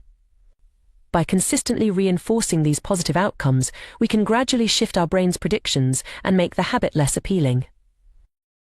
Similarly, we can enhance the attractiveness of beneficial habits by associating them with positive feelings. This can be achieved through a technique known as a motivation ritual. The idea is to pair a challenging habit with something you genuinely enjoy. For instance, if you struggle with regular exercise, you might create a ritual of listening to your favorite podcast or audiobook only during workouts. Over time, your brain will begin to associate physical activity with the pleasure of engaging with content you love, making it easier to maintain the habit. Creating good habits and breaking bad ones requires a systematic approach. Let's explore some practical strategies for each aspect of habit formation, organized around 4 fundamental laws: make it obvious, make it attractive, make it easy, and make it satisfying. To make a habit obvious, start by becoming aware of your current behaviors. This can be done through a simple exercise called the habit scorecard. Take a few minutes to write down all the habits you perform on a typical day, from waking up to going to bed. This process alone can be eye-opening, revealing patterns you might not have noticed before. Next, use implementation intentions to clearly define when and where you'll perform your new habit. Instead of vaguely deciding to exercise more, create a specific plan. I will go for a 20-minute walk at 7 a.m. in my neighborhood. This clarity eliminates ambiguity and reduces the mental effort required to initiate the habit. Habit stacking is another powerful technique to make new behaviors obvious. It involves linking a new habit to an existing one. For example, after I pour my morning coffee, I will meditate for 5 minutes. By anchoring the new behavior to an established routine, you create a natural cue for the desired action. Lastly, design your environment to support your goals. Make the cues for good habits visible and accessible. If you want to read more, place books in prominent locations around your home. If you're trying to eat healthier, keep nutritious snacks at eye level in your refrigerator. To make a habit attractive, consider using temptation bundling. This involves pairing an action you want to do with one you need to do. For instance, only allowing yourself to watch your favorite TV show while folding laundry can make a tedious chore more appealing. Another powerful strategy is to surround yourself with a culture where your desired behavior is the norm. If you want to adopt a healthier lifestyle, spend time with health-conscious individuals. Their habits and attitudes will naturally influence your own, making the desired behavior feel more attainable and appealing. Making a habit easy is crucial for long-term success. This often involves reducing friction and minimizing the effort required to perform the desired behavior. For example, if you want to start a gym routine, choose a facility that's on your way home from work, reducing the extra effort required to get there. To break bad habits, we can invert these laws. Make the cues for undesirable behaviors invisible by removing them from your environment. Reframe your mindset to highlight the negative aspects of the habit, making it unattractive. Increase the difficulty of performing the bad habit by adding friction. For instance, if you want to reduce social media usage, log out of all your accounts after each use, making it more cumbersome to access them impulsively. While these strategies provide a solid framework for habit formation, it's crucial to remember that the key to mastering any habit lies in repetition, not perfection. This principle is beautifully illustrated by an experiment conducted with photography students. One group was instructed to focus on quantity, producing as many photos as possible, while the other group was told to strive for a single, perfect image. Surprisingly, the quantity group ended up producing the highest quality work. By engaging in frequent practice and experimentation, they honed their skills more effectively than those who were paralyzed by the pursuit of perfection. This lesson applies broadly to habit formation and skill development. Too often we get caught up in finding the optimal approach, spending excessive time planning and strategizing rather than taking action. While preparation has its place, it's easy to use it as a form of procrastination, avoiding the risk of failure or criticism. The distinction between being in motion and taking action is crucial here. Motion involves planning, strategizing, and learning, all valuable activities, but ones that don't directly produce results. Action, on the other hand, is behavior that delivers an outcome. Writing an outline for an article is motion, actually writing the article is action. Researching diets is motion, eating a healthy meal is action. To make real progress, we need to prioritize action over motion. This doesn't mean abandoning planning altogether, but rather ensuring that our preparation leads to concrete steps forward. The focus should be on getting repetitions in, not on achieving perfection from the outset. This emphasis on repetition is supported by neuroscience. Every time we repeat an action, the neural pathways associated with that behavior are strengthened through a process called long-term potentiation. This phenomenon, often summarized as neurons that fire together, wire together, explains how habits become ingrained over time. Research has shown remarkable physical changes in the brain resulting from repeated behaviors. Musicians, for instance, develop larger cerebellums, a region critical for physical movements. Mathematicians show increased grey matter in areas associated with computation. Even taxi drivers in London were found to have larger hippocampal region involved in spatial memory compared to non-drivers, with the size correlating with their years of experience. These findings highlight the plasticity of our brains and the power of consistent practice. Each repetition of a habit, no matter how small, contributes to physical changes in our neural structure, making the behavior progressively more automatic. Understanding this process can be incredibly empowering. It means that we have the ability to literally reshape our brains through our actions. Every time we choose to perform a desired habit, we're not just completing a task, we're reinforcing neural pathways that make that behavior more natural and effortless in the future. However, it's important to note that habit formation is not a linear process. The often cited idea that it takes exactly 21 days to form a habit is an oversimplification. The reality is that the time required varies greatly depending on the individual and the complexity of the habit. Some simple behaviors might become automatic relatively quickly, while more complex habits can take months or even years to fully ingrain. This variability underscores the importance of patience and persistence in habit formation. Rather than focusing on an arbitrary timeline, it's more productive to concentrate on consistency. Each repetition, regardless of how small, is a step forward in rewiring your brain. Moreover, it's crucial to approach habit formation with self-compassion. Setbacks and occasional lapses are a normal part of the process. Instead of viewing these as failures, try to see them as valuable learning opportunities. Each time you notice yourself slipping into an old pattern, you're actually strengthening your awareness and creating an opportunity to make a different choice next time. Another valuable insight from neuroscience is the concept of neuroplasticity, the brain's ability to reorganize itself by forming new neural connections throughout life. This means that it's never too late to change your habits or learn new skills. While it's true that certain periods in life, such as childhood and adolescence, are characterized by greater neural plasticity, our brains retain the ability to change and adapt well into adulthood. This understanding can be particularly encouraging for those who feel stuck in long-standing habits or believe they're too old to change. The brain's plasticity means that with consistent effort and the right strategies, significant personal growth is always possible. As you embark on your journey of habit formation, it can be helpful to view the process as an experiment. Approach each new habit with curiosity rather than judgment. What works? What doesn't? How can you tweak your approach to make the habit easier or more enjoyable? This mindset of experimentation can make the process more engaging and less daunting. Remember, too, that small changes can lead to significant results over time. The power of habits lies in their compounding nature.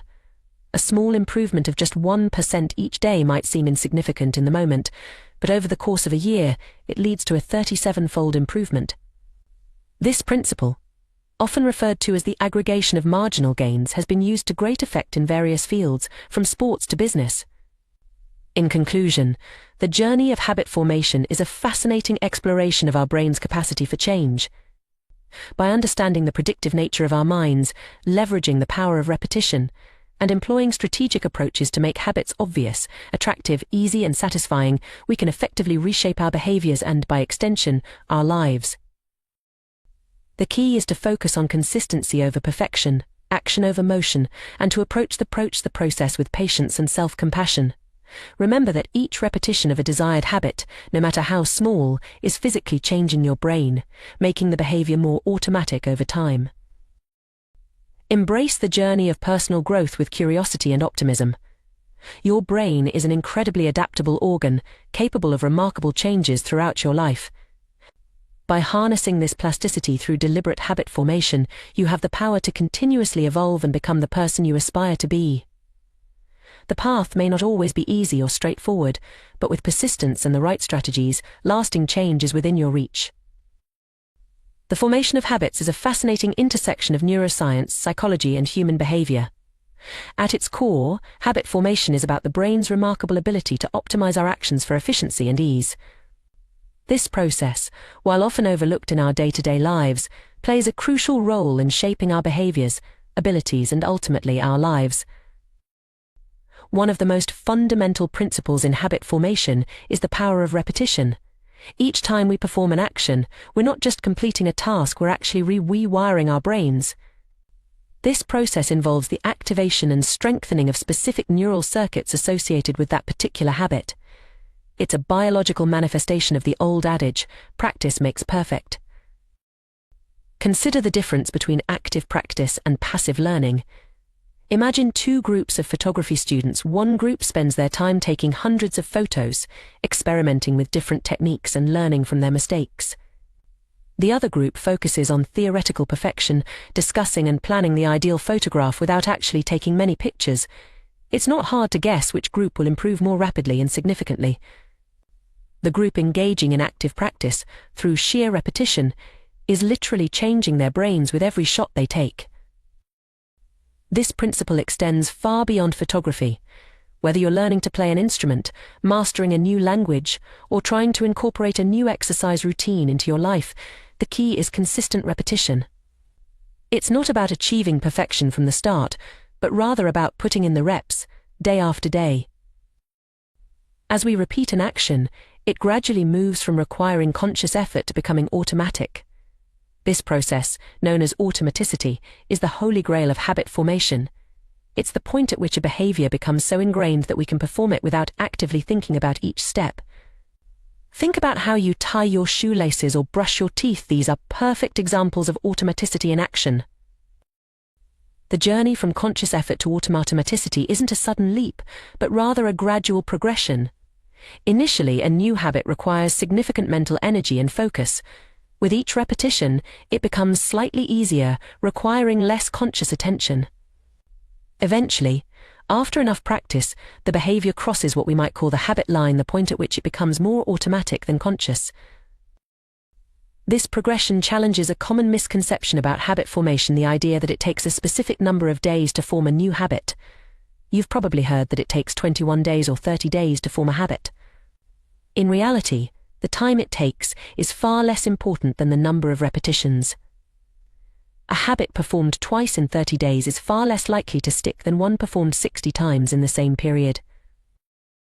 The focus on time rather than frequency is a fundamental misunderstanding of how our brains work. Our neural pathways don't care about the passage of time, they care about the number of times a circuit is activated. This is why consistency is so crucial in habit formation. It's not about perfect streaks or arbitrary timelines, but about accumulating repetitions. Understanding this can be incredibly liberating. It shifts our focus from an often arbitrary deadline to the process itself. Instead of getting discouraged if we haven't mastered a habit in 21 days, we can celebrate each repetition as a step towards rewiring our brains. This insight leads us to a crucial principle in habit formation, the law of least effort. This law, deeply ingrained in human nature, states that when faced with similar options, we will naturally gravitate towards the one that requires the least amount of work. Far from being a character flaw, this tendency towards efficiency is a smart evolutionary strategy. Consider the fascinating example of how the shape of continents influenced the spread of agriculture. Crops spread more quickly across Europe and Asia than they did in the Americas, not because of any difference in the farmers' abilities or motivations, but simply because it was easier. The east-west orientation of Eurasia meant that crops could be transported to areas with similar climates more easily than in the north-south oriented Americas, where dramatic climate changes posed significant challenges. This principle of choosing the path of least resistance applies just as much to our personal habits as it does to global agricultural patterns. When we're trying to form a new habit, we're much more likely to succeed if we make it as easy as possible to perform. This isn't laziness, it's working with our brain's natural tendencies rather than against them. For instance, if you're trying to start a habit of daily exercise, you're more likely to succeed with a modest goal of 1 push-up a day than with an ambitious plan of 100 push-ups. The energy barrier to doing 1 push-up is so low that it's hard to find an excuse not to do it. And once you've started, it's often easier to do a few more. On the other hand, the prospect of doing 100 push-ups can be so daunting that you're more likely to skip it entirely on days when you're tired or busy. This principle of making habits as easy as possible to start is incredibly powerful. It's not about lowering your standards or giving up on ambitious goals. Rather, it's about understanding that the hardest part of any habit is often just getting started. By lowering the initial energy requirement, you make it much more likely that you'll take that crucial first step. Moreover, starting small doesn't mean staying small. Once a habit is established, it can be gradually expanded. That one push-up can grow into a full workout routine over time. The key is to make the habit so easy at first that you can't say no. Another powerful strategy in habit formation is environment design. Our surroundings play a much larger role in our behavior than we often realize.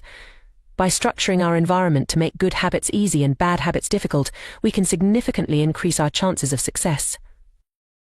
For example, if you want to eat healthier, simply placing fruit in a visible, easily accessible place and hiding less healthy snacks can make a big difference. If you want to read more, leaving a book on your bedside table and charging your phone in another room can help. These small environmental tweaks reduce the friction for good habits and increase it for less desirable ones. It's also worth considering the role of technology in habit formation. While often blamed for creating bad habits, technology can be a powerful tool for building good ones when used mindfully. Apps that track habits, send reminders, or gamify the process can provide helpful external cues and motivation. However, it's important to remember that these are tools to support the fundamental process of repetition and ease, not replacements for it. As we strive to form new habits, it's crucial to maintain a balance between challenge and ease. While we want to make habits as easy as possible to start, we also need to ensure they remain engaging and meaningful. A habit that's too easy might not provide the sense of accomplishment or progress that keeps us motivated in the long term. This is where the concept of just manageable difficulty comes in. The idea is to set the bar just high enough to be challenging, but not so high that it becomes discouraging. This sweet spot will vary from person to person and may change over time as you progress. The key is to continually adjust, always staying just at the edge of your comfort zone. It's also important to remember that habit formation is not a linear process.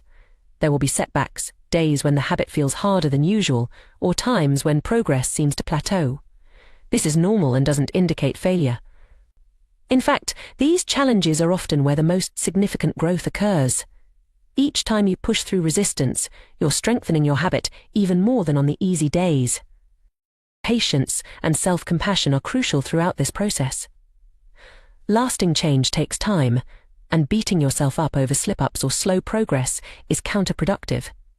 Instead, view each attempt at your habit, successful or not, as valuable data. What made it easier on some days?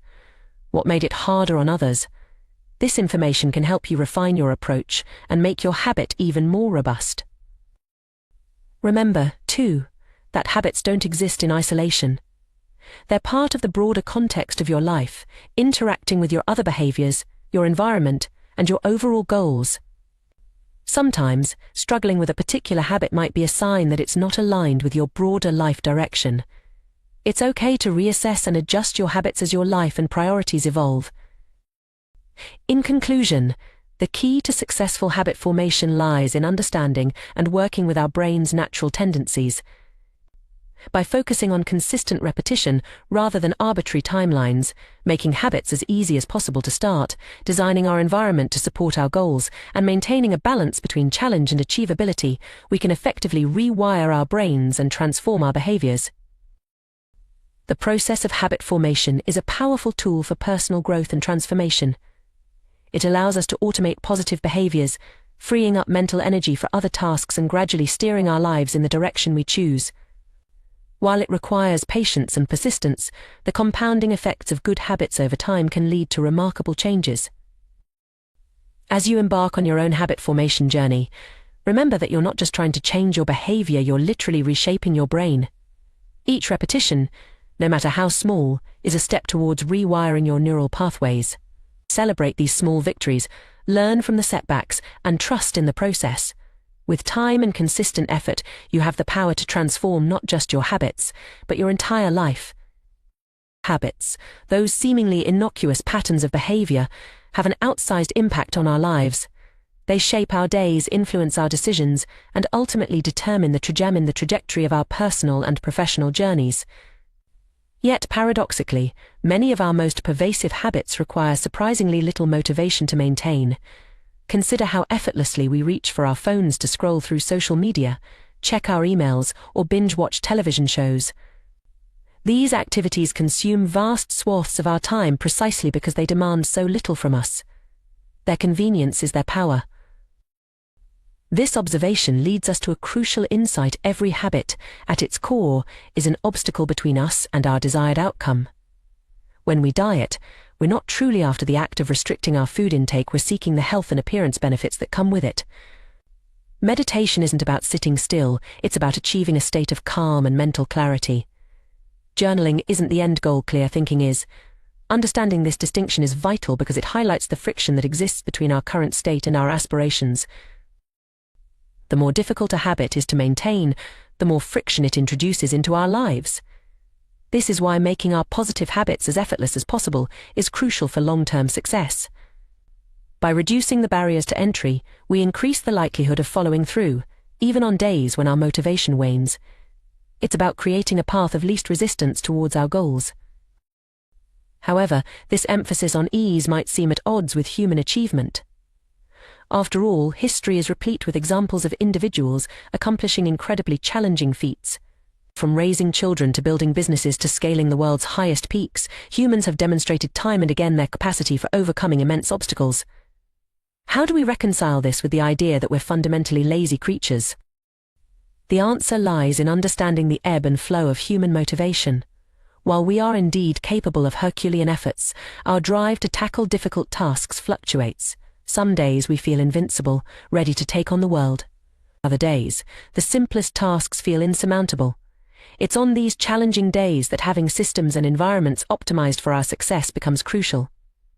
By minimizing friction in our lives, we make it easier for our most motivated, capable selves to emerge and tackle the inevitable challenges life throws our way. This doesn't mean we should only pursue easy tasks. Rather, it suggests that we should strive to make the initial steps of important long-term habits as frictionless as possible. By doing so, we set ourselves up for success in the moments when our willpower is at its lowest. To illustrate this concept, imagine a garden hose with a kink in it. Water can still flow, but it's severely restricted. To increase the flow, you have two options. You can try to force more water through by cranking up the pressure, or you can simply remove the kink. Trying to boost your motivation to stick with a difficult habit is akin to forcing water through a kinked hose. It's possible, but it requires significant effort and creates unnecessary tension. Making your habits simpler and easier, on the other hand, is like straightening out the hose. You're not fighting against resistance, you're eliminating it altogether. One of the most effective strategies for reducing friction in our habits is through thoughtful environment design. This goes beyond simply making cues for our habits more obvious. It involves optimizing our surroundings to make the actions themselves easier to perform. For instance, when choosing where to practice a new habit, it's wise to select a location that's already part of your daily routine. If you're trying to establish a gym habit, choosing a facility that's on your way to work makes it far more likely you'll stop in regularly. It doesn't feel like you're going out of your way because it fits seamlessly into your existing pattern. This principle extends to our homes and workspaces as well. Too often, we attempt to build habits in high-friction environments. We try to adhere to strict diets while dining out with friends, write books in chaotic households, or focus on important work while surrounded by digital distractions. By identifying and eliminating these points of friction, we can dramatically increase our chances of success. The power of reducing friction is well illustrated by the transformation of Japanese manufacturing in the 1970s. Companies embraced the concept of lean production, meticulously examining every aspect of their processes to eliminate waste. This extended to redesigning workspaces so that employees could access tools without unnecessary twisting or turning. The results were remarkable. Japanese factories became more efficient, and their products more reliable than their American counterparts. By 1979, American workers needed 3 times as long to assemble television sets compared to their Japanese counterparts. This strategy of addition by subtraction has profound implications beyond manufacturing.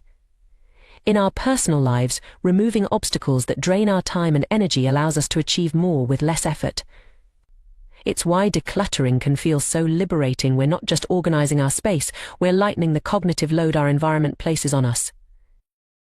The most habit-forming products and services in our modern world excel at eliminating friction from our lives. Meal delivery services remove the need for grocery shopping. Dating apps simplify social introductions. Ride-sharing services make getting across town effortless. Each of these innovations automates, eliminates, or simplifies steps in processes that were once more cumbersome. Successful companies apply this principle rigorously to their product design. They reduce form fields, minimize account creation steps, and provide clear, concise instructions. Even small reductions in friction can have significant impacts. When the British government wanted to increase tax collection rates, they made a simple change. Instead of sending citizens to a web page where they could download a tax form, they provided a direct link to the form itself. This minor adjustment increased response rates from 19.2% to 23.4%, translating to millions in additional tax revenue. The key takeaway is clear: create an environment where doing the right thing is as easy as possible. Much of the challenge in building better habits comes down to finding ways to reduce the friction associated with positive behaviors while increasing the friction associated with negative ones. One intriguing approach to this is the concept of resetting the room as practiced by Oswald Knuckles, an IT developer from Mississippi. After finishing an activity, Knuckles takes a moment to prepare the space for its next use. After watching TV, he returns the remote to its designated spot, arranges the pillows, and folds the blanket. When leaving his car, he disposes of any trash. While waiting for the shower to warm up, he quickly wipes down the toilet.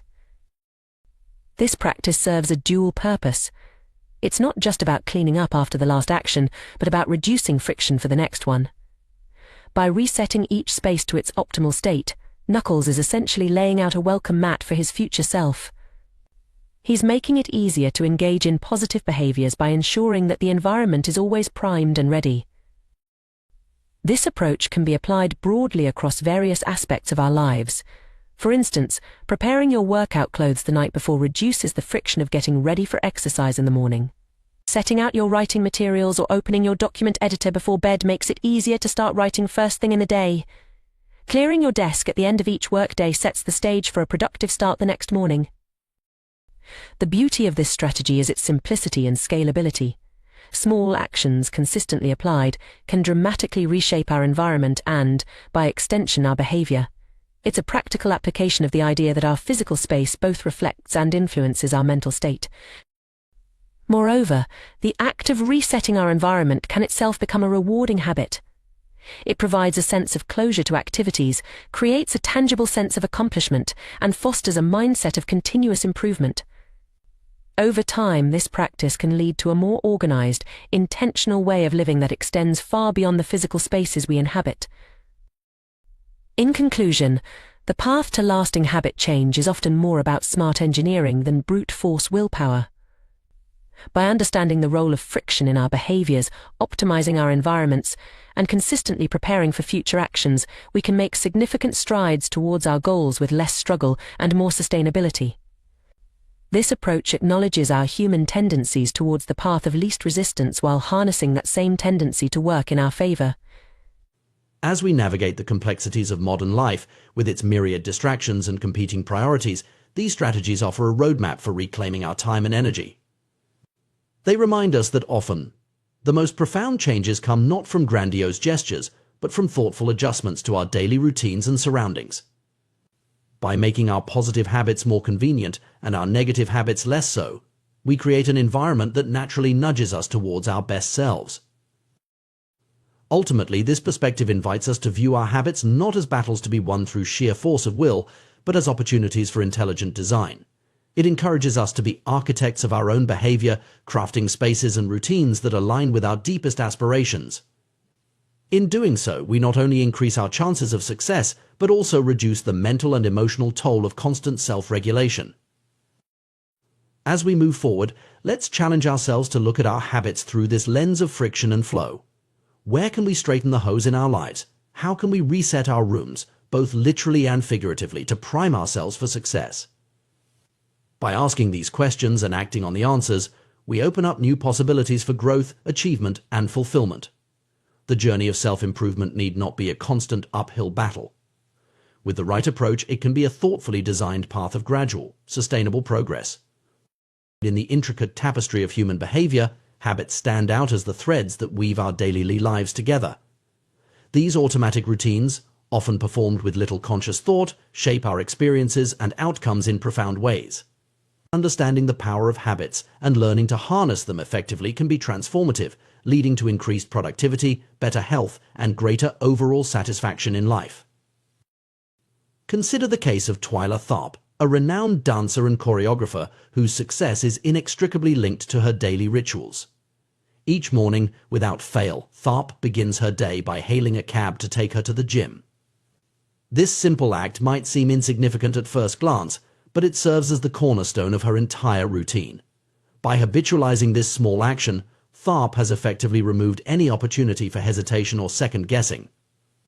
The moment she steps into the cab, the rest of her morning unfolds almost automatically.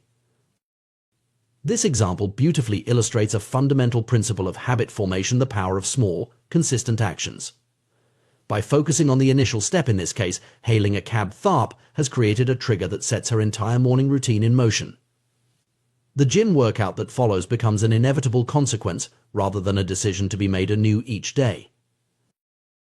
The influence of habits on our daily lives is staggering. Research suggests that between 40 to 50% of our actions on any given day are habitual. However, this statistic, impressive as it is, actually understates the true impact of habits on our behavior. Habits don't just account for a large portion of our actions, they also shape the conscious decisions that follow them. Think of habits as the on-ramps to a highway. Once you've merged onto that road, your direction and speed are largely determined. In the same way, our habits often set us on a path that influences our subsequent choices and actions. This is why we might find ourselves sitting through a movie we're not enjoying, continuing to snack well past the point of fullness, or losing track of time on our smartphones. The initial habitual action, turning on the TV, reaching for a snack, or picking up the phone, creates a momentum that's difficult to resist. This cascading effect of habits highlights their true power. While a single habit might only take a few seconds to perform, its influence can extend far beyond that brief moment. A morning habit of meditation, for instance, might only take 10 minutes, but it can set the tone for a calmer, more focused day. Conversely, a habit of checking social media first thing in the morning might lead to hours of distraction and reduced productivity. Understanding this principle allows us to leverage the power of habits to our advantage. By carefully choosing and cultivating positive habits, we can create a domino effect of beneficial behaviors throughout our day. This is where the concept of decisive moments comes into play. Decisive moments are those brief instances where we make choices that have an outsized impact on the course of our day. These are the forks in the road, the points where we decide between actions that align with our goals and those that don't. It's the moment when we choose between cooking a healthy meal or ordering takeout, between going for a run or watching another episode of our favorite show, between starting our work or procrastinating for just 5 more minutes. These moments might seem small and insignificant in isolation, but they stack up over the course of a day, week, month, and year to create vastly different outcomes. A single decision to go to the gym might not make much difference, but when that decision is made consistently over months and years, the cumulative effect is transformative. The power of these decisive moments lies in their ability to set us on different paths. Once we've made the initial choice to put on our running shoes, to open our textbook, to start preparing a healthy meal, the subsequent actions become much easier. It's as if we've created a groove for our behavior to follow, and staying in that groove requires less effort than veering off course. This insight provides us with a powerful strategy for behavior change. Instead of trying to overhaul our entire day at once, we can focus on identifying and optimizing these decisive moments. By creating habits that make the right choice the easy choice at these critical junctures, we can dramatically improve our odds of following through on our intentions. One effective way to do this is through environmental design. By structuring our surroundings to support our desired habits, we can reduce the friction associated with positive behaviors and increase the friction associated with negative ones. This approach recognizes that willpower is a finite resource, and that it's far more effective to change our environment than to rely solely on self-control. For instance, if you want to eat healthier, you might prep fruits and vegetables in advance and keep them easily accessible in your refrigerator. This simple act of preparation makes it more likely that you'll reach for these healthy options when you're hungry. Conversely, you might store less healthy snacks in hard-to-reach places or avoid buying them altogether, increasing the effort required to indulge in them. The same principle can be applied to other areas of life. If you want to read more, keep books visible and within easy reach in your living space. If you want to exercise more consistently, lay out your workout clothes the night before. If you want to reduce your social media usage, remove the apps from your phone or use website blockers on your computer. These environmental tweaks might seem small, but they can have a profound impact on our behavior. By making the desired action the path of least resistance, we harness our natural tendency to gravitate towards easier options. This strategy aligns our environment with our intentions, making it more likely that we'll follow through on our goals, even when our motivation wavers. Another powerful technique for habit formation is the 2-minute rule. This rule suggests that when you're trying to establish a new habit, you should scale it down to an action that takes 2 minutes or less to complete. The idea is to make the habit so easy that you can't say no to it. For example, if your goal is to read more, your 2-minute habit might be to read 1 page each day. If you want to start a journaling practice, commit to writing for just 2 minutes. If you're trying to establish a meditation habit, begin with just 2 minutes of mindful breathing. The beauty of this approach is twofold. First, it makes the habit so easy that you're likely to follow through even on days when you're tired or unmotivated. Second, it gets you over the often challenging hurdle of simply starting. Once you've begun the activity, you'll often find that you continue beyond the 2-minute mark. This strategy recognizes that consistency is more important than intensity when it comes to habit formation. It's better to meditate for 2 minutes every day than to do an hour-long session once a week. The regular repetition of the behavior, no matter how small, helps to solidify the neural pathways associated with the habit, making it increasingly automatic over time. Moreover, the 2-minute rule allows for gradual progression. As the initial 2-minute action becomes habitual, you can slowly expand the duration or complexity of the habit. What starts as 2 minutes of reading might grow into 30 minutes or an hour. A 2-minute journaling habit might evolve into a rich daily writing practice. The key is to focus on establishing the habit loop, the cue, the routine, and the reward rather than on achieving a particular outcome. By making the habit easy to start and consistently repeatable, you create a foundation upon which more substantial behavior change can be built. It's also worth noting that the inverse of this principle can be used to break undesirable habits. If you want to reduce a negative behavior, you can increase the friction associated with it. For instance, if you find yourself watching too much television, you might unplug the TV after each use and store the remote in a drawer. This small increase in effort can be enough to break the automatic nature of the habit and give you a moment to reconsider your choice. Ultimately, the goal is to create an environment and a set of habits that make positive behaviors easy and negative behaviors difficult. This approach recognizes that our willpower is limited and that sustained behavior change is more likely to come from changing our surroundings than from sheer force of will. As we navigate the complexities of modern life with its myriad distractions and competing priorities, understanding and leveraging the power of habits becomes increasingly crucial. By focusing on the small, everyday choices that shape our behavior, we can gradually steer ourselves towards the lives we aspire to lead.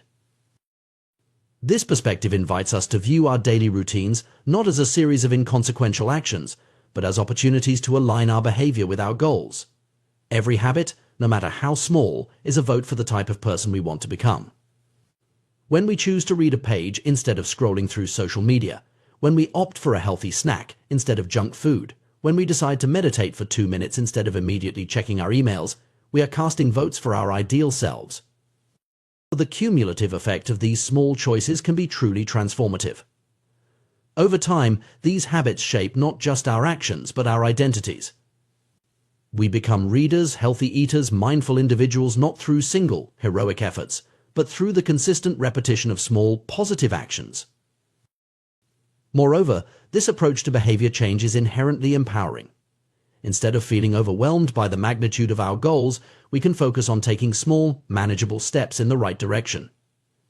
We recognize that every day presents us with numerous opportunities to make choices that align with our aspirations. As we become more attuned to the decisive moments in our days, we can approach them with greater intentionality. We can design our environments and routines to support our goals, making it easier to make positive choices even when our motivation wavers. We can leverage the power of small habits to create momentum towards larger changes.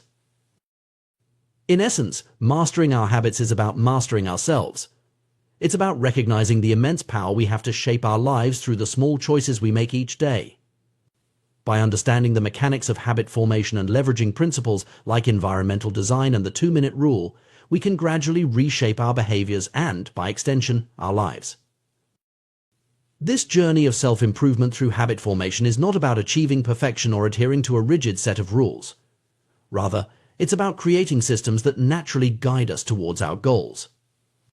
It's about making the right choices easier and the wrong choices harder. It's about harnessing the power of incremental progress to create lasting change. As we embark on this journey, it's important to approach it with patience and self-compassion. Changing ingrained habits takes time, and setbacks are a normal part of the process. The key is to focus on consistency rather than perfection, to celebrate small victories, and to view each day as a new opportunity to align our actions with our intentions. In conclusion, the study of habits offers you a powerful lens through which to view personal growth and behavior change. By understanding the outsized impact of small actions, the importance of decisive moments, and the power of environmental design, we can approach self-improvement in a more strategic and effective way. As we master our habits, we don't just change our behaviors, we change our lives. In the intricate tapestry of human behavior, our daily choices serve as the individual threads that, when woven together, create the fabric of our lives. Among these myriad decisions, certain moments stand out as particularly significant. These are what we might call decisive moments. These pivotal instances, often seemingly small and inconsequential, have the power to shape the course of our day and, by extension, our lives. Consider the simple act of walking into a restaurant. On the surface, it might appear to be a mundane decision, but in reality, it's a decisive moment that sets the stage for what follows. By choosing to enter a particular establishment, you've effectively determined the range of options available for your meal. If you step into a steakhouse, your choices are immediately constrained to what's on their menu. You can order a sirloin or a ribeye, but sushi is off the table. This principle extends far beyond food choices. It applies to virtually every aspect of our lives. These decisive moments are the junctures at which our habits exert their influence most powerfully. Our habitual behaviors lead us down certain paths, opening some doors while closing others. This is why developing an awareness of these critical points throughout our day is so crucial. Each day is composed of countless moments, but it's the habitual choices we make at these key junctures that ultimately determine the trajectory of our time and energy. Understanding this concept allows us to approach personal growth and habit formation from a more strategic perspective. Instead of trying to overhaul our entire lifestyle at once, a daunting task that often leads to frustration and failure, we can focus on identifying and optimizing these decisive moments. By doing so, we create a ripple effect that can lead to significant changes over time. However, even when we recognize the importance of starting small, it's all too easy to fall into the trap of trying to do too much too soon. The excitement of potential change can be intoxicating, leading us to set unrealistic goals or attempt to make sweeping changes overnight. This is where the 2-minute rule comes into play, a powerful strategy for making habits stick. The 2-minute rule posits that when you're trying to establish a new habit, it should take less than 2 minutes to do. This might seem counterintuitive at first. After all, how can you achieve significant change in just 2 minutes? But the beauty of this rule lies in its simplicity and its focus on getting started. Almost any habit can be distilled down to a 2-minute version. Want to read more? Start with reading just 1 page before bed. Aiming to exercise regularly? Begin by simply putting on your workout clothes. Hoping to improve your diet? Start by adding 1 vegetable to your plate at dinner. The key is to make the initial action so easy that it's almost impossible to say no to it. This approach is powerful for several reasons. Firstly, it removes the intimidation factor that often comes with trying to establish new habits. Reading an entire book might seem daunting, but reading a single page is manageable for anyone. Secondly, it leverages the principle of momentum. Once you've started an activity, it's much easier to continue. You might sit down intending to read just 1 page, only to find yourself engrossed in the book an hour later. The 2-minute rule isn't about limiting yourself to only 2 minutes of an activity. Rather, it's about creating what we might call a gateway habit, a small, easy action that naturally leads you down a more productive path. It's about mastering the art of showing up consistently, which is the foundation of any lasting habit. This concept aligns with the idea that habits must be established before they can be improved. Many people make the mistake of trying to optimize a habit before it's even become a regular part of their routine. But if you can't consistently show up, you have little hope of mastering the finer details. The 2-minute rule allows you to focus on the most critical aspect of habit formation: consistency. As you become more consistent with your 2-minute habit, it begins to serve as a ritual that signals the beginning of a larger routine. This ritualization is actually an ideal way to approach mastering difficult skills. By standardizing the beginning of a process, you make it easier to slip into a state of deep focus. Athletes often have specific warm-up routines that help them get into the right mindset for peak performance. Writers might have a particular ritual they follow before sitting down to work. These routines serve as triggers that tell your brain it's time to focus on the task at hand. Some might view the 2-minute rule as a psychological trick, and in a sense it is. You know that your ultimate goal is to do more than just 2 minutes of an activity. But this trick is based on sound psychological principles. It's about making the barrier to entry so low that you can't help but take action. And once you've taken that first step, you've already overcome the hardest part: getting started. If the idea of tricking yourself doesn't sit well with you, try this variation: do the activity for 2 minutes and then stop, even if you want to continue. Go for a run, but stop after 2 minutes. Start meditating, but stop after 2 minutes. Study a new language, but stop after 2 minutes.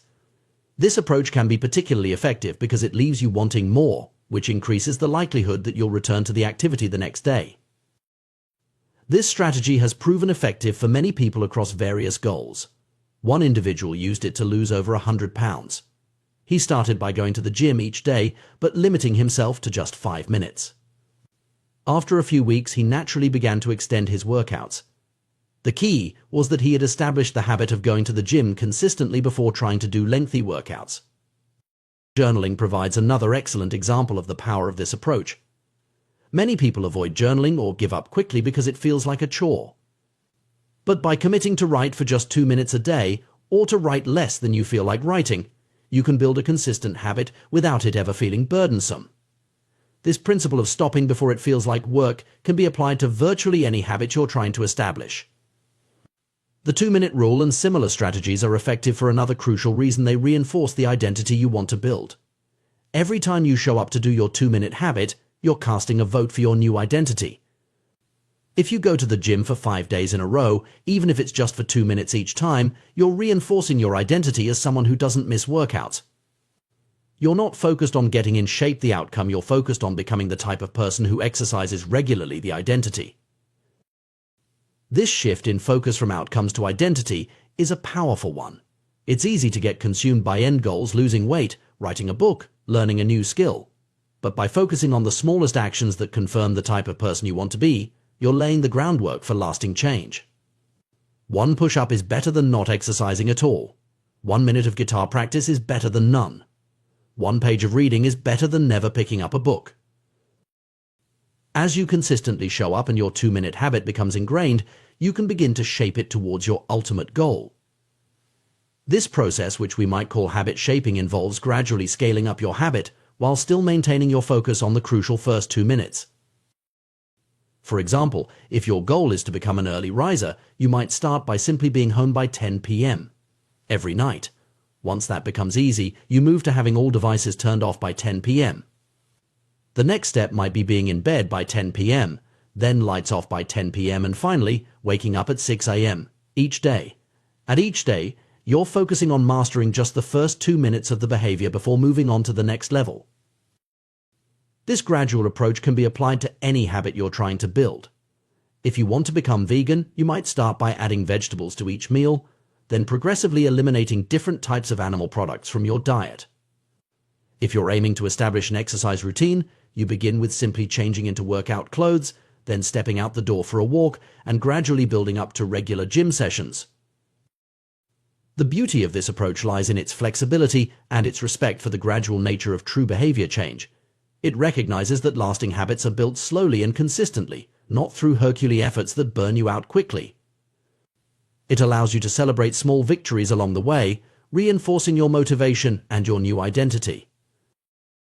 Moreover, this strategy aligns with our understanding of how the brain forms habits.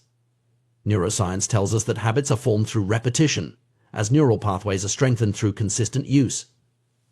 By focusing on small, manageable actions that you can repeat daily, you're effectively training your brain to associate certain cues with certain behaviors.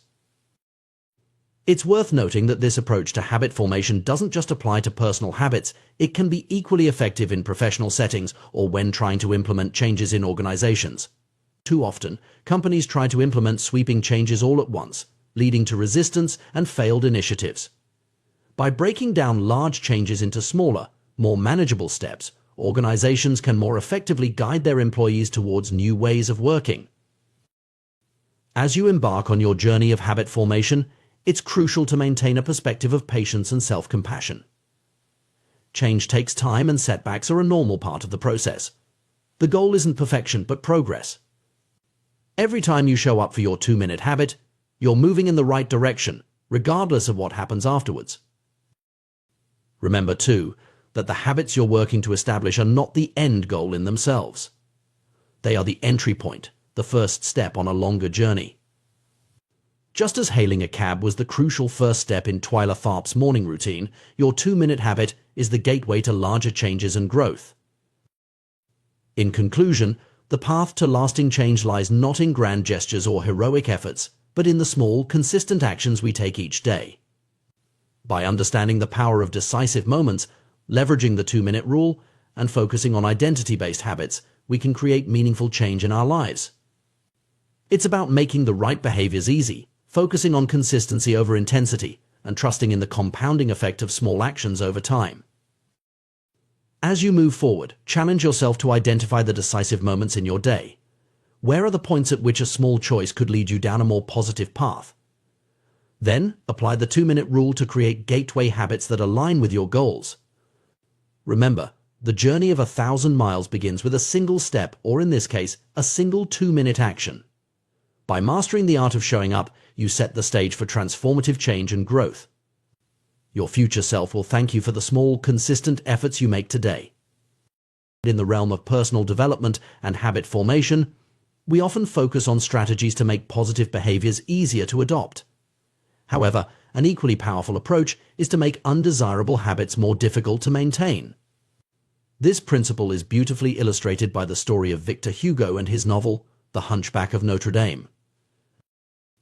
In 1830, Hugo found himself in a predicament familiar to many creatives. He had promised his publisher a new book, but had spent the year procrastinating. Faced with an imminent deadline, Hugo devised an ingenious, if unconventional, solution. He gathered all his clothes and had them locked away, leaving himself with nothing but a large shawl to wear. Unable to leave his study without proper attire, Hugo had no choice but to focus on his writing. The result: The Hunchback of Notre Dame was completed ahead of schedule. This anecdote exemplifies what psychologists call a commitment device, a choice made in the present that controls future actions. By removing the option to engage in other activities, Hugo created an environment where writing was the path of least resistance. This strategy inverts the common advice to make good habits easier. Instead, it focuses on making bad habits harder. Commitment devices can take many forms, each tailored to address specific challenges. For those struggling with overeating, purchasing food in individual portions rather than bulk sizes can serve as a natural limit on consumption. Gamblers might voluntarily add themselves to casino ban lists to prevent future indulgences. Athletes needing to maintain a certain weight for competition might leave their wallets at home to avoid the temptation of fast food. These strategies work by leveraging our good intentions before we can fall victim to temptation. They recognize that willpower is a finite resource and that the environment often plays a more significant role in our behavior than sheer determination.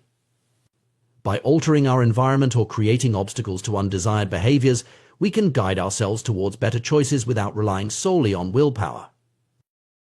The key to effective commitment devices is to make the effort required to break a good habit or engage in a bad one greater than the effort to maintain the desired behavior. For instance, if you're trying to establish a fitness routine, you might schedule and pay for classes in advance. The financial commitment and the social expectation of attendance create a situation where following through requires less effort than cancelling. While commitment devices are powerful tools for behavior change, we can push this concept even further. Instead of just making bad habits difficult, we can strive to make good habits inevitable and bad habits impossible. This approach is exemplified by the story of John Henry Patterson and the invention of the cash register. In the mid-1800s, Patterson owned a small supply store that was struggling due to employee theft. At the time, this was a common problem with no easy solution. However, Patterson's fortunes changed when he discovered Ritty's incorruptible cashier, the first cash register. By automatically locking away cash and receipts after each transaction, the machine made theft practically impossible. The results were immediate, and dramatic. Patterson's business went from losing money to turning a significant profit within 6 months. The brilliance of the cash register lay in its ability to automate ethical behavior. Rather than trying to change the employee's mindset or increase surveillance, it simply removed the option to steal. This principle can be applied to various aspects of our lives. By creating systems that make preferred behaviors automatic and undesired behaviors impractical, we can effect lasting change with minimal ongoing effort. This concept of one-time actions that pay dividends over time is particularly intriguing. These are choices that require some initial effort, but create increasing value as time passes. For example, installing a water filter can lead to long-term improvements in health and reduced plastic waste. Buying a quality mattress can enhance sleep quality for years to come. Unsubscribing from unnecessary emails can permanently reduce daily distractions. The power of these one-time actions lies in their ability to shape our environment and, by extension, our behavior without requiring constant conscious effort. They embody the principle of making good habits easier and bad habits harder on a long-term scale. By thoughtfully modifying our surroundings and systems, we can create an environment that naturally guides us towards better choices. Consider the impact of seemingly small changes like using smaller plates to reduce caloric intake or removing the TV from the bedroom to improve sleep habits. These simple actions can have profound effects on our health and well-being over time. Similarly, financial habits can be dramatically improved through one-time actions like setting up automatic savings plans or bill payments. The beauty of this approach is its simplicity and accessibility. While not everyone may have the willpower to consistently make healthy choices or stick to a budget, most people can manage a one-time action that sets up a more supportive environment. This democratizes the process of habit formation, making it attainable for a wider range of individuals. Moreover, these strategies often have compounding effects. For instance, improving sleep quality through better bedding and a TV-free bedroom can lead to increased energy and productivity during the day. This, in turn, might make it easier to maintain a regular exercise routine or make healthier food choices. Similarly, automating finances can reduce stress and free up mental energy for other pursuits. It's important to note that while these strategies can be highly effective, they're not a panacea. Personal growth and habit formation still require effort and commitment. However, by focusing on creating an environment that supports our goals, we can significantly reduce the amount of willpower required to maintain positive habits. This approach also aligns well with our understanding of human psychology. We are profoundly influenced by our environment, often more than we realize. By consciously shaping that environment, we can harness this influence for our benefit. It's a way of working with our natural tendencies rather than constantly fighting against them. Furthermore, this strategy of environmental design can be applied at various scales. Individuals can use it to improve personal habits, but it can also be implemented at organizational or societal levels. For example, companies might redesign office spaces to encourage more movement or collaboration. Cities could modify urban planning to promote walking and cycling over driving. As we consider implementing these strategies in our own lives, it's worth taking time to reflect on our specific challenges and goals. What are the habits we're struggling to form or break? What aspects of our environment might be hindering our progress?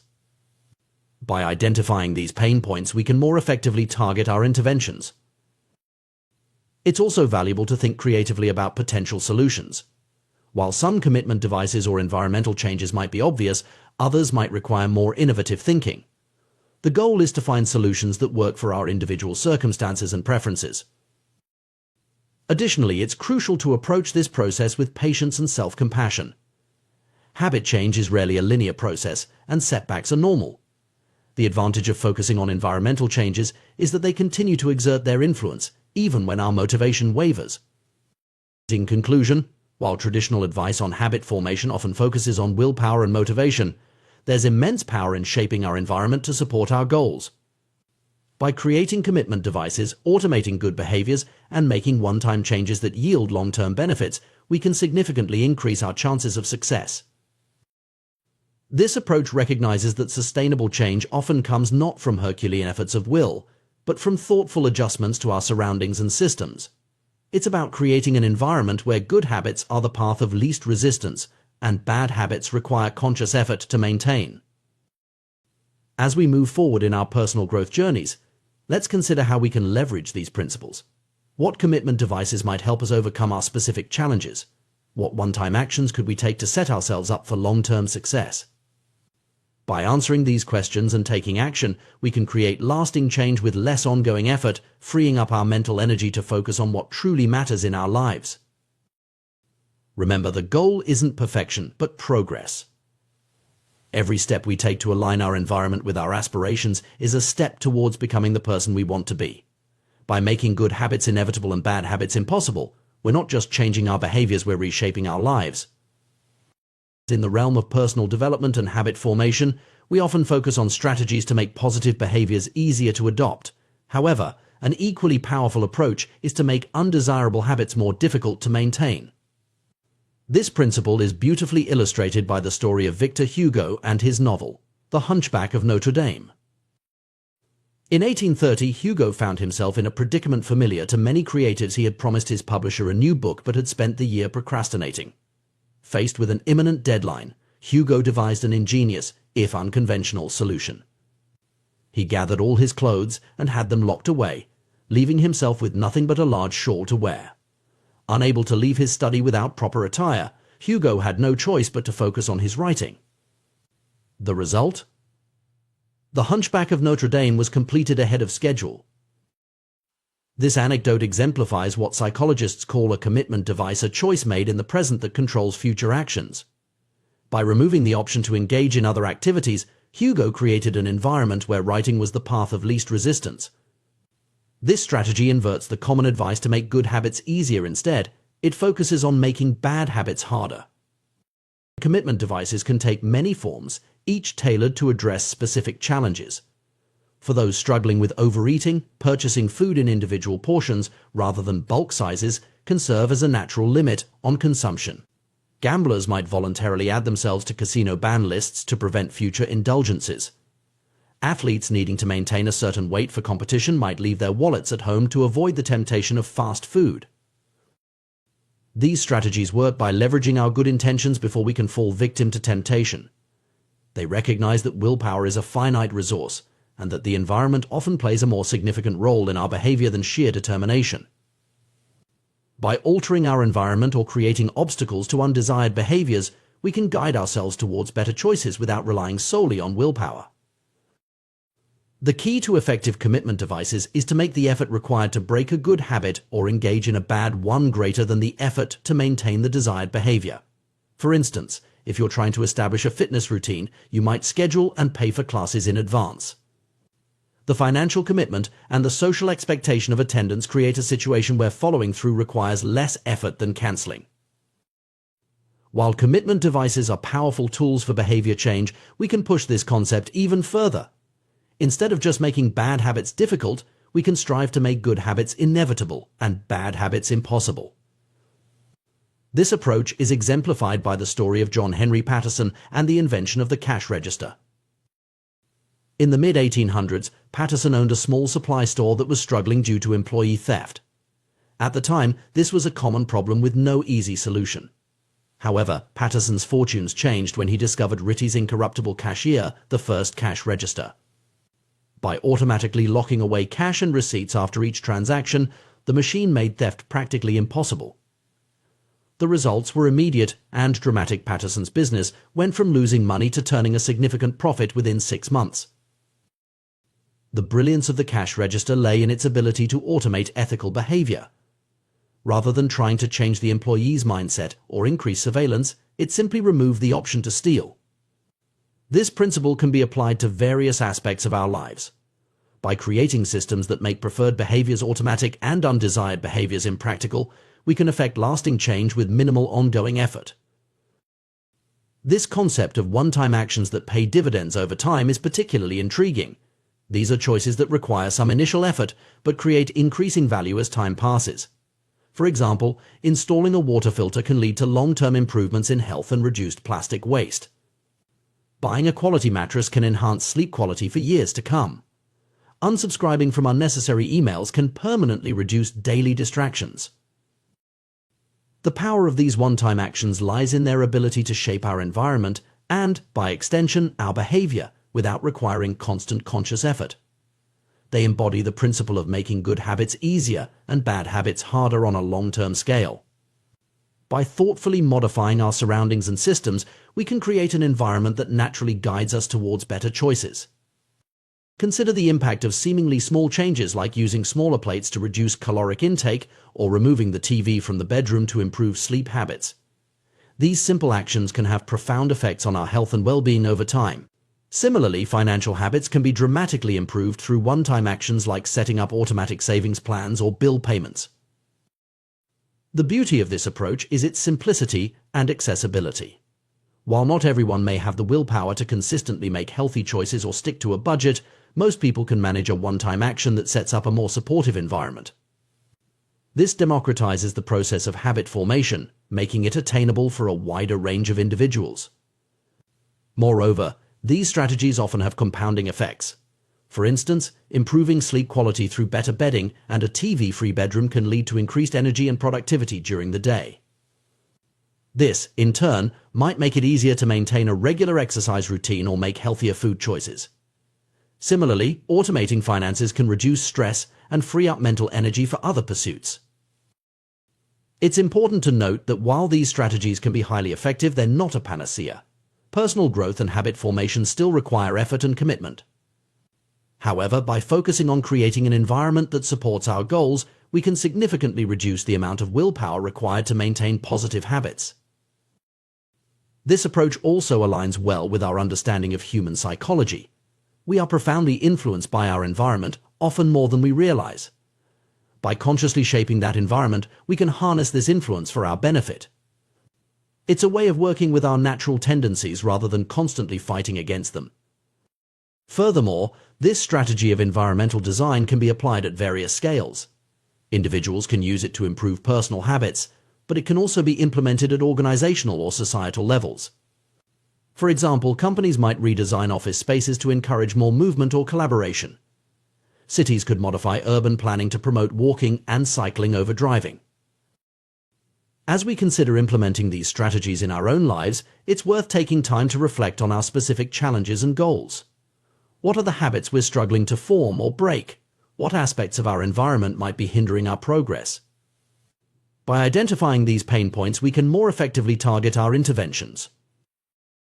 It's also valuable to think creatively about potential solutions. While some commitment devices or environmental changes might be obvious, others might require more innovative thinking. The goal is to find solutions that work for our individual circumstances and preferences. Additionally, it's crucial to approach this process with patience and self-compassion. Habit change is rarely a linear process, and setbacks are normal. The advantage of focusing on environmental changes is that they continue to exert their influence even when our motivation wavers. In conclusion, while traditional advice on habit formation often focuses on willpower and motivation, there's immense power in shaping our environment to support our goals. By creating commitment devices, automating good behaviors, and making one-time changes that yield long-term benefits, we can significantly increase our chances of success. This approach recognizes that sustainable change often comes not from Herculean efforts of will, but from thoughtful adjustments to our surroundings and systems. It's about creating an environment where good habits are the path of least resistance and bad habits require conscious effort to maintain. As we move forward in our personal growth journeys, let's consider how we can leverage these principles. What commitment devices might help us overcome our specific challenges? What one-time actions could we take to set ourselves up for long-term success? By answering these questions and taking action, we can create lasting change with less ongoing effort, freeing up our mental energy to focus on what truly matters in our lives. Remember, the goal isn't perfection, but progress. Every step we take to align our environment with our aspirations is a step towards becoming the person we want to be. By making good habits inevitable and bad habits impossible, we're not just changing our behaviors, we're reshaping our lives. In the bustling streets of a Pakistani neighborhood, where unsanitary conditions once led to widespread illness and disease, a remarkable transformation took place. This change wasn't brought about by advanced medical treatments or cutting-edge technology, but by something as simple as soap and the habit of hand-washing. The story begins with contaminated water sources causing epidemics of diarrhea, vomiting, and abdominal pain. In this densely populated area, nearly 1/3 of the children were malnourished, and the close quarters allowed viruses and bacterial infections to spread like wildfire. It was this dire public health crisis that brought researcher Stephen Luby and his team to Pakistan. Upon arrival, Luby and his colleagues quickly realized that in such an environment with poor sanitation, the simple act of washing one's hands could make a significant difference in the health of the residents. However, they soon discovered a surprising fact: many people were already aware that hand-washing was important. This revelation highlights a crucial point about human behavior. Knowledge alone is often not enough to change habits or improve outcomes. The residents understood the importance of hand-washing, but their practices were inconsistent and haphazard. Some would merely run their hands under water quickly, others would wash only one hand, and many would simply forget to wash their hands before preparing food. The problem wasn't a lack of information, it was a lack of consistency. This scenario is not unique to hand-washing or to this particular community. We often see similar patterns in various aspects of our lives. We know we should exercise regularly, eat a balanced diet, or save money for the future, yet we struggle to consistently follow through on these intentions. This gap between knowledge and action is a fundamental challenge in behavior change. Recognizing this, Luby and his team took an innovative approach. They partnered with Procter & Gamble to supply the neighborhood with Safeguard soap. This wasn't just any ordinary soap, it was a premium product that provided a more enjoyable hand-washing experience. The soap foamed easily, allowing people to lather their hands with suds, and it had a pleasant scent. Suddenly, hand-washing became slightly more pleasurable. This strategy tapped into a powerful principle of behavior change: make it satisfying. We are more likely to repeat behaviors that provide immediate, positive feedback.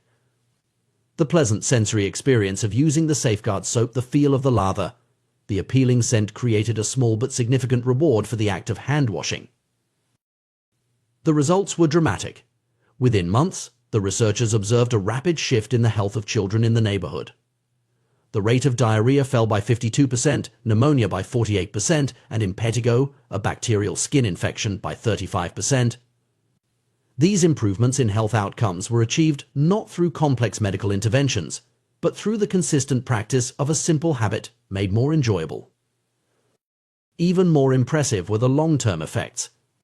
When the researchers returned to some of the households in Karachi 6 years later, they found that over 95% of households who had been given the soap for free and encouraged to wash their hands still had a hand-washing station with soap and water available.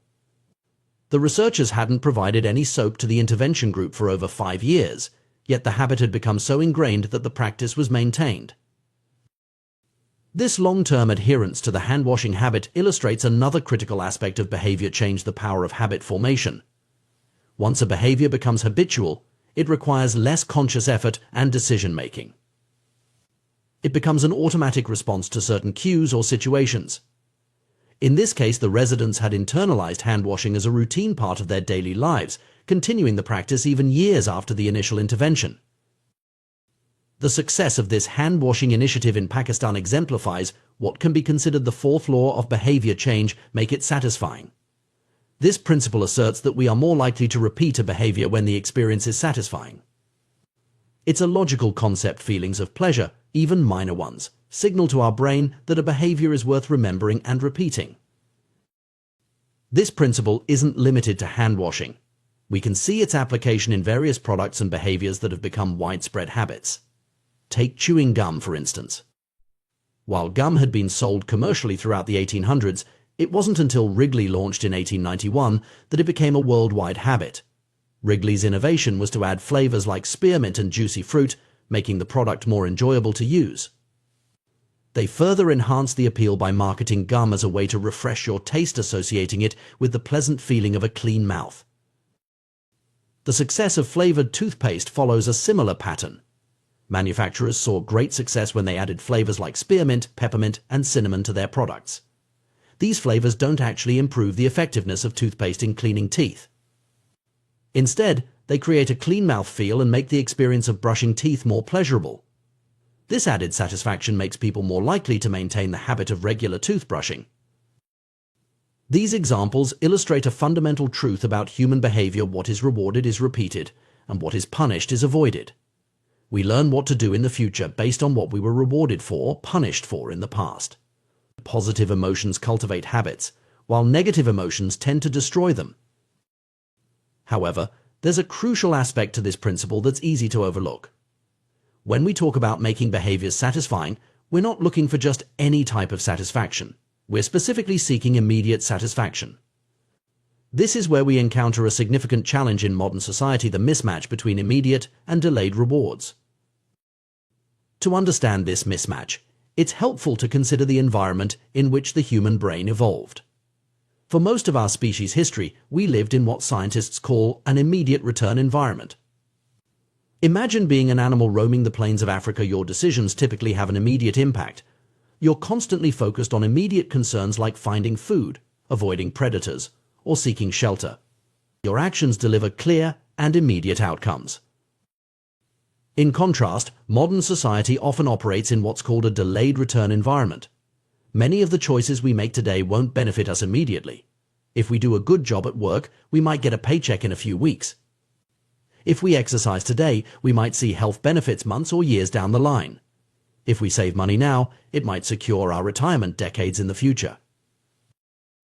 This shift to a delayed return environment is relatively recent in human history, primarily occurring in the last 500 years or so.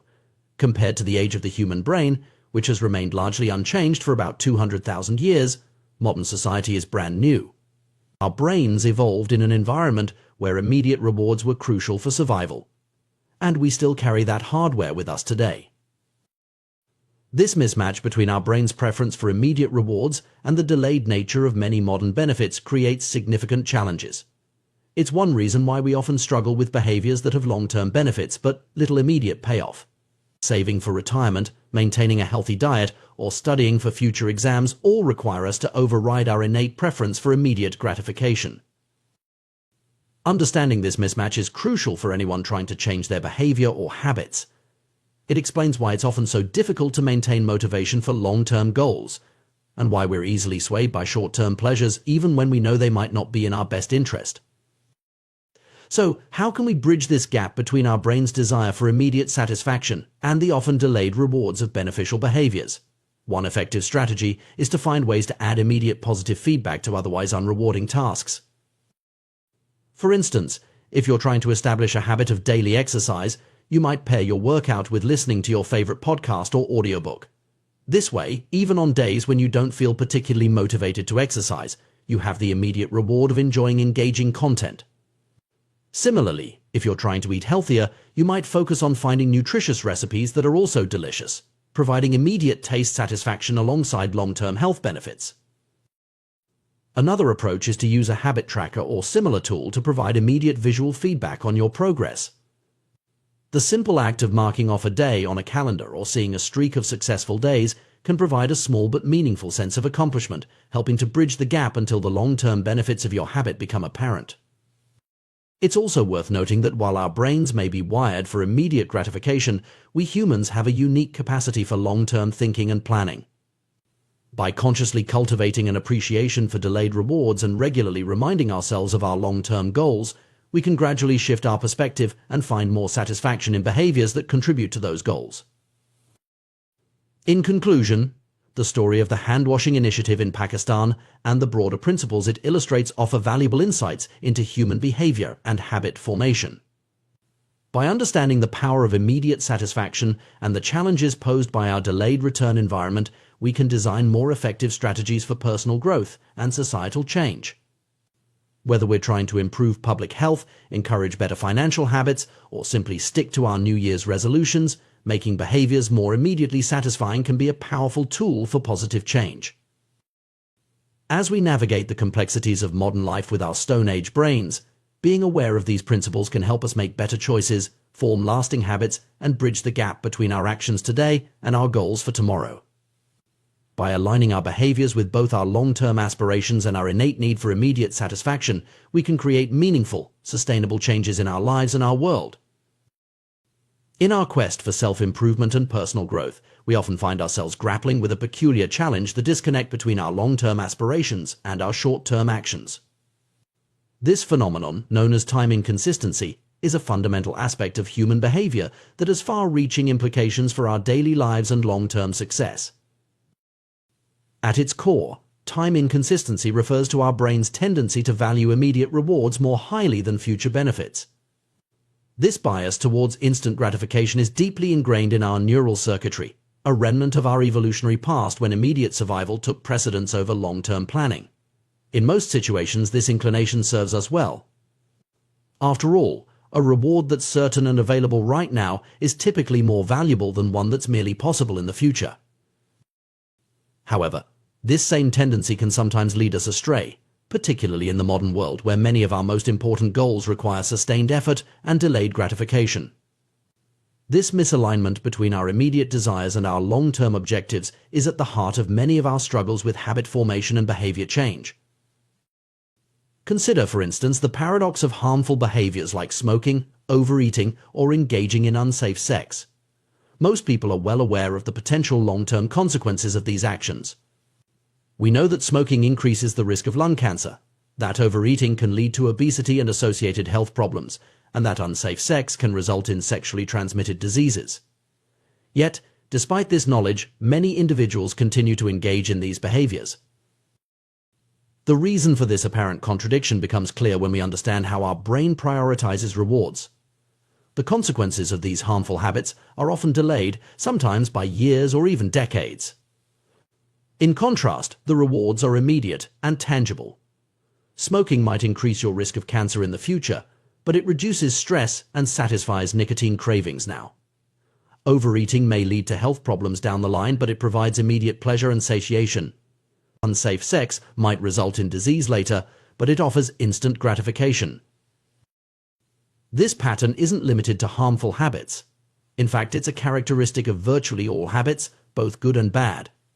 Every habit produces multiple outcomes across time, but these outcomes are often misaligned. With detrimental habits, the immediate outcome is usually pleasurable, while the ultimate outcome is negative. Conversely, with beneficial habits, the immediate experience is often unenjoyable, but the long-term results are positive. Take exercise, for example. The immediate experience of working out can be uncomfortable, even painful. Your muscles ache, you're out of breath, and you might prefer to be relaxing on the couch. However, the long-term benefits of regular exercise, improved health, increased energy, better mood are substantial. The challenge lies in overcoming the immediate discomfort to reap these future rewards. This misalignment of outcomes across time creates a significant hurdle for behavior change. When we make plans to improve ourselves, whether it's losing weight, writing a book, or learning a new language, we're essentially making plans for our future selves. In these moments of planning, it's easy to see the value in actions that have long-term benefits. We all want better lives for our future selves, after all. However, when the moment of decision arrives, we're no longer choosing for that idealized future self. Instead, we're choosing for our present self, who craves comfort, pleasure, and immediate satisfaction. This is why relying solely on good intentions is rarely effective for long-term behavior change. The brain's bias towards the present moment is simply too strong. Understanding this tendency can help explain many of the seemingly irrational choices we make in our daily lives. It's why we might choose to watch TV instead of studying, even though we know studying will lead to better grades. It's why we might grab fast food instead of cooking a healthy meal, even though we're trying to eat better. In each of these moments, the allure of immediate gratification overpowers our longer-term goals. This preference for instant gratification reveals an important truth about success. Most people spend their days chasing quick hits of satisfaction. the path less traveled is the road of delayed gratification. If you're willing to wait for rewards, you'll often face less competition and potentially reap greater benefits. As the saying goes, the last mile is always the least crowded. Research consistently supports this idea. Studies have shown that individuals who are better at delaying gratification tend to have higher SAT scores, lower levels of substance abuse, lower likelihood of obesity, better responses to stress, and superior social skills. We've all observed this play out in our own lives. The student who resists the temptation to procrastinate and completes their assignments on time generally achieves better grades. The individual who forgoes purchasing junk food at the grocery store often maintains a healthier diet at home. At some point, success in nearly every field requires the ability to ignore an immediate reward in favor of a delayed, but ultimately more significant reward. This is true whether you're an athlete training for a competition, an entrepreneur building a business, or a writer working on a novel. The ability to delay gratification is a crucial skill for achieving long-term success. However, it's important to note that while delaying gratification is often the wise approach, it's not always easy or intuitive. Our brains are not naturally wired for long-term thinking, and constantly fighting against our instincts for immediate reward can be exhausting and unsustainable. So how can we work with our brain's tendencies rather than against them? The key lies in finding ways to make delayed gratification more appealing and immediate. Here are some strategies that can help. 1. Add immediate pleasure to long-term beneficial habits. Find ways to make habits with delayed rewards more immediately enjoyable. If you're trying to exercise more, pair your workout with listening to your favorite podcast or audiobook. This way you get an immediate reward enjoying the content along with the long-term benefits of exercise. 2. Add immediate consequences to harmful habits. Similarly, try to associate immediate, small negative consequences with habits you're trying to break. If you're trying to cut back on social media use, for example, you could commit to doing 10 push-ups every time you catch yourself mindlessly scrolling. 3. Use visual cues and tracking. Our brains respond well to visual feedback. Use habit trackers or charts to give yourself an immediate sense of accomplishment when you stick to a good habit. The satisfaction of marking off a day on a calendar can be a powerful motivator. 4. Create artificial milestones. Break long-term goals into smaller, more immediate targets. If you're saving for a big purchase, celebrate hitting smaller savings milestones along the way. 5. Practice mindfulness and visualization regularly. Take time to vividly imagine the long-term benefits of your good habits. This can help make those future rewards feel more real and immediate. 6. Use commitment devices. These are strategies where you make it more difficult or costly to engage in bad habits. For example, you might give a friend money to hold and only return if you meet your goal. 7. Reframe the immediate experience. Instead of focusing on the discomfort of a challenging habit, try to find aspects of the immediate experience to appreciate. For example, instead of dwelling on the physical strain of exercise, focus on the sense of accomplishment or the endorphin rush. 8. Create a reward system. Set up a system where you give yourself small, immediate rewards for sticking to your long-term habits. These rewards don't have to be large or costly. The key is that they're immediate and consistently applied. One particularly effective strategy is to turn instant gratification to your advantage by using a technique called reinforcement. This involves providing yourself with an immediate reward for completing a desired behavior. The key here is to make the reward instant and directly tied to the habit you're trying to build. For example, if you're trying to build a habit of daily meditation, you might reward yourself with a small piece of dark chocolate immediately after each session. The taste of the chocolate becomes an immediate, positive reinforcement for your meditation practice. Over time, your brain begins to associate meditation with this pleasant reward, making it easier to stick to the habit. This approach can be especially helpful when dealing with habits of avoidance behaviors you want to stop doing. It can be challenging to feel satisfied when you're simply not doing something, like not buying unnecessary items or not drinking alcohol. In these cases, you can create a system that makes the avoidance visible and rewarding. For instance, you could open a savings account labeled for something you want, like dream vacation or new guitar. Every time you successfully avoid a temptation, say, not buying that unnecessary gadget or skipping that expensive night out, you transfer the money you would have spent into this account. This way, you're turning the act of not doing something into a positive, but visible action. You're essentially creating a loyalty program for yourself, where your points accumulate towards something you genuinely want. This strategy not only provides immediate satisfaction but also helps to reframe the experience of avoiding temptation. Instead of feeling deprived, you feel like you're actively working towards a goal. The immediate reward of seeing your savings grow feels much better than the nebulous sense of having resisted a temptation. It's worth noting that while these strategies can be highly effective, they're not magic bullets. Changing ingrained habits and overcoming our natural bias towards immediate gratification is a challenging process that requires patience, persistence, and self-compassion. It's normal to struggle and occasionally give in to temptation. The key is to view these moments not as failures, but as opportunities to learn and adjust your approach. Moreover, it's crucial to remember that delayed gratification isn't always the right choice. Sometimes, immediate experiences are valuable in their own right. The key is to find a balance that aligns with your values and long-term goals while still allowing for present enjoyment. In conclusion, understanding the concept of time inconsistency and our brain's bias towards immediate rewards can be a powerful tool in our quest for personal growth and habit formation.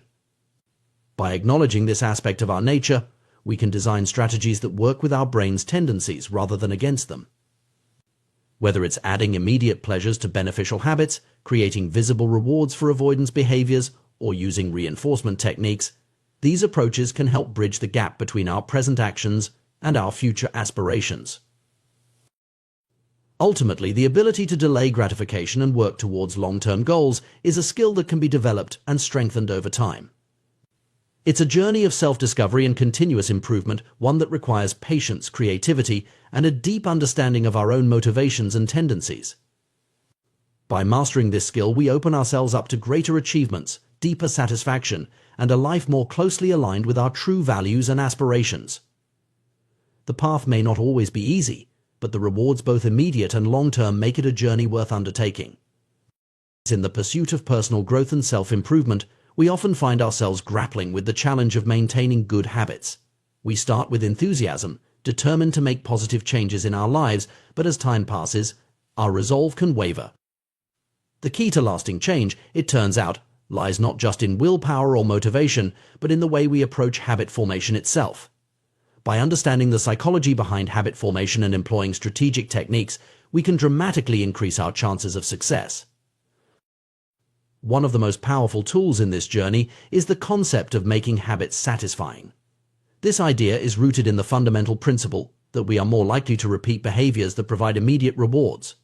Our brains are wired to seek pleasure and avoid pain, and this instinct plays a crucial role in shaping our habits. However, there's a catch. Many of the habits we want to cultivate, like exercising regularly, eating healthily, or saving money, don't provide immediate gratification. Their benefits are often delayed, sometimes by months or even years. This delay can make it challenging to stick with these habits, especially when we're faced with more immediately rewarding alternatives. To overcome this challenge, we need to find ways to make our desired habits more immediately satisfying. This doesn't mean compromising on our long-term goals, but rather finding ways to bridge the gap between the present action and the future reward. One effective strategy is to create a system of short-term rewards that align with your long-term goals. For instance, if you're trying to exercise more, you might reward yourself with a relaxing bath or an episode of your favorite show after each workout. The key is to choose rewards that reinforce your desired identity rather than conflicting with it. If your goal is to improve your health, rewarding yourself with unhealthy food after exercising would be counterproductive. Instead, choose rewards that align with your vision of becoming a healthier person.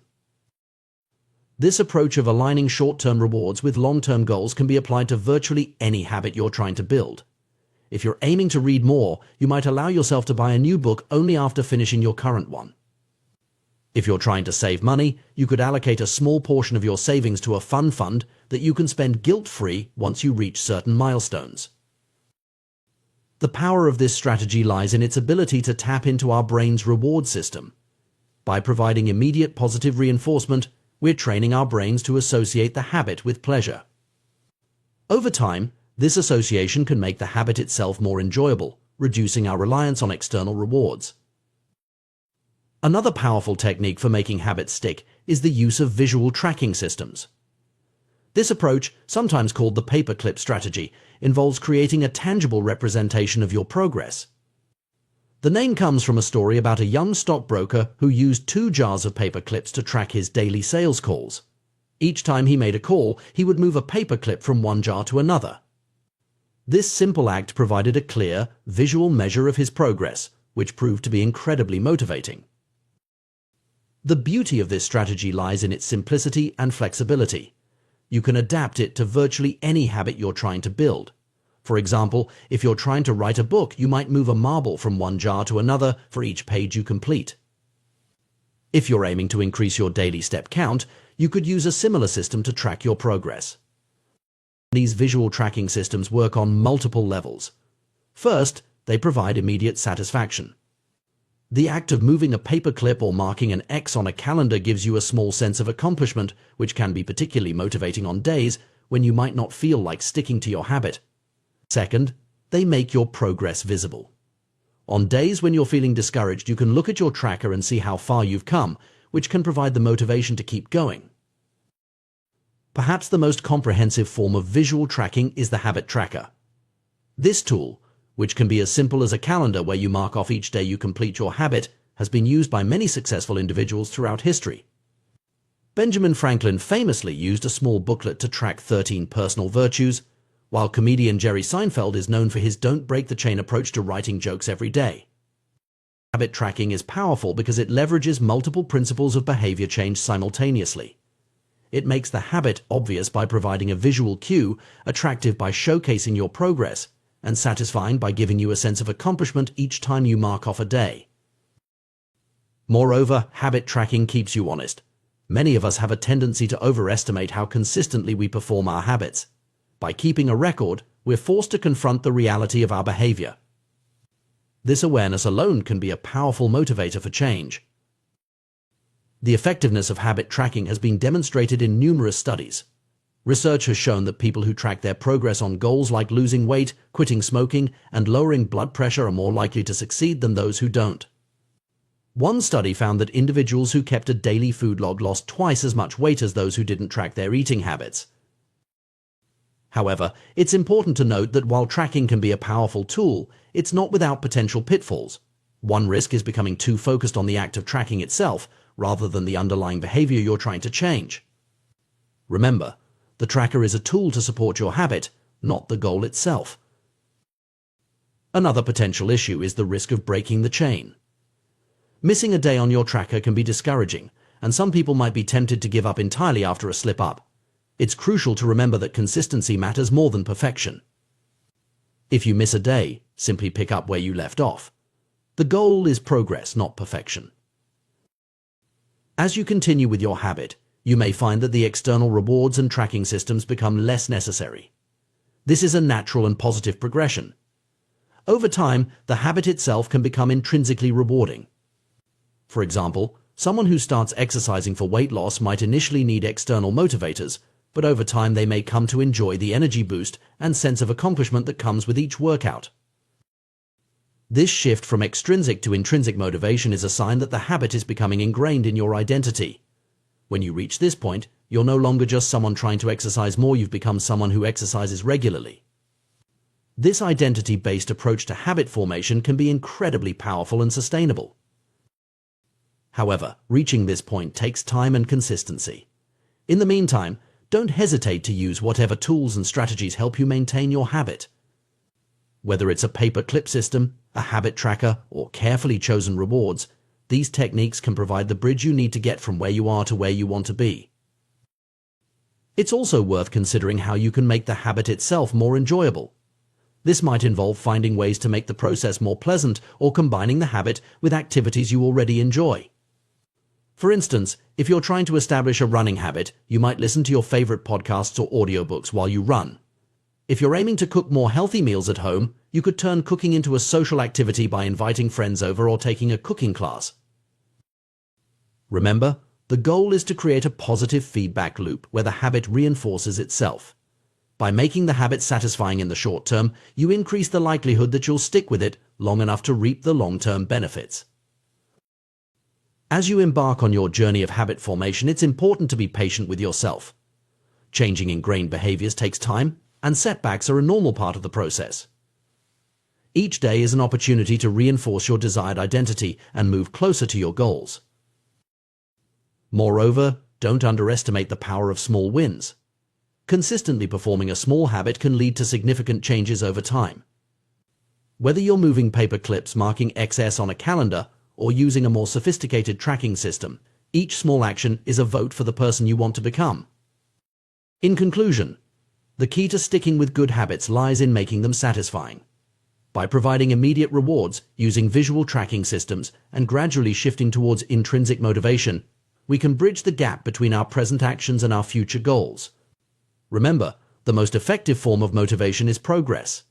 By making your progress visible and rewarding, you create a positive feedback loop that can sustain your habits over the long term. As you apply these strategies, you may find that building good habits becomes not just easier, but enjoyable. And that, perhaps, is the greatest satisfaction of all, the realization that you're not just doing things differently, but becoming the person you aspire to be. So start small, track your progress, celebrate your wins, and watch as your habits transform not just your actions, but your identity. In the quest for personal growth and self-improvement, we often find ourselves grappling with the challenge of maintaining good habits. While starting a new habit can be exciting, the real test lies in consistently following through day after day, week after week. This is where the power of habit tracking comes into play, offering a simple yet effective tool to reinforce positive behaviors and keep us on track towards our goals. Habit tracking, at its core, is about making progress visible. It's a way of creating a tangible record of our efforts, transforming abstract goals into concrete actions. This visibility serves multiple purposes, each contributing to the overall effectiveness of the habit-building process. First and foremost, tracking creates a visual cue that reminds us to act.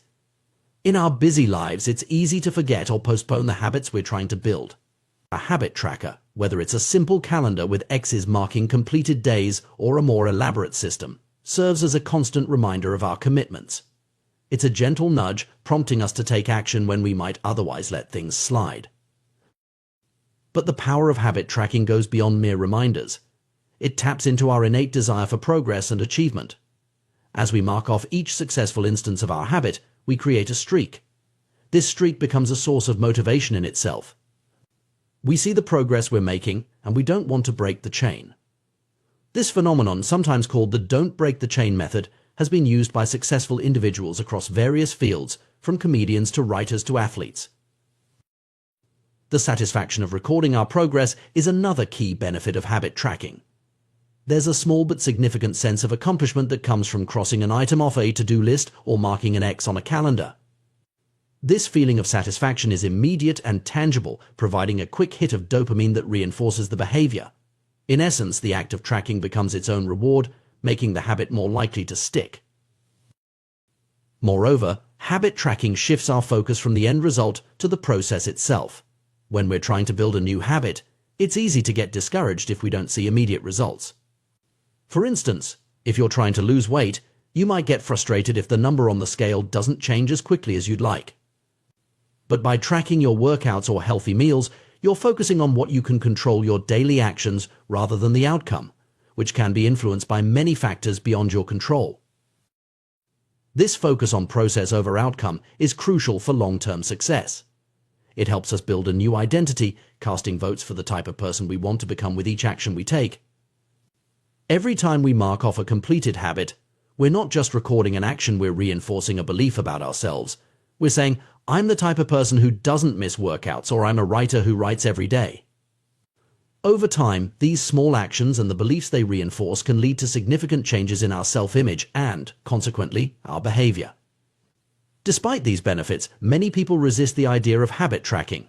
It can feel like an additional burden, adding another task to our already busy lives. Some worry that it will take too much time or that they'll forget to do it. Others may feel that it's unnecessary, that they should be able to remember to do the habit without needing to track it. These concerns are valid, but they often overlook the long-term benefits of tracking in favor of short-term convenience. While it's true that tracking requires some effort, this investment of time and energy can pay significant dividends in terms of habit adherence and personal growth. That said, it's important to approach habit tracking in a way that works for you. If the idea of manually recording every instance of a habit feels overwhelming, look for ways to automate the process. Many of us are already tracking various aspects of our lives without realizing it. Credit card statements track our spending habits, fitness trackers record our physical activity, and calendar apps log our appointments and commitments. By leveraging these existing data sources and setting up regular review periods, we can gain insights into our behavior without adding much additional work. For habits that do require manual tracking, it's often best to focus on just one or two key behaviors rather than trying to track everything at once. Choose the habits that are most important to you or that you're struggling with the most. By limiting your focus, you increase the likelihood of consistent tracking. Another key to successful habit tracking is to record each instance of the habit immediately after it occurs. This approach, combined with habit stacking linking a new habit to an existing one, can make tracking feel more natural and less of a chore. For example, you might decide to record your workout immediately after putting away your gym bag or log your meditation session right after turning off your meditation app. While consistent tracking can be incredibly powerful, it's important to remember that perfection is not the goal. Life is unpredictable, and there will inevitably be times when our habits get disrupted. The key is not to let these disruptions derail you as completely. One powerful principle to keep in mind is never miss twice if you slip up and miss a day. The most important thing is to get back on track as quickly as possible.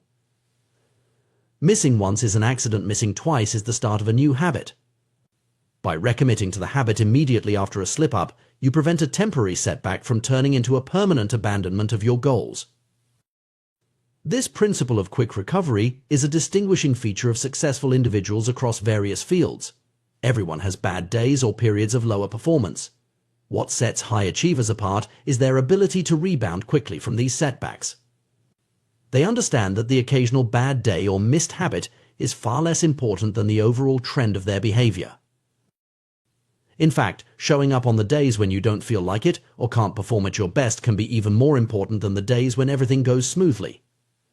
These bad days maintain the compound gains you've accrued from previous good days. Even if you can't do the habit as thoroughly or effectively as you'd like, doing something is always better than doing nothing. It's about maintaining momentum and reinforcing your identity as someone who follows through on their commitments. This approach also helps avoid the all-or-nothing mindset that can be so detrimental to habit formation. Too often, people fall into the trap of thinking that if they can't do something perfectly, they shouldn't do it at all. This black and white thinking can lead to giving up entirely after a small setback. By embracing the idea that something is always better than nothing, we can maintain consistency even when circumstances aren't ideal. While habit tracking can be a powerful tool, it's important to ensure we're tracking the right things.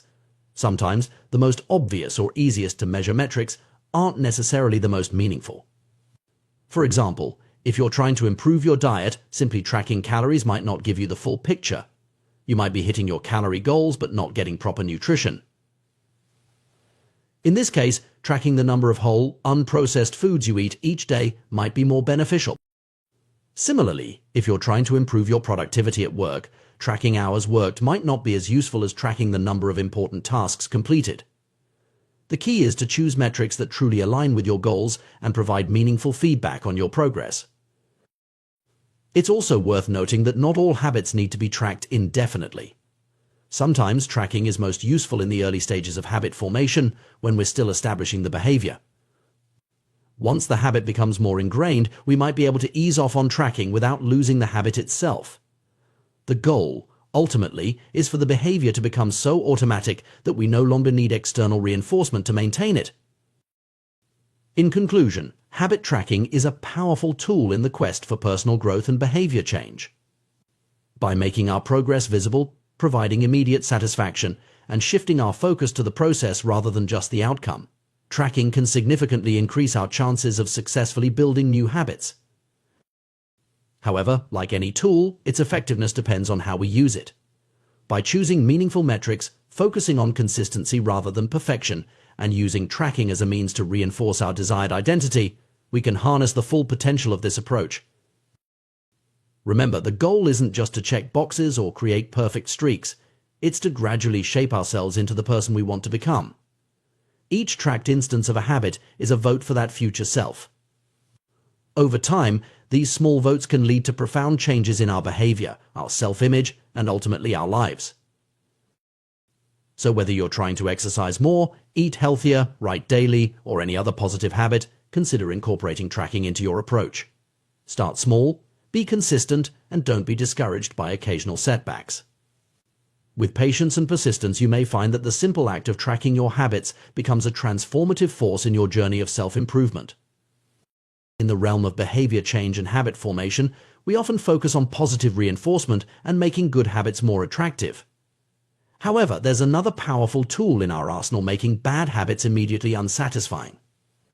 This approach, while less discussed, can be incredibly effective in curbing unwanted behaviors and promoting positive change. The concept is rooted in our innate tendency to avoid pain and discomfort. Just as we're more likely to repeat experiences that end on a satisfying note, we're equally inclined to avoid experiences that conclude with discomfort or pain. This principle can be harnessed to great effect in our quest for self-improvement and behavioral change. Consider the story of Roger Fisher, a Harvard Law School professor who specialized in negotiation and conflict management. In the 1970s and 1980s, as the threat of nuclear war loomed large, Fisher proposed an unconventional idea to prevent hasty decisions about nuclear launches. He suggested implanting the nuclear launch codes in a volunteer's chest right next to their heart. The president, if ever deciding to launch nuclear weapons, would first have to physically kill this volunteer to access the codes. Fisher's proposal, while extreme, illustrates a profound point about human behavior. By making the act of launching nuclear weapons viscerally and immediately painful, it would force decision-makers to confront the reality of their actions in a way that abstract numbers and distant consequences never could. The immediacy and personal nature of the pain would serve as a powerful deterrent. This principle extends far beyond hypothetical scenarios about nuclear war. It applies to our everyday lives and habits in numerous ways. Pain, both physical and emotional, is an incredibly effective teacher. When failure or mistakes result in immediate and tangible pain, we're quick to learn and adapt. This is why a plumber strives for excellence in their work. The threat of a bad review or lost business is an immediate and costly consequence of poor performance. Similarly, restaurants maintain high standards because the possibility of customers never returning is a constant, immediate threat. In fields where the stakes are even higher, such as surgery, the immediate and severe consequences of mistakes drive professionals to master their craft with utmost precision. The cost of cutting the wrong blood vessel is so high and immediate that surgeons are motivated to achieve exceptional levels of skill and care. The key here is the immediacy of the consequence. When the pain or cost of an action is delayed, it's easier to ignore or discount. This is why many harmful habits persist. The negative consequences are often far removed in time from the behavior itself. Smoking might lead to lung cancer, but not immediately. Overeating doesn't instantly result in obesity. The delay between action and consequence makes it easier for us to persist in behaviors we know are harmful in the long run. To leverage this principle for positive change, we need to find ways to make the consequences of bad habits more immediate and tangible. This could involve creating artificial consequences or finding ways to bring long-term effects into the present moment. For instance, some people use apps that donate money to causes they dislike every time they break a commitment to exercise. The immediate financial pain serves as a powerful motivator. However, it's crucial to note that for this approach to be effective, the strength of the consequence must match the relative strength of the behavior it's trying to correct. A minor inconvenience won't be enough to deter a deeply ingrained habit. The cost of procrastination must outweigh the perceived benefit of putting things off. The discomfort of exercise must be less than the pain of remaining sedentary. Moreover, the consequences need to be reliably enforced. Inconsistent enforcement can lead to a gambling mentality where individuals take chances on avoiding punishment. This is why consistent, immediate feedback is so crucial in habit formation and behavior change. One effective way to implement this strategy is through the use of habit contracts. A habit contract is an agreement you make with yourself or others that spells out the consequences of failing to stick to a desired behavior. These contracts can be particularly powerful when they involve other people, adding a layer of social pressure and accountability. For example, you might create a contract with a friend stating that if you don't go to the gym 3 times a week, you have to pay them $50. or you could agree to perform an unpleasant chore if you fail to meet your writing goals for the week. The key is to make the consequence immediate and unpleasant enough that you're motivated to avoid it. Habit contracts work because they bring the pain of failure into the present moment. Instead of worrying about abstract long-term consequences, you're faced with a concrete, immediate cost for not following through. This immediacy can be a powerful motivator, especially in the early stages of habit formation when the long-term benefits aren't yet apparent. However, it's important to use this strategy judiciously. While making bad habits painful can be effective, it's not always the most sustainable or healthy approach in the long term. Ideally, as you progress in your habit formation journey, you should be able to transition from avoiding pain to seeking pleasure in the habit itself. Moreover, it's crucial to strike a balance. If the consequences you set for yourself are too severe, you might find yourself avoiding the situation entirely rather than facing the possibility of failure. The goal is to create enough discomfort to motivate change, but not so much that it becomes paralyzing. Another consideration is the potential for unintended consequences. Sometimes, focusing too much on avoiding negative outcomes can create anxiety or stress that's counterproductive to your goals. It's important to monitor your emotional state and adjust your approach if you find that the fear of consequences is becoming overwhelming. Additionally, while immediate consequences can be powerful motivators, they shouldn't completely replace an understanding of the long-term impacts of our actions. Ideally, the immediate consequences we create for ourselves should serve as reminders or proxies for the more distant effects we're trying to avoid or achieve. It's also worth noting that different people respond differently to various types of motivation. While some individuals might find the threat of immediate negative consequences highly motivating, others might respond better to positive reinforcement or intrinsic motivation. It's important to know yourself and what works best for you. In some cases, combining immediate consequences with positive reinforcement can be particularly effective. For instance, you might set up a system where you face a small penalty for missing a workout, but also reward yourself for completing a full week of exercise. This balanced approach can help create a more sustainable and enjoyable path to habit formation. When implementing this strategy, it can be helpful to start small. Begin with minor habits and relatively mild consequences. As you become more comfortable with the process and start seeing results, you can gradually increase the stakes for more significant habits. Remember, the ultimate goal is not to live in constant fear of punishment, but to use this tool as a stepping stone towards intrinsic motivation. Over time, as habits become more ingrained and the benefits become more apparent, the need for external consequences should diminish. It's also important to be compassionate with yourself. Everyone slips up sometimes, and the occasional failure doesn't negate all your progress. The purpose of immediate consequences is to provide feedback and motivation, not to punish yourself excessively. In conclusion, while making good habits attractive and satisfying is crucial, we shouldn't overlook the power of making bad habits immediately unsatisfying. By bringing the consequences of our actions into the present moment, we can create a powerful impetus for change. Whether through habit contracts, accountability partners, or other creative methods, finding ways to make the cost of bad habits immediate and tangible can be a game changer in our pursuit of personal growth and positive change. However, this approach should be used thoughtfully and in conjunction with other strategies for habit formation. The goal is not to create a life ruled by fear of consequences, but to use this tool as a stepping stone towards building habits that are intrinsically rewarding and aligned with our long-term goals. By understanding and leveraging the power of immediate consequences, we can create an environment that supports our desired behaviors and helps us become the people we aspire to be. The power of habits in shaping our lives cannot be overstated. From the mundane daily routines to life-changing behaviors, habits form the backbone of our existence. One of the most striking examples of habit formation on a societal scale is the adoption of seatbelt usage in the United States. In just a few decades, we witnessed a dramatic shift from a time when most people didn't wear seatbelts to a present where the vast majority of Americans buckle up every time they get in a car. This transformation wasn't just a matter of individual choice, it was largely driven by legislation and the creation of a new social contract. The seatbelt story illustrates how governments can use laws and regulations to influence collective behavior. By mandating seatbelt use and enforcing penalties for non-compliance, states effectively reshape the habits of millions. This approach leverages the power of social contracts agreements we make as a society to follow certain rules for the common good. Similar strategies have been employed to address other public health and safety concerns, such as smoking bans in restaurants and mandatory recycling programs.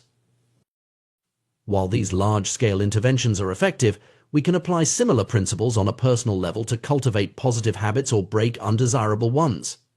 Enter the concept of a habit contract, a formalized agreement with yourself and others to hold you accountable for your behavior. This approach recognizes that sometimes willpower alone isn't enough to overcome ingrained patterns or resist temptation.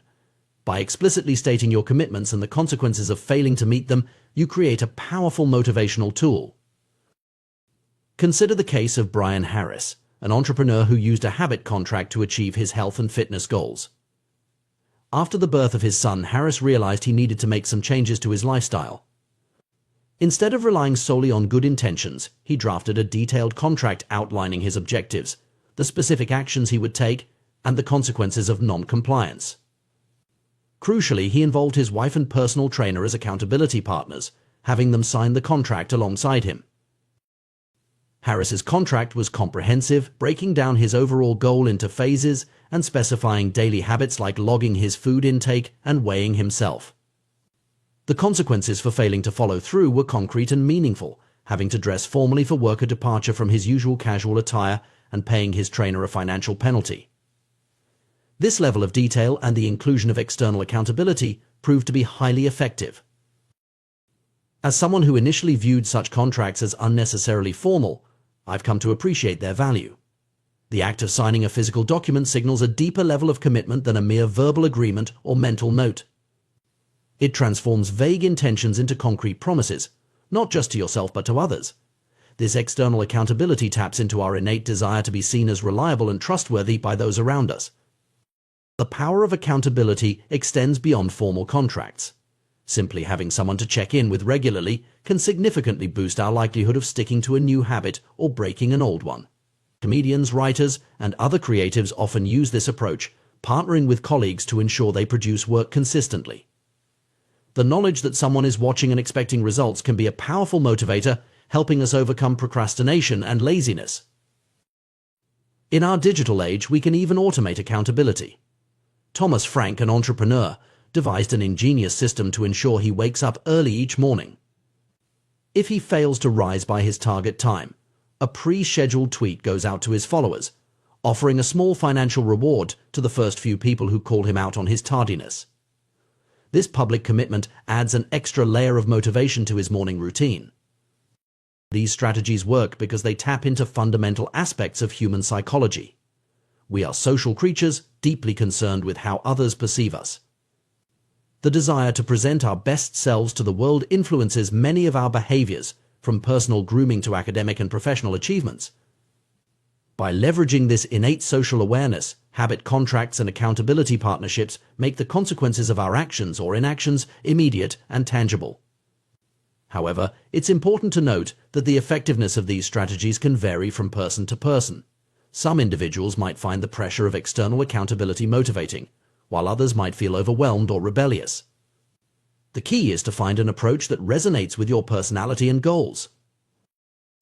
Moreover, while consequences and accountability are powerful tools, they shouldn't be the only factors driving habit formation.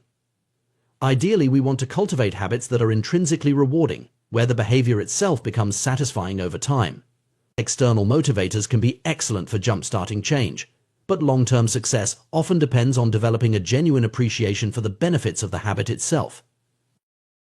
As we consider the broader implications of habit formation, it's worth reflecting on the interplay between individual choices and societal norms. The seatbelt example demonstrates how personal habits can be shaped by collective agreements and expectations. At the same time, widespread individual adoption of certain behaviors can lead to shifts in social norms and even policy changes. This dynamic relationship between personal habits and societal trends highlights the importance of thoughtful habit cultivation. The choices we make in our daily lives not only affect our individual well-being, but can contribute to larger social movements and cultural shifts. By being intentional about the habits we develop, we have the potential to influence not just our own lives but the world around us. The science of habit formation has come a long way in recent years, offering insights into the mechanics of behavior change. We now understand that habits are formed through a loop of cue, routine, and reward.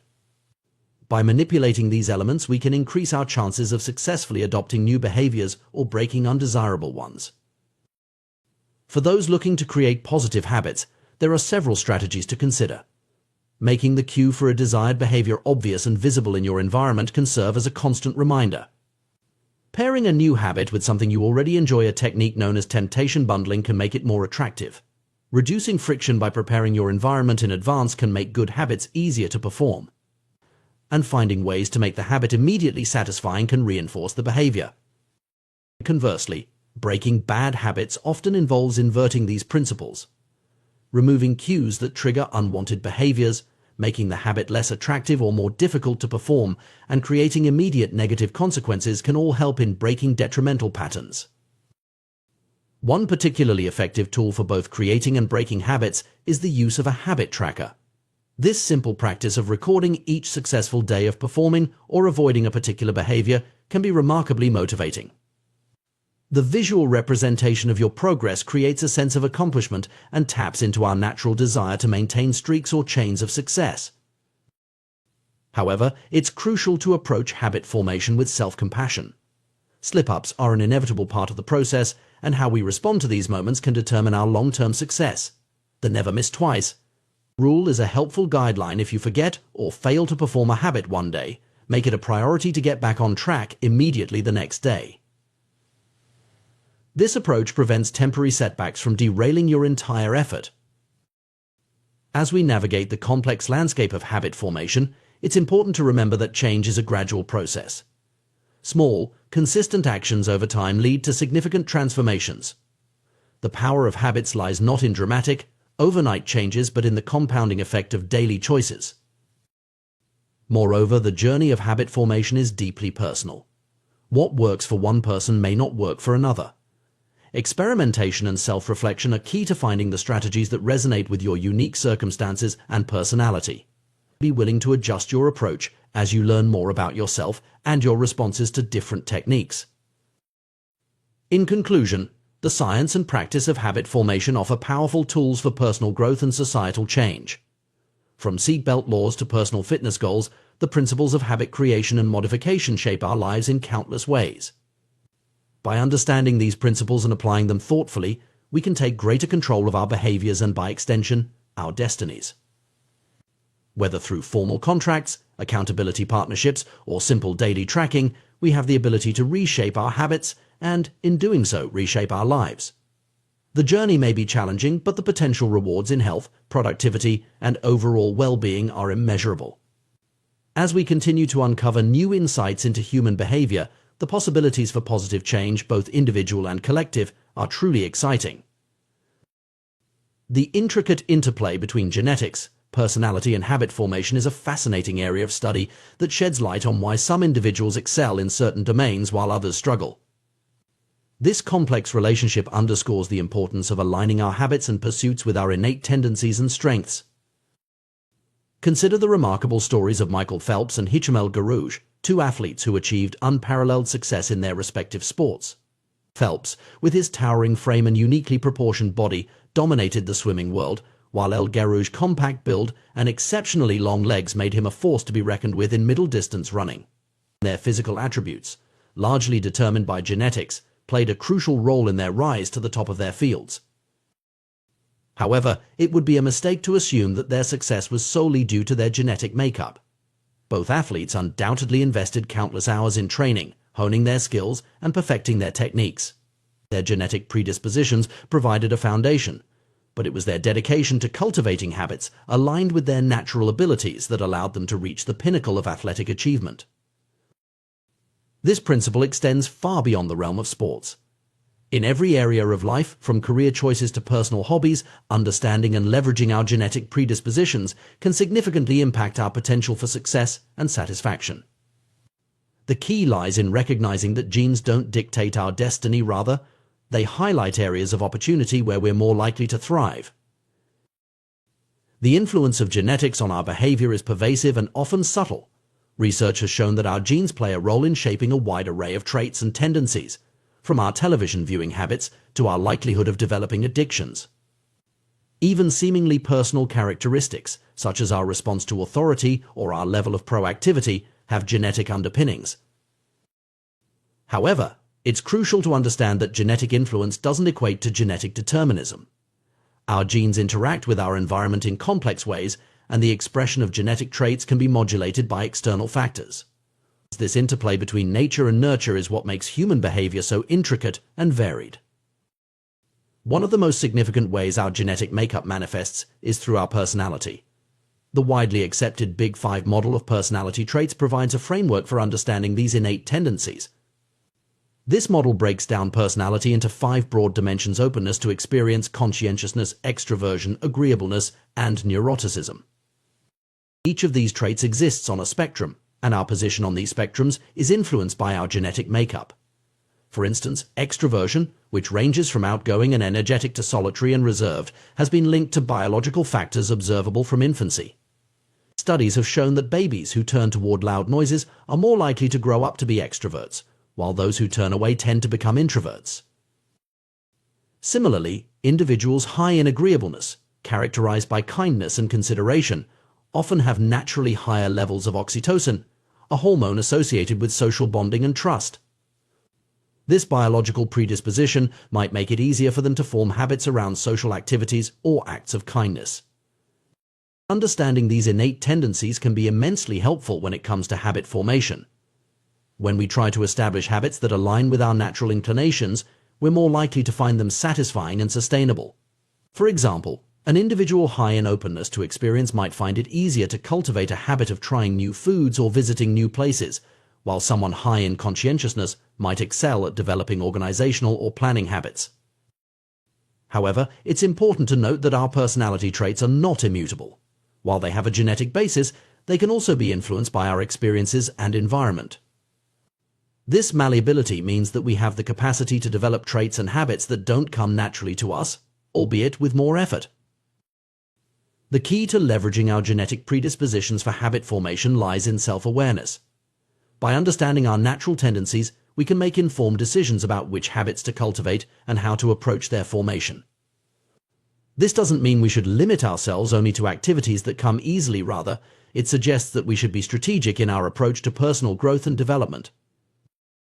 For instance, if you know you're naturally high in neuroticism, you might find it particularly beneficial to develop habits around stress management and mindfulness. These practices could help mitigate the anxiety and sensitivity associated with this trait. Conversely, if you're low in conscientiousness, you might need to put extra effort into creating systems and routines to support habits related to organization and time management. The concept of aligning our habits with our genetic predispositions also has implications for how we approach skill development and career choices. Just as Michael Phelps was uniquely suited for swimming, each of us has areas where our natural abilities give us an edge. Identifying these areas can help us focus our efforts where they're most likely to yield results. However, this doesn't mean we should avoid challenges or give up on areas where we're not naturally gifted. Instead, it suggests that we should be realistic about the effort required to excel in different domains.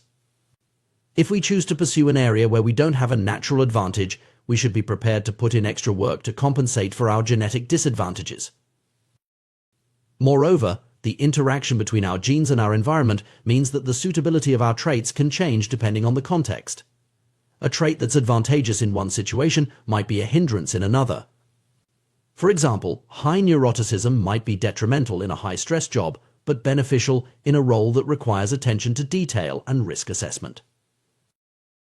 This contextual nature of genetic influence underscores the importance of finding the right environment for our traits to flourish.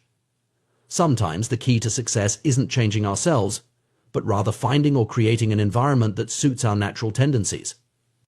This might involve choosing a career that aligns with our personality, seeking out social groups that appreciate our unique qualities, or modifying our physical environment to support our desired habits. It's also worth noting that while our genes influence our behavior, they don't control it entirely.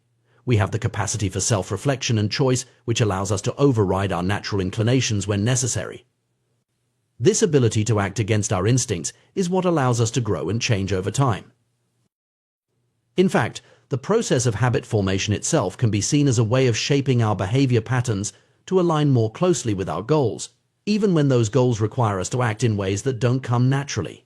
Through consistent practice and reinforcement, we can develop new neural pathways that make desired behaviors more automatic, effectively rewiring our brains over time. This plasticity of the brain highlights an important point. While our genes provide a starting point, our habits and experiences play a crucial role in shaping who we become. The habits we choose to cultivate can enhance our natural strengths, compensate for our weaknesses, and even develop entirely new capabilities. Understanding the role of genetics in habit formation also has implications for how we approach behavior change on a societal level. Public health initiatives, educational policies, and workplace practices could all benefit from a more nuanced understanding of how genetic factors influence behavior. By recognizing the diversity of genetic predispositions within a population, we can design more effective interventions and support systems that cater to a range of natural tendencies. For instance, smoking cessation programs might be more effective if they offer a variety of approaches, recognizing that individuals with different genetic profiles might respond better to different strategies. Similarly, educational systems could be designed to accommodate a wider range of learning styles and personality types, helping each student find the approach that best suits their innate tendencies. As our understanding of genetics and behavior continues to evolve, we're likely to gain even more insights into how our genes shape our habits and tendencies. This knowledge has the potential to revolutionize our approach to personal development, allowing us to craft more effective strategies for growth and change. However, as we delve deeper into this field, it's crucial to maintain a balanced perspective. While genetic factors are important, they are just one piece of the puzzle. Our choices, experiences, and environment all play significant roles in shaping who we are and who we can become. Moreover, we must be cautious about overinterpreting genetic information or using it as an excuse for inaction. The knowledge of our genetic predispositions should empower us to make informed decisions, not limit our aspirations or justify harmful behaviors. In conclusion, the relationship between genetics, personality, and habit formation is a complex and fascinating area of study. By understanding our genetic predispositions, we can make more informed choices about which habits to cultivate and how to approach their formation. We can leverage our natural strengths while also developing strategies to compensate for our weaknesses. At the same time, we must remember that our genes are not our destiny. They provide a starting point, but our habits, choices, and experiences shape who we ultimately become. By combining self-awareness of our genetic tendencies with intentional habit formation, we can work towards becoming the best versions of ourselves, regardless of the hand we were dealt by our DNA. The journey of personal growth and habit formation is a deeply individual one, influenced by the unique interplay of our genes, personality, and environment. By embracing this complexity and approaching our development with curiosity and intention, we can unlock our full potential and lead more fulfilling lives. The journey of personal growth and habit formation is a complex and fascinating process, deeply influenced by our innate tendencies and the environments we find ourselves in. While we often focus on willpower and discipline as the primary drivers of habit change, the reality is far more nuanced. Our genetic makeup, personality traits, and natural inclinations play a significant role in determining which habits we're likely to stick with and excel at. Consider the trait of neuroticism, a personality characteristic that all individuals possess to varying degrees. Those who score high in neuroticism tend to be more anxious and prone to worry. This isn't simply a matter of choice or weakness. Research has linked this trait to increased sensitivity in the amygdala, the brain region responsible for threat detection. Essentially, these individuals are hardwired to be more attuned to potential dangers in their environment. Understanding these innate tendencies doesn't mean we're prisoners of our genes or personalities. Rather, this knowledge empowers us to work with our natural inclinations rather than against them. For instance, a person who scores lower on conscientiousness might struggle with organization and routine. Instead of fighting this tendency, they might benefit more from focusing on environmental design strategies to support their habits. This could involve setting up systems that make desired behaviors easier and undesired ones more difficult.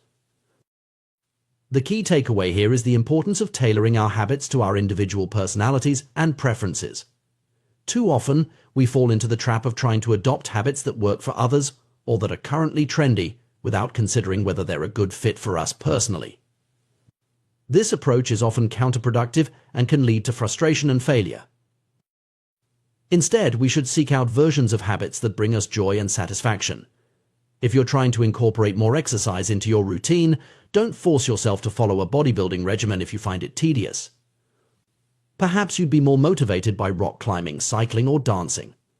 The specific activity matters less than finding something that resonates with you personally. This principle extends to all areas of life. If you're trying to read more, don't feel pressured to tackle dense nonfiction if you find yourself drawn to romance novels or science fiction. The goal is to cultivate the habit of reading the genre as secondary. By choosing activities that naturally appeal to us, we're more likely to stick with them in the long run. However, finding the right habits is only part of the equation. To truly thrive, we need to identify areas where we have a natural advantage, situations where the odds are in our favor. This concept is crucial for maintaining motivation and achieving success. Think about it: when we engage in activities that come easily to us, we're more likely to perform well. This leads to positive feedback, praise, and often tangible rewards like better pay or increased opportunities. This positive reinforcement creates a virtuous cycle, energizing us and propelling us to even greater heights of performance. The challenge, of course, is identifying these areas of natural advantage. Life is short, and we don't have the luxury of trying every possible career, hobby, or skill. This is where the concept of the explore-exploit trade-off comes into play. In the early stages of any new endeavor, whether it's a career, a relationship, or a hobby, there should be a period of exploration. This is the time to cast a wide net, try out different possibilities, and gather information. In relationships, we call this dating. In education, it's the liberal arts approach. In business, it might manifest as split testing or market research. After this initial exploratory phase, the focus shifts to exploiting the best options you've discovered. However, it's crucial to maintain some level of exploration even at this stage. A common rule of thumb is to spend about 80 to 90% of your time and energy on your primary focus, while reserving 10 to 20% for continued exploration and experimentation. This balance isn't fixed; it should be adjusted based on your current situation. If you're succeeding in your chosen area, it makes sense to double down on what's working. If you're struggling, that's a sign to increase your exploratory efforts. The optimal approach also depends on your time constraints.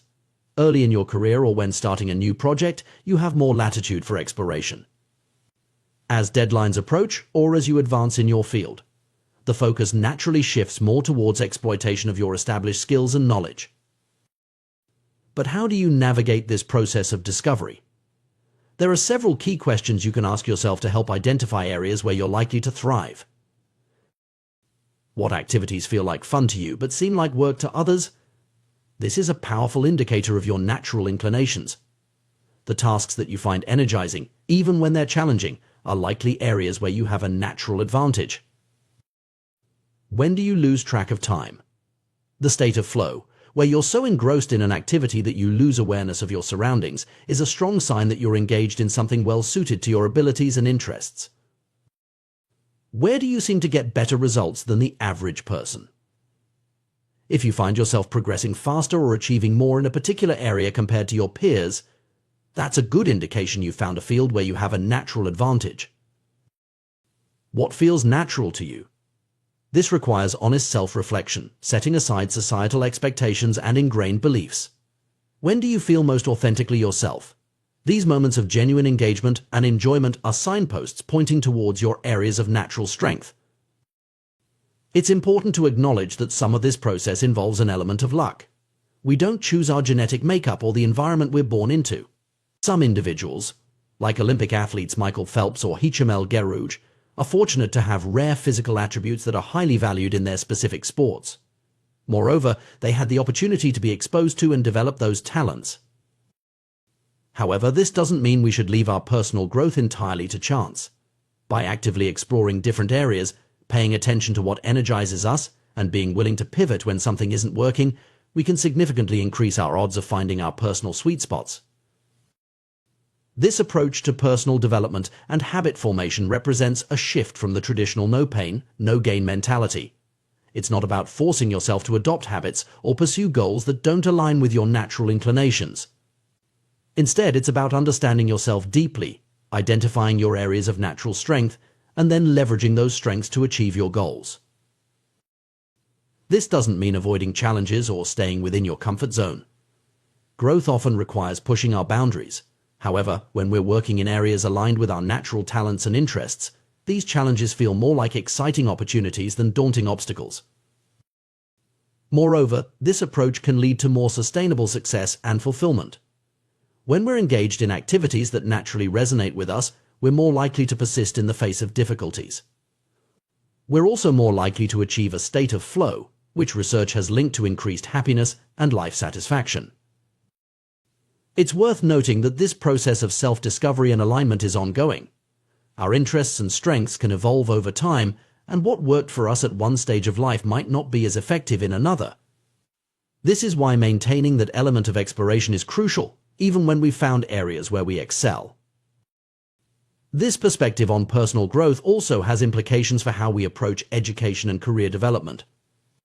Rather than pushing everyone towards a standardized set of skills or career paths, we should be encouraging exploration and helping individuals identify their unique strengths and interests. In the workplace, this might mean allowing employees more flexibility to shape their roles around their strengths, or providing opportunities for people to explore different areas of the business.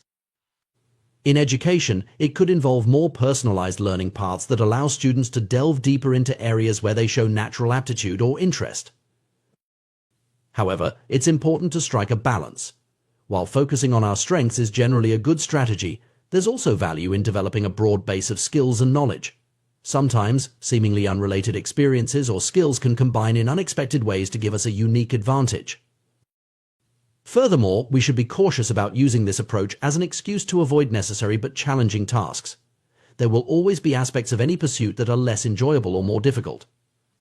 The key is to find a path where the overall balance tilts in favor of activities that energize and engage us. As we navigate this process of aligning our habits and goals with our natural inclinations, it's crucial to remain patient and compassionate with ourselves. Finding our optimal path is rarely a straightforward process. It often involves trial and error, false starts, and occasional setbacks. Remember, the goal isn't perfection but progress. Each experiment, each habit we try, teaches us something about ourselves. Even if a particular habit doesn't stick, the attempt provides valuable information that can guide our future efforts. Moreover, as we become more attuned to our natural strengths and preferences, we often find that our definition of success evolves. Instead of chasing external markers of achievement, we may find ourselves more focused on personal fulfillment and the joy of engaging in activities that truly resonate with us. This shift can have profound implications for our overall well-being. When we're aligned with our natural inclinations, work often feels less like a chore and more like a calling. We're more likely to experience states of flow, which research has linked to increased happiness and life satisfaction.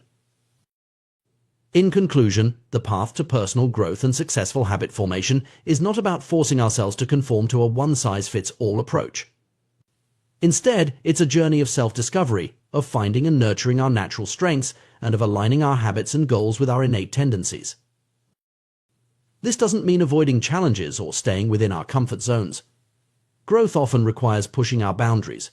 However, when we're working in areas aligned with our natural talents and interests, these challenges feel more like exciting opportunities than daunting obstacles. By understanding our genetic predispositions, personality traits, and areas of natural strength, we can craft a personal development strategy that works with us rather than against us. This approach not only increases our chances of success, but also leads to a more fulfilling and enjoyable journey.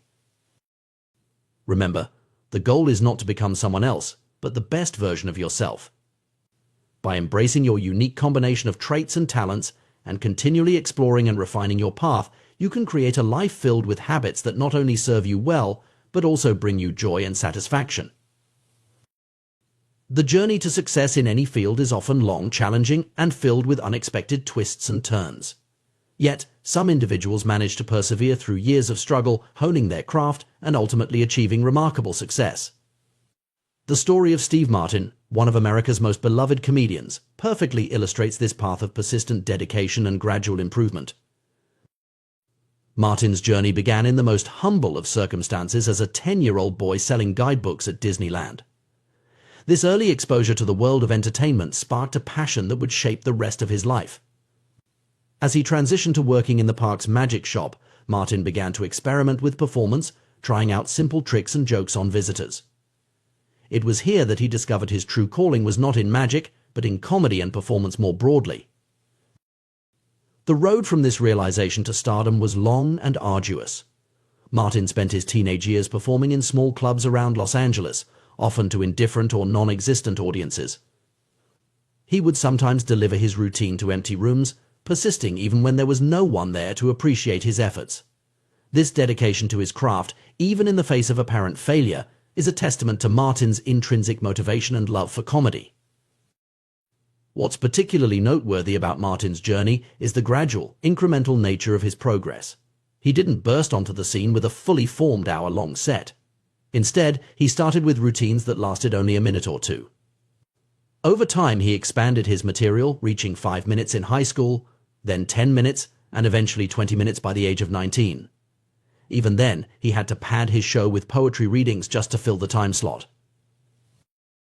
This gradual expansion of his repertoire highlights a crucial aspect of skill development and habit formation: the importance of consistent, incremental progress. Martin didn't try to leap from novice to expert overnight. Instead, he focused on steady improvement, constantly refining and expanding his material. This approach allowed him to build his skills and confidence gradually, avoiding the overwhelming pressure that might have come from trying to create a full-length show right from the start. Martin's persistence is particularly impressive given the nature of stand-up comedy. Few endeavors are as immediately and brutally honest in their feedback as comedy. A joke either lands or it doesn't, and the comedian knows instantly whether they've succeeded or failed. The courage required to face this potential rejection night after night, for years on end, is remarkable. It took nearly 15 years of this dedicated practice and refinement before Martin achieved his breakthrough. When success came, it came in a big way. His tours drew tens of thousands of fans, and he quickly rose to the top of his field. But this overnight success was, in reality, the result of almost 2 decades of persistent effort. Martin's own reflection on his journey is particularly insightful. He describes it as 10 years spent learning, 4 years spent refining, and 4 years as a wild success. This breakdown offers a valuable perspective on the nature of mastery and success. The learning phase, the longest part of the journey, is where the foundational skills are developed. The refining phase is where these skills are honed and polished. Only after these 2 crucial phases does the success phase begin. This pattern of long-term dedication leading to eventual success is not unique to Martin or to comedy. It's a common thread in the stories of many high achievers across various fields. But it raises an important question: why are some people able to stick with their habits and pursuits for years or even decades, while others struggle to stay motivated? The answer lies, in part, in understanding the nature of motivation and how our brains respond to challenges. Research in psychology and neuroscience has consistently shown that humans are most motivated when working on tasks of just manageable difficulty. This concept, sometimes referred to as the Goldilocks rule, suggests that we are most engaged when the challenge we face is neither too easy nor too hard, but just right. When a task is too easy, we quickly become bored. Our brains crave stimulation and growth, and an unchallenging activity fails to provide either. On the other hand, when a task is too difficult, we become frustrated and demotivated. The constant experience of failure without progress is disheartening and can lead to giving up. The sweet spot lies in between these extremes. When we're working on something that stretches our abilities but remains within reach, we enter a state of optimal engagement. This state is often associated with the concept of flow, described by psychologist Mihaly Csikszentmihalyi as a condition of full immersion in an activity characterized by energized focus and enjoyment. In Martin's case, we can see how he intuitively followed this principle throughout his career. He consistently pushed himself to expand his routines and improve his craft, but he did so in manageable increments. Each small success, a new joke that landed well, a slightly longer routine successfully delivered, provided the motivation to continue pushing forward. This approach of seeking just manageable difficulty can be applied to any habit or skill we're trying to develop. Whether it's learning a new language, improving our fitness, or developing a professional skill, the key is to find that sweet spot where we're challenged but not overwhelmed. For example, if you're trying to develop a reading habit, you might start with short articles or novellas rather than diving straight into complex literature. As your reading stamina improves, you can gradually increase the length and complexity of your chosen texts. Similarly, if you're working on improving your physical fitness, you might begin with short, manageable workouts and progressively increase the duration and intensity as your strength and endurance improve. The beauty of this approach is that it creates a self-reinforcing cycle of motivation and improvement. As we successfully navigate challenges at the edge of our abilities, we experience a sense of accomplishment and growth. This positive experience motivates us to continue engaging with the activity, which in turn leads to further improvement. Over time, tasks that once seemed daunting become manageable, allowing us to take on even greater challenges. However, maintaining this optimal level of challenge requires constant adjustment. As we improve at a task, what was once challenging becomes easy. To maintain motivation, we need to continually seek out new challenges that match our growing abilities. This might involve learning new skills, taking on more complex projects, or setting more ambitious goals. In Martin's comedy career, we can see this principle in action. He didn't stop once he could consistently deliver a 5-minute routine. Instead, he continually pushed himself to expand his material, try new comedic styles, and perform for larger audiences. Each new challenge provided fresh motivation and opportunities for growth. This need for continual challenge and growth aligns with another key aspect of long-term motivation: the importance of intrinsic motivation. While external rewards like money, fame, or recognition can provide short-term motivation, sustainable long-term engagement typically comes from intrinsic factors: the personal satisfaction, enjoyment, or sense of purpose we derive from an activity. For Martin, the love of performance and the creative satisfaction of crafting and delivering jokes provided this intrinsic motivation. Even when external success was lacking, when he was performing to empty rooms or uninterested audiences, this internal drive kept him going. Cultivating this kind of intrinsic motivation is crucial for maintaining any long-term habit or pursuit. It involves connecting with the inherent value or enjoyment of the activity itself rather than focusing solely on external outcomes. This might mean focusing on the sense of accomplishment you feel after a workout rather than just the number on the scale, or savoring the process of creating art rather than fixating on selling your work. Another crucial factor in maintaining long-term motivation is the environment we create for ourselves. Our surroundings, both physical and social, can have a profound impact on our ability to stick with our habits and pursuits. In Martin's case, immersing himself in the world of entertainment, first at Disneyland, then in the Los Angeles comedy scene, provided constant exposure to his chosen field and opportunities for practice and improvement. Creating a supportive environment for our habits might involve setting up a dedicated workspace for a creative pursuit, surrounding ourselves with like-minded individuals who share our interests, or removing obstacles that make it difficult to engage in our chosen activity. The goal is to make it as easy as possible to engage in the habit consistently, reducing the reliance on willpower alone. The role of failure and setbacks in the journey of habit formation and skill development is also worth considering. Martin's story includes many moments that could be considered failures: jokes that didn't land, performances to empty rooms. Yet he persisted. This resilience in the face of setbacks is a crucial component of long-term success. Developing this resilience involves reframing how we view failure.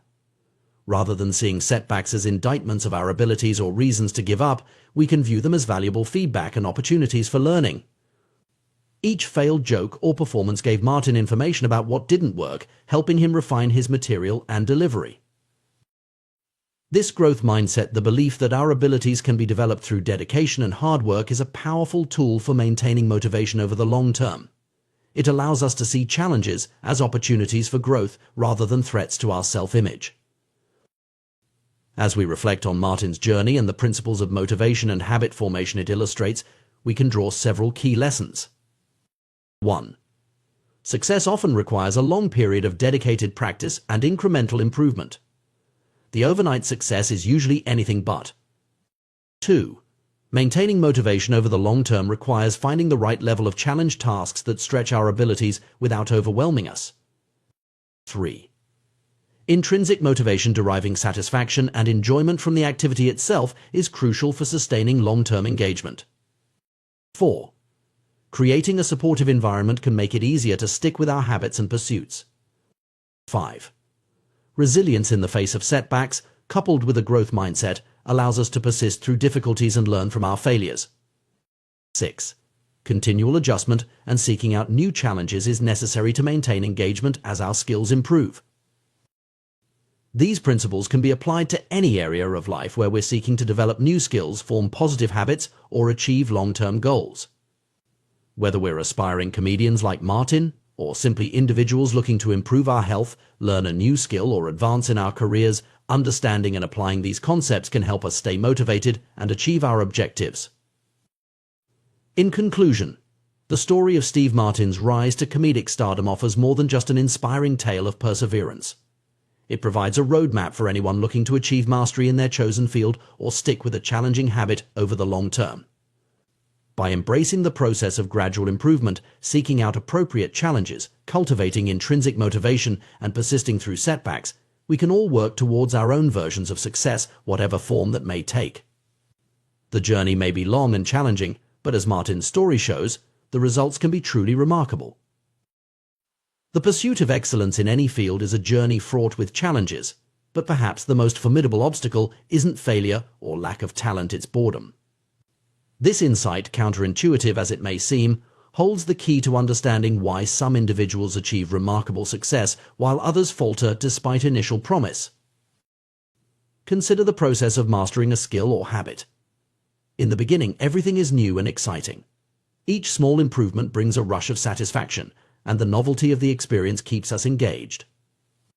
This is the honeymoon phase of skill acquisition, where motivation is high and progress seems rapid. However, as we become more proficient, a curious phenomenon occurs. The very consistency that leads to improvement also breeds familiarity, and with familiarity comes the potential for boredom. The rush of excitement that accompanied our initial efforts begins to fade, replaced by the steady, sometimes monotonous work of continued practice. This is where many people falter. When the initial excitement wears off, it's easy to lose focus or seek out new, more stimulating pursuits. But those who achieve mastery in their chosen fields are those who find ways to push through this plateau of boredom. The key to maintaining motivation in the face of routine lies in understanding what psychologists call the Goldilocks rule. This principle suggests that humans experience peak motivation when engaging in tasks that are right at the edge of their current abilities, not so easy as to be boring, but not so difficult as to be discouraging. Imagine playing a game of tennis. If you're facing an opponent who is significantly less skilled than you, the game quickly becomes tedious. There's no challenge, no excitement. Conversely, if you're up against a professional player who outclasses you in every aspect, the game becomes frustrating and demoralizing. But when you play against someone of similar skill level, something magical happens. The game becomes engaging, challenging, and deeply satisfying. You're pushed to your limits, but victory remains within reach. This is the Goldilocks zone of just manageable difficulty. The concept extends far beyond sports. In any field of endeavor, finding this sweet spot of challenge is crucial for maintaining long-term motivation. It's a delicate balance. Pushed too hard, and you risk burnout; not hard enough, and boredom sets in. Consider the career of a successful comedian. They don't start with hour-long specials in packed arenas. Instead, they begin with short sets in small clubs, gradually expanding their repertoire and tackling more challenging venues. Each step presents a new challenge, keeping the work engaging and pushing the boundaries of their abilities. This principle of incremental challenge is vital in habit formation and skill development. When starting a new habit, it's important to keep things simple and achievable. But once the habit is established, it's equally important to find ways to keep it challenging and engaging. For instance, if you're developing a writing habit, you might start with a goal of writing 100 words a day. As this becomes comfortable, you could increase the word count, tackle more complex topics, or experiment with different styles of writing. The key is to continuously find new challenges that stretch your abilities without overwhelming you. However, even with careful attention to the Goldilocks rule, there will inevitably be times when the work feels monotonous. This is where the true test of mastery begins. The ability to persist through periods of boredom, to continue showing up and putting in the work even when it's not exciting, is what separates the amateurs from the professionals. An elite weightlifting coach once shared a profound insight: at some point it comes down to who can handle the boredom of training every day, doing the same lifts over and over and over. This perspective challenges the common notion that success is all about passion and motivation. While these elements are important, they are not sufficient. True mastery requires the ability to persist even when the initial excitement has faded. This insight is liberating in a way. It means that those who achieve greatness aren't necessarily more passionate or motivated than the rest of us. They simply have developed the ability to push through the periods of boredom and continue their practice regardless of how they feel on any given day. The challenge, then, is to fall in love with boredom. To find satisfaction not just in the exciting moments of breakthrough, but in the quiet, consistent work that leads to those breakthroughs. This doesn't mean that the work should always feel tedious. Indeed, finding ways to inject novelty and challenge into your practice is crucial for long-term engagement. One way to maintain interest is through the concept of variable rewards. This principle, well known in psychology, explains why activities like gambling can be so addictive. When rewards are unpredictable, they create a stronger dopamine response in the brain, enhancing memory recall and accelerating habit formation. While not all habits should or could involve variable rewards, imagine if flossing only sometimes resulted in clean teeth. Understanding this principle can help in designing practices that remain engaging over time. For instance, a fitness routine could incorporate different types of workouts, a reading habit could explore various genres, or a meditation practice could experiment with different techniques. However, it's important to note that novelty alone is not the answer. Jumping from one new thing to another may keep boredom at bay, but it prevents the deep learning and skill development that comes from sustained practice. The key is to find a balance between consistency and novelty to keep the core of the practice steady while finding new challenges within it. This brings us to another crucial point: the importance of identity in maintaining long-term habits. When we tie our habits to our sense of identity, when we see ourselves as the kind of person who does this, we're more likely to persist even when the initial excitement fades. A writer writes, even on days when the words don't flow easily. An athlete trains even when they don't feel particularly energetic. A meditator sits even when their mind feels especially restless. Developing this kind of identity requires a shift in focus from outcomes to processes. Instead of fixating on the end goal, becoming a published author, winning a competition, achieving enlightenment, we learn to find satisfaction in the daily practice itself. This doesn't mean abandoning our aspirations, but rather recognizing that the journey towards them is where the real growth occurs. Moreover, this perspective helps in dealing with the inevitable setbacks and plateaus that occur in any long-term endeavor.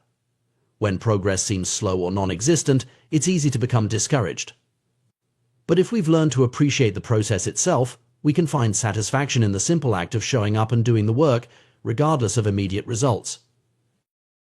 This mindset also helps in managing expectations. Often we have unrealistic ideas about how quickly we should progress or how consistently we should feel motivated. Understanding that boredom and frustration are normal parts of the journey can help us persist through these challenging periods. It's also worth considering the role of community in maintaining long-term motivation.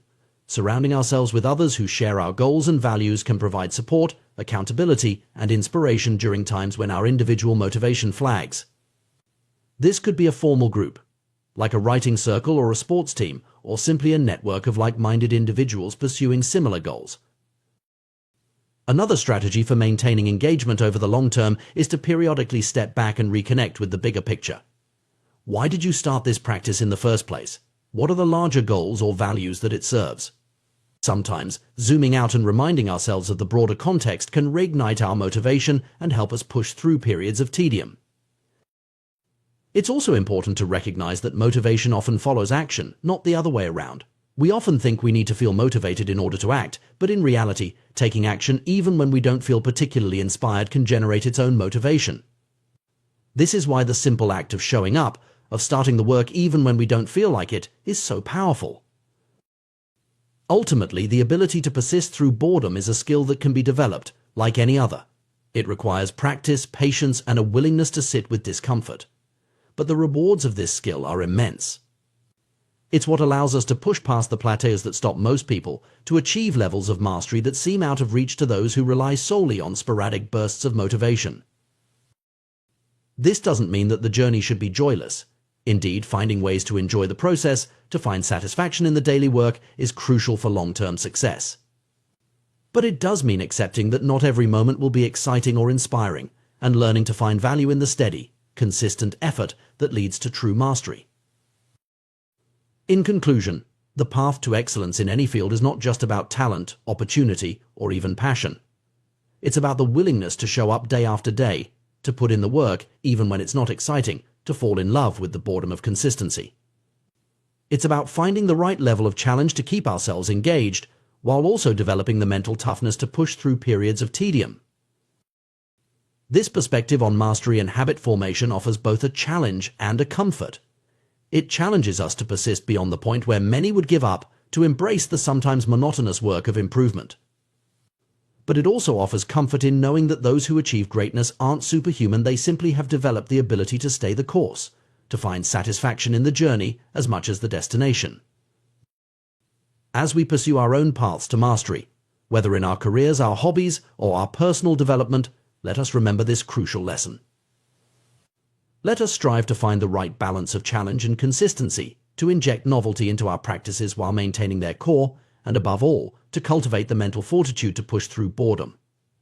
For it is in these quiet moments of persistence, when no one is watching and motivation is low, that true mastery is forged.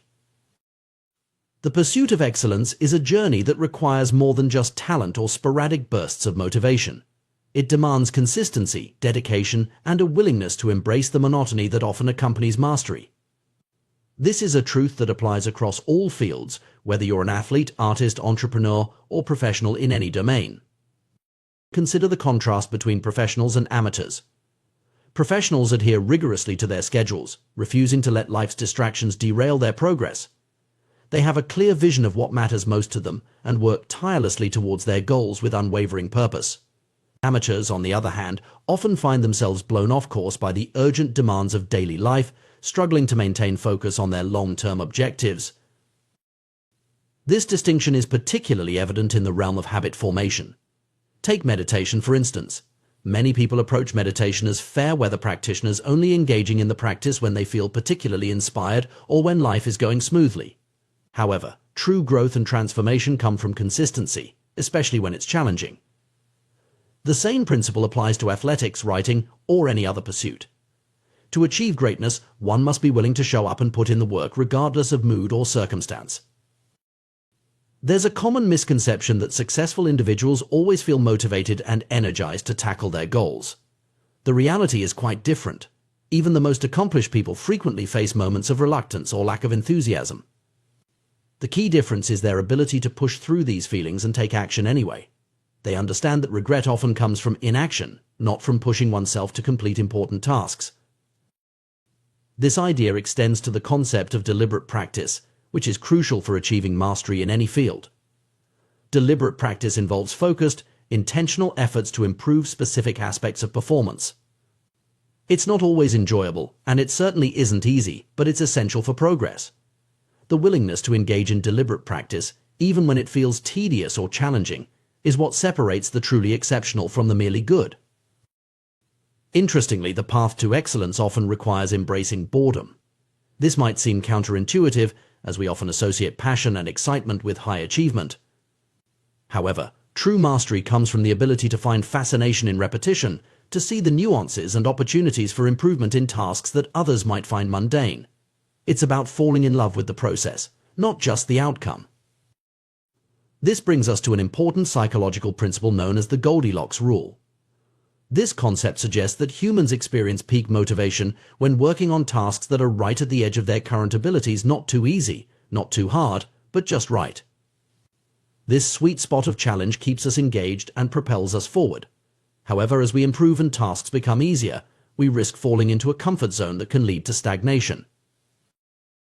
The greatest threat to success, then, is not failure but boredom. As habits become routine, they often become less interesting and less satisfying.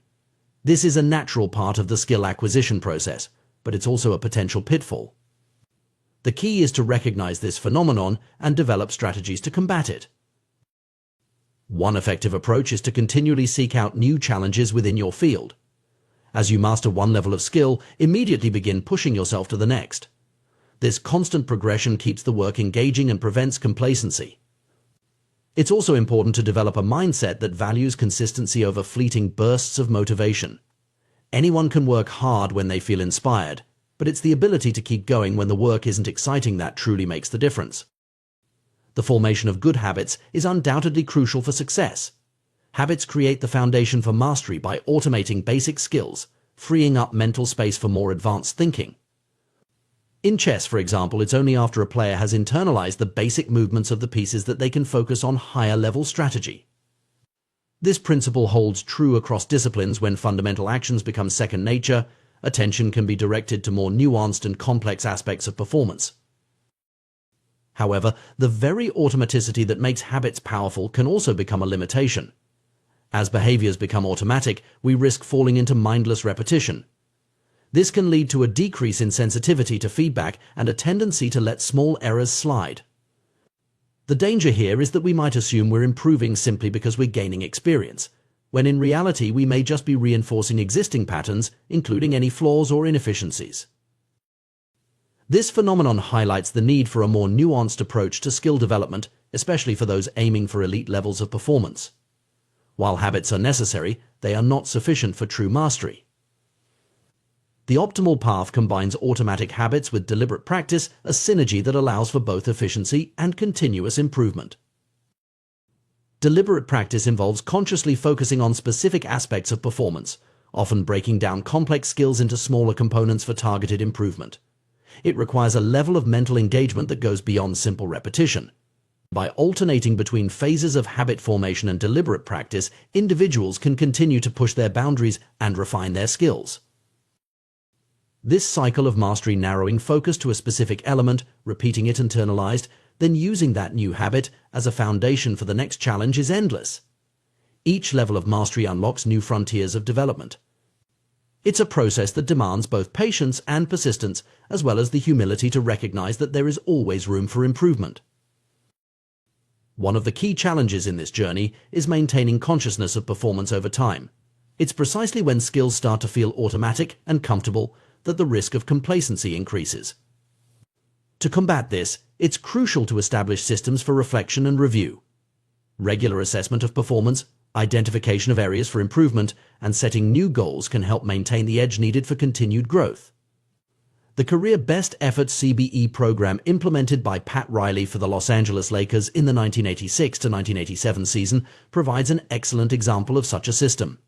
After a disappointing playoff performance that didn't live up to the team's potential, Riley developed a method to track each player's performance metrics and encourage consistent improvement.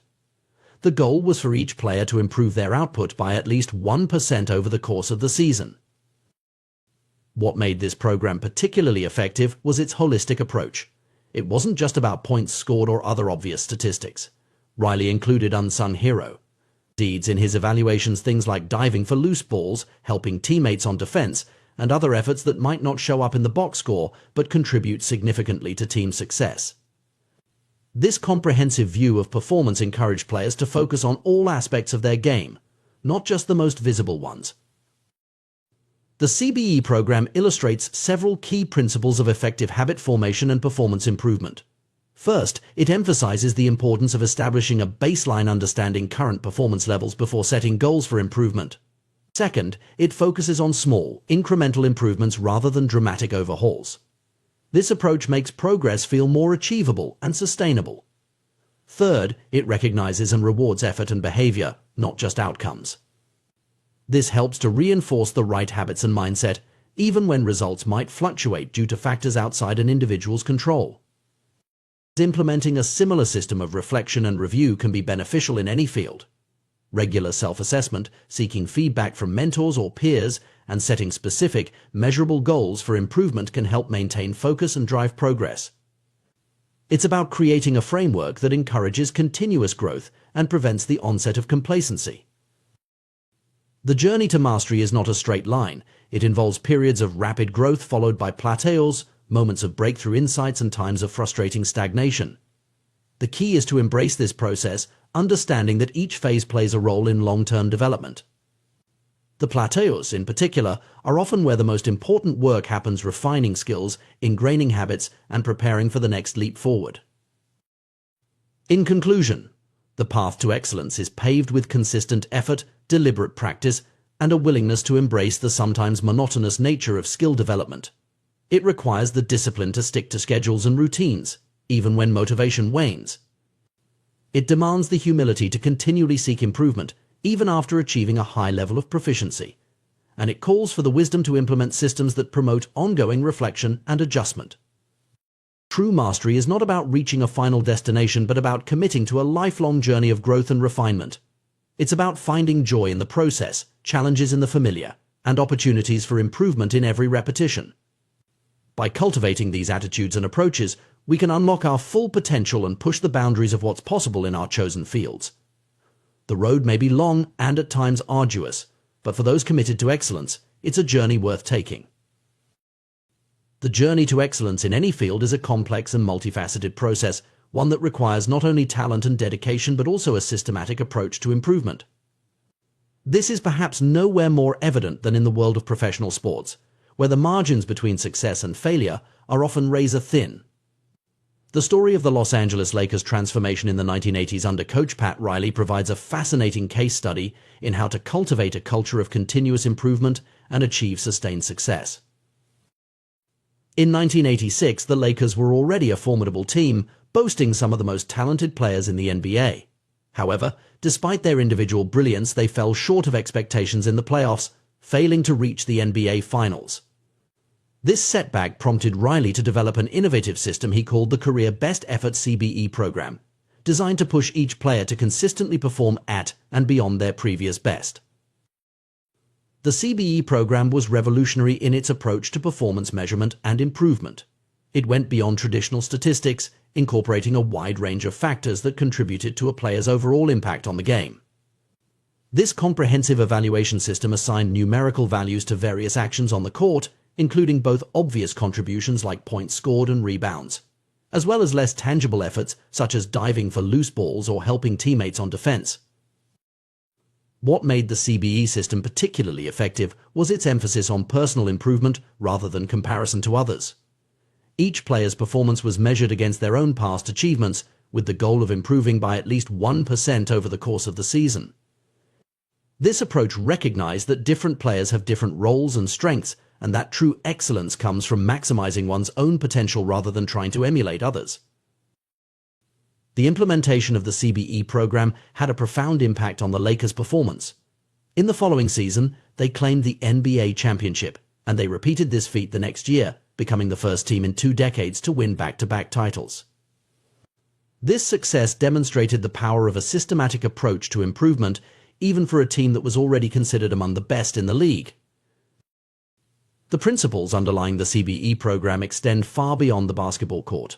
They speak to a fundamental truth about the nature of excellence and the path to mastery in any field.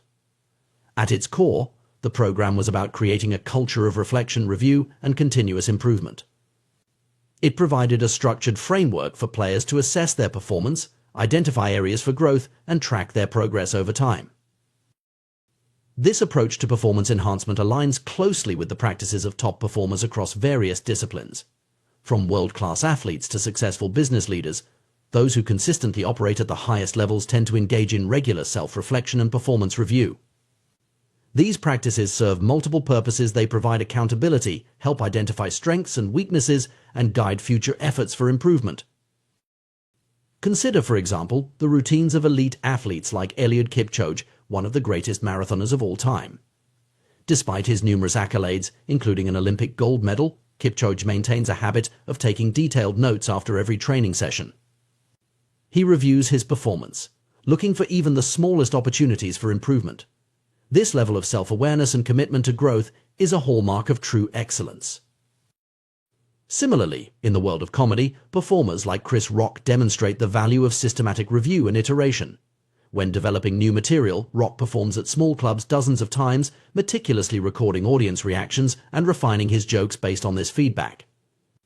This process of constant refinement and adaptation is what allows him to consistently deliver top-tier performances on the biggest stages. In the business world, many successful executives and investors maintain decision journals where they record major decisions, the reasoning behind them, and their expected outcomes. By reviewing these journals periodically, they can assess the quality of their decision-making process and identify patterns or biases that may be influencing their choices. This practice not only improves their decision-making skills over time, but also provides valuable insights into their own thought processes and assumptions. These examples highlight a crucial point: improvement is not just about forming habits, but about continuously refining and optimizing them. It's about creating a feedback loop that allows for ongoing adjustment and growth. This process of reflection and review ensures that efforts are focused on the most impactful areas and that course corrections can be made when necessary. For individuals seeking to apply these principles in their own lives, there are various approaches to implementing a system of reflection and review. One effective method is to conduct regular, structured assessments of performance and progress. This could take the form of an annual review, where one looks back on the past year's achievements and challenges, or more frequent check-ins, such as monthly or quarterly evaluations. A comprehensive review process might include questions such as: 1. What were my major accomplishments during this period? 2. Where did I fall short of my goals or expectations? 3. What new skills or knowledge did I acquire? 4. How have my habits and routines supported or hindered my progress? 5. What unexpected challenges or opportunities arose, and how did I respond to them? 6. How well did I align with my core values and long-term objectives? 7. What adjustments or changes should I make going forward? By engaging in this type of structured reflection, individuals can gain valuable insights into their own performance and development. It provides an opportunity to celebrate successes, learn from failures, and set meaningful goals for the future. Moreover, it helps to maintain a sense of perspective, allowing one to step back from the day-to-day grind and view progress over a longer time horizon. Another crucial aspect of effective reflection and review is the importance of data and measurement. The CBE program's success was largely due to its rigorous quantification of performance. While not all aspects of personal or professional development can be easily quantified, finding ways to measure progress can be incredibly powerful. This might involve tracking specific metrics related to one's goals, keeping a journal of key activities or decisions, or soliciting feedback from peers, mentors, or coaches. However, it's important to strike a balance in this regard. While data and metrics can provide valuable insights, an overly rigid focus on numbers can sometimes be counterproductive. The goal should be to use measurement as a tool for improvement, not as an end in itself. It's also crucial to choose metrics that truly reflect meaningful progress towards one's goals, rather than simply tracking what's easiest to measure. One of the most powerful benefits of regular reflection and review is its ability to reinforce and evolve one's identity. Our habits and behaviors are closely tied to our self-perception, and by consistently engaging in practices that align with our desired identity, we can strengthen and solidify that identity over time. For instance, a person who sees themselves as a healthy eater is more likely to consistently make nutritious food choices, reinforcing that identity through their actions. However, this connection between identity and habit can also present challenges. As we become more invested in a particular self-image, we may become resistant to change or criticism that challenges that identity. This can lead to a form of stagnation, where we cling to outdated methods or beliefs out of a sense of pride or fear of change. It's a phenomenon seen across various fields: the experienced teacher who refuses to adapt their methods, the veteran manager who insists on doing things their way, or the successful artist who gets stuck in a creative rut. To avoid this pitfall, it's crucial to cultivate a growth mindset, a belief that our abilities and intelligence can be developed through effort, learning, and persistence. This mindset allows us to view challenges and setbacks as opportunities for growth rather than threats to our identity. It encourages us to embrace feedback, seek out new experiences, and continually push our boundaries. Incorporating this growth mindset into our reflection and review process can be transformative. Instead of simply assessing whether we've met our goals, we can ask ourselves questions like: 1. How have I challenged myself to learn and grow this period? 2. What new perspectives or ideas have I encountered, and how have they influenced my thinking? 3. Where have I stepped out of my comfort zone, and what did I learn from those experiences? 4. How can I approach my weaknesses or areas for improvement with curiosity rather than judgment? By framing our self-assessment in this way, we can maintain a sense of openness and flexibility, even as we build strong habits and a clear sense of identity. The power of reflection and review extends beyond individual performance to team and organizational success as well. The Lakers story demonstrates how a systematic approach to improvement can transform a group of talented individuals into a cohesive, high-performing team. In any collaborative environment, regular reflection can help align individual efforts with team goals, identify synergies and inefficiencies, and foster a culture of continuous improvement. For leaders and managers, implementing a reflection and review process can be a powerful tool for driving performance and engagement. This might involve regular team debriefs, where successes and challenges are discussed openly, or structured feedback sessions that allow team members to share insights and suggestions. The key is to create an environment where honest reflection is encouraged and where lessons learned are actively incorporated into future plans and processes. In conclusion, the path to sustained excellence in any field involves more than just talent, hard work, or even consistent habits. It requires a deliberate and systematic approach to improvement, one that incorporates regular reflection, review, and adjustment. By implementing such a system, whether it's as sophisticated as the Lakers CBE program or as simple as a personal journal, we can ensure that our efforts are consistently moving us towards our goals. This approach allows us to harness the power of incremental improvement, where small, consistent gains compound over time to produce remarkable results. It helps us to stay adaptable in the face of changing circumstances, to learn from our experiences, and to continuously refine our skills and strategies. Perhaps most importantly, it enables us to maintain a growth mindset, viewing every challenge as an opportunity for learning and every setback as a stepping stone to greater achievement. In a world that often celebrates overnight success and quick fixes, the value of patient, systematic improvement can sometimes be overlooked. But as the stories of the Lakers, elite athletes, successful business leaders, and countless others demonstrate, it is often this methodical, reflective approach that leads to true mastery and lasting success.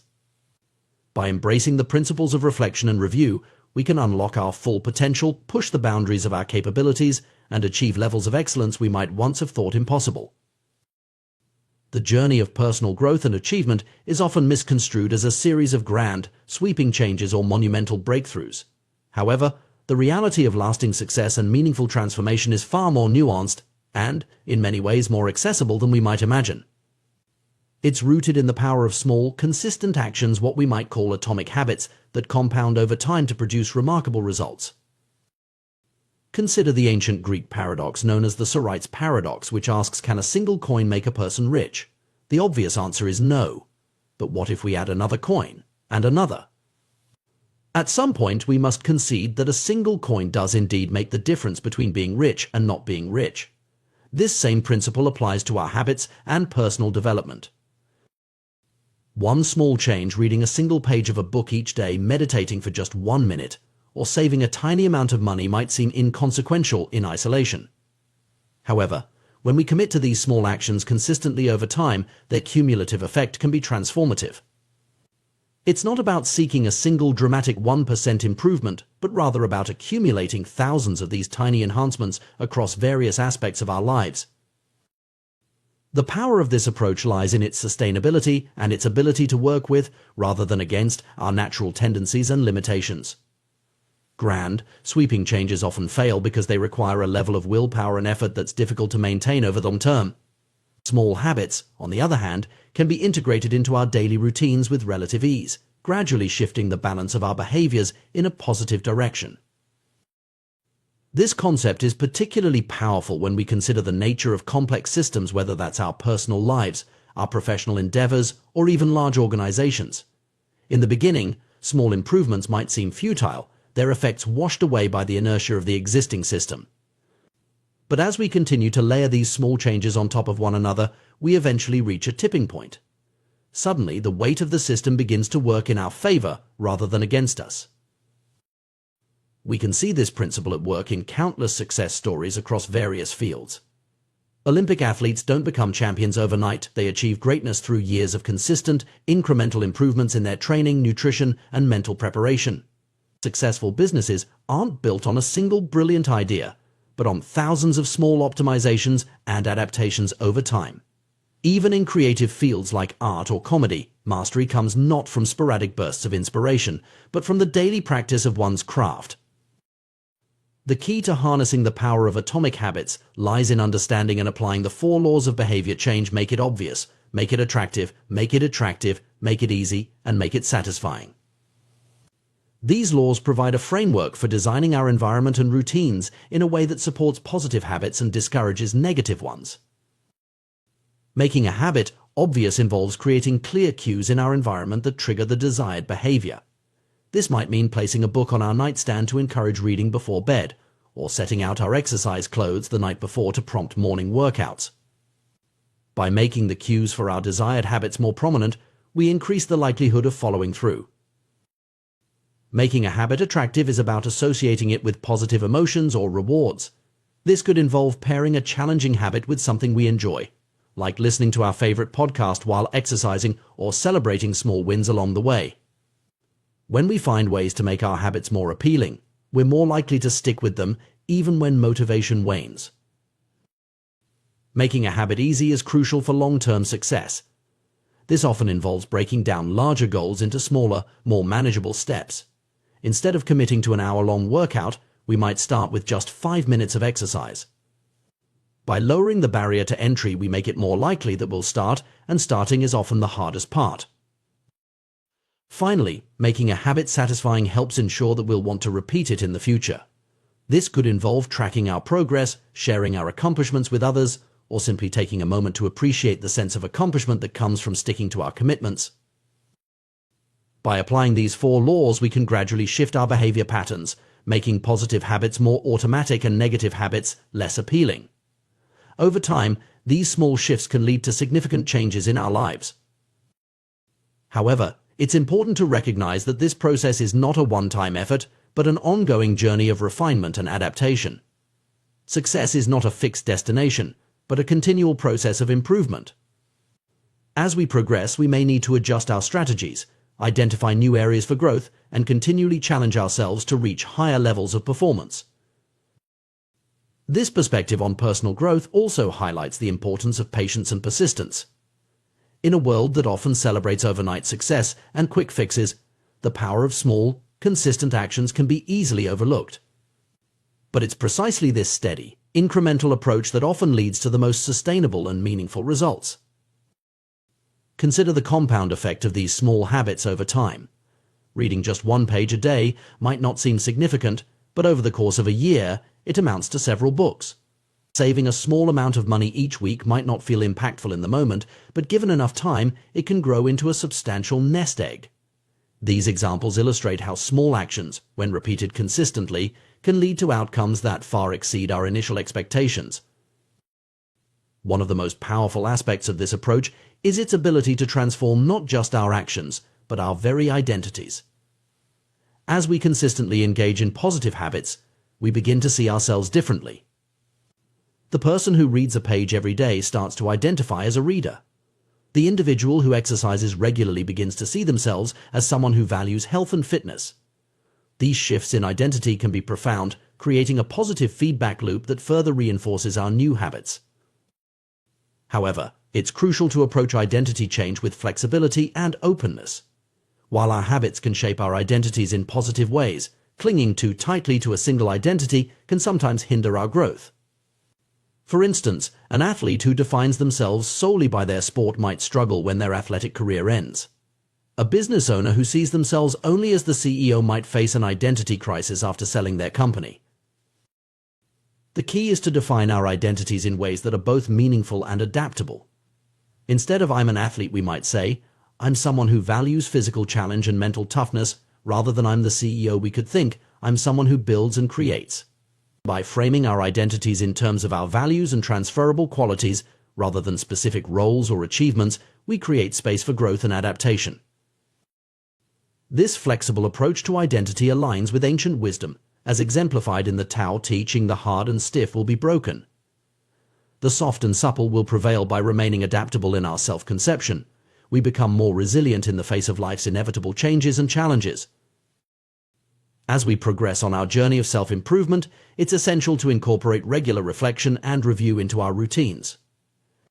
While habits allow us to perform actions without conscious thought, a generally beneficial trait, they can also lead us to overlook small errors or areas for improvement. By periodically stepping back to assess our progress, identify challenges, and refine our approach, we ensure that our habits continue to serve us well. This process of reflection might involve regular check-ins daily, weekly, or monthly, where we assess our progress towards our goals, identify what's working well and what isn't, and make necessary adjustments. It might also involve seeking feedback from others, as outside perspectives can often highlight blind spots or opportunities for growth that we might have missed. Importantly, this reflection process should be approached with a growth mindset, a belief that our abilities and intelligence can be developed through effort and learning. This mindset allows us to view challenges not as threats to our identity or evidence of our limitations, but as opportunities for growth and improvement. As we continue on this path of incremental improvement, it's important to celebrate our progress along the way. While the day-to-day changes might be small, over time they accumulate into significant transformations. By acknowledging and appreciating these changes, we reinforce our commitment to continued growth and maintain motivation for the journey ahead. It's also worth noting that this approach to personal development, focusing on small, consistent actions rather than dramatic changes, can be particularly effective in times of uncertainty or stress. When the world around us feels chaotic or overwhelming, concentrating on the small actions within our control can provide a sense of stability and progress. Moreover, the principle of atomic habits can be applied not just to individual growth, but to organizational and societal change as well.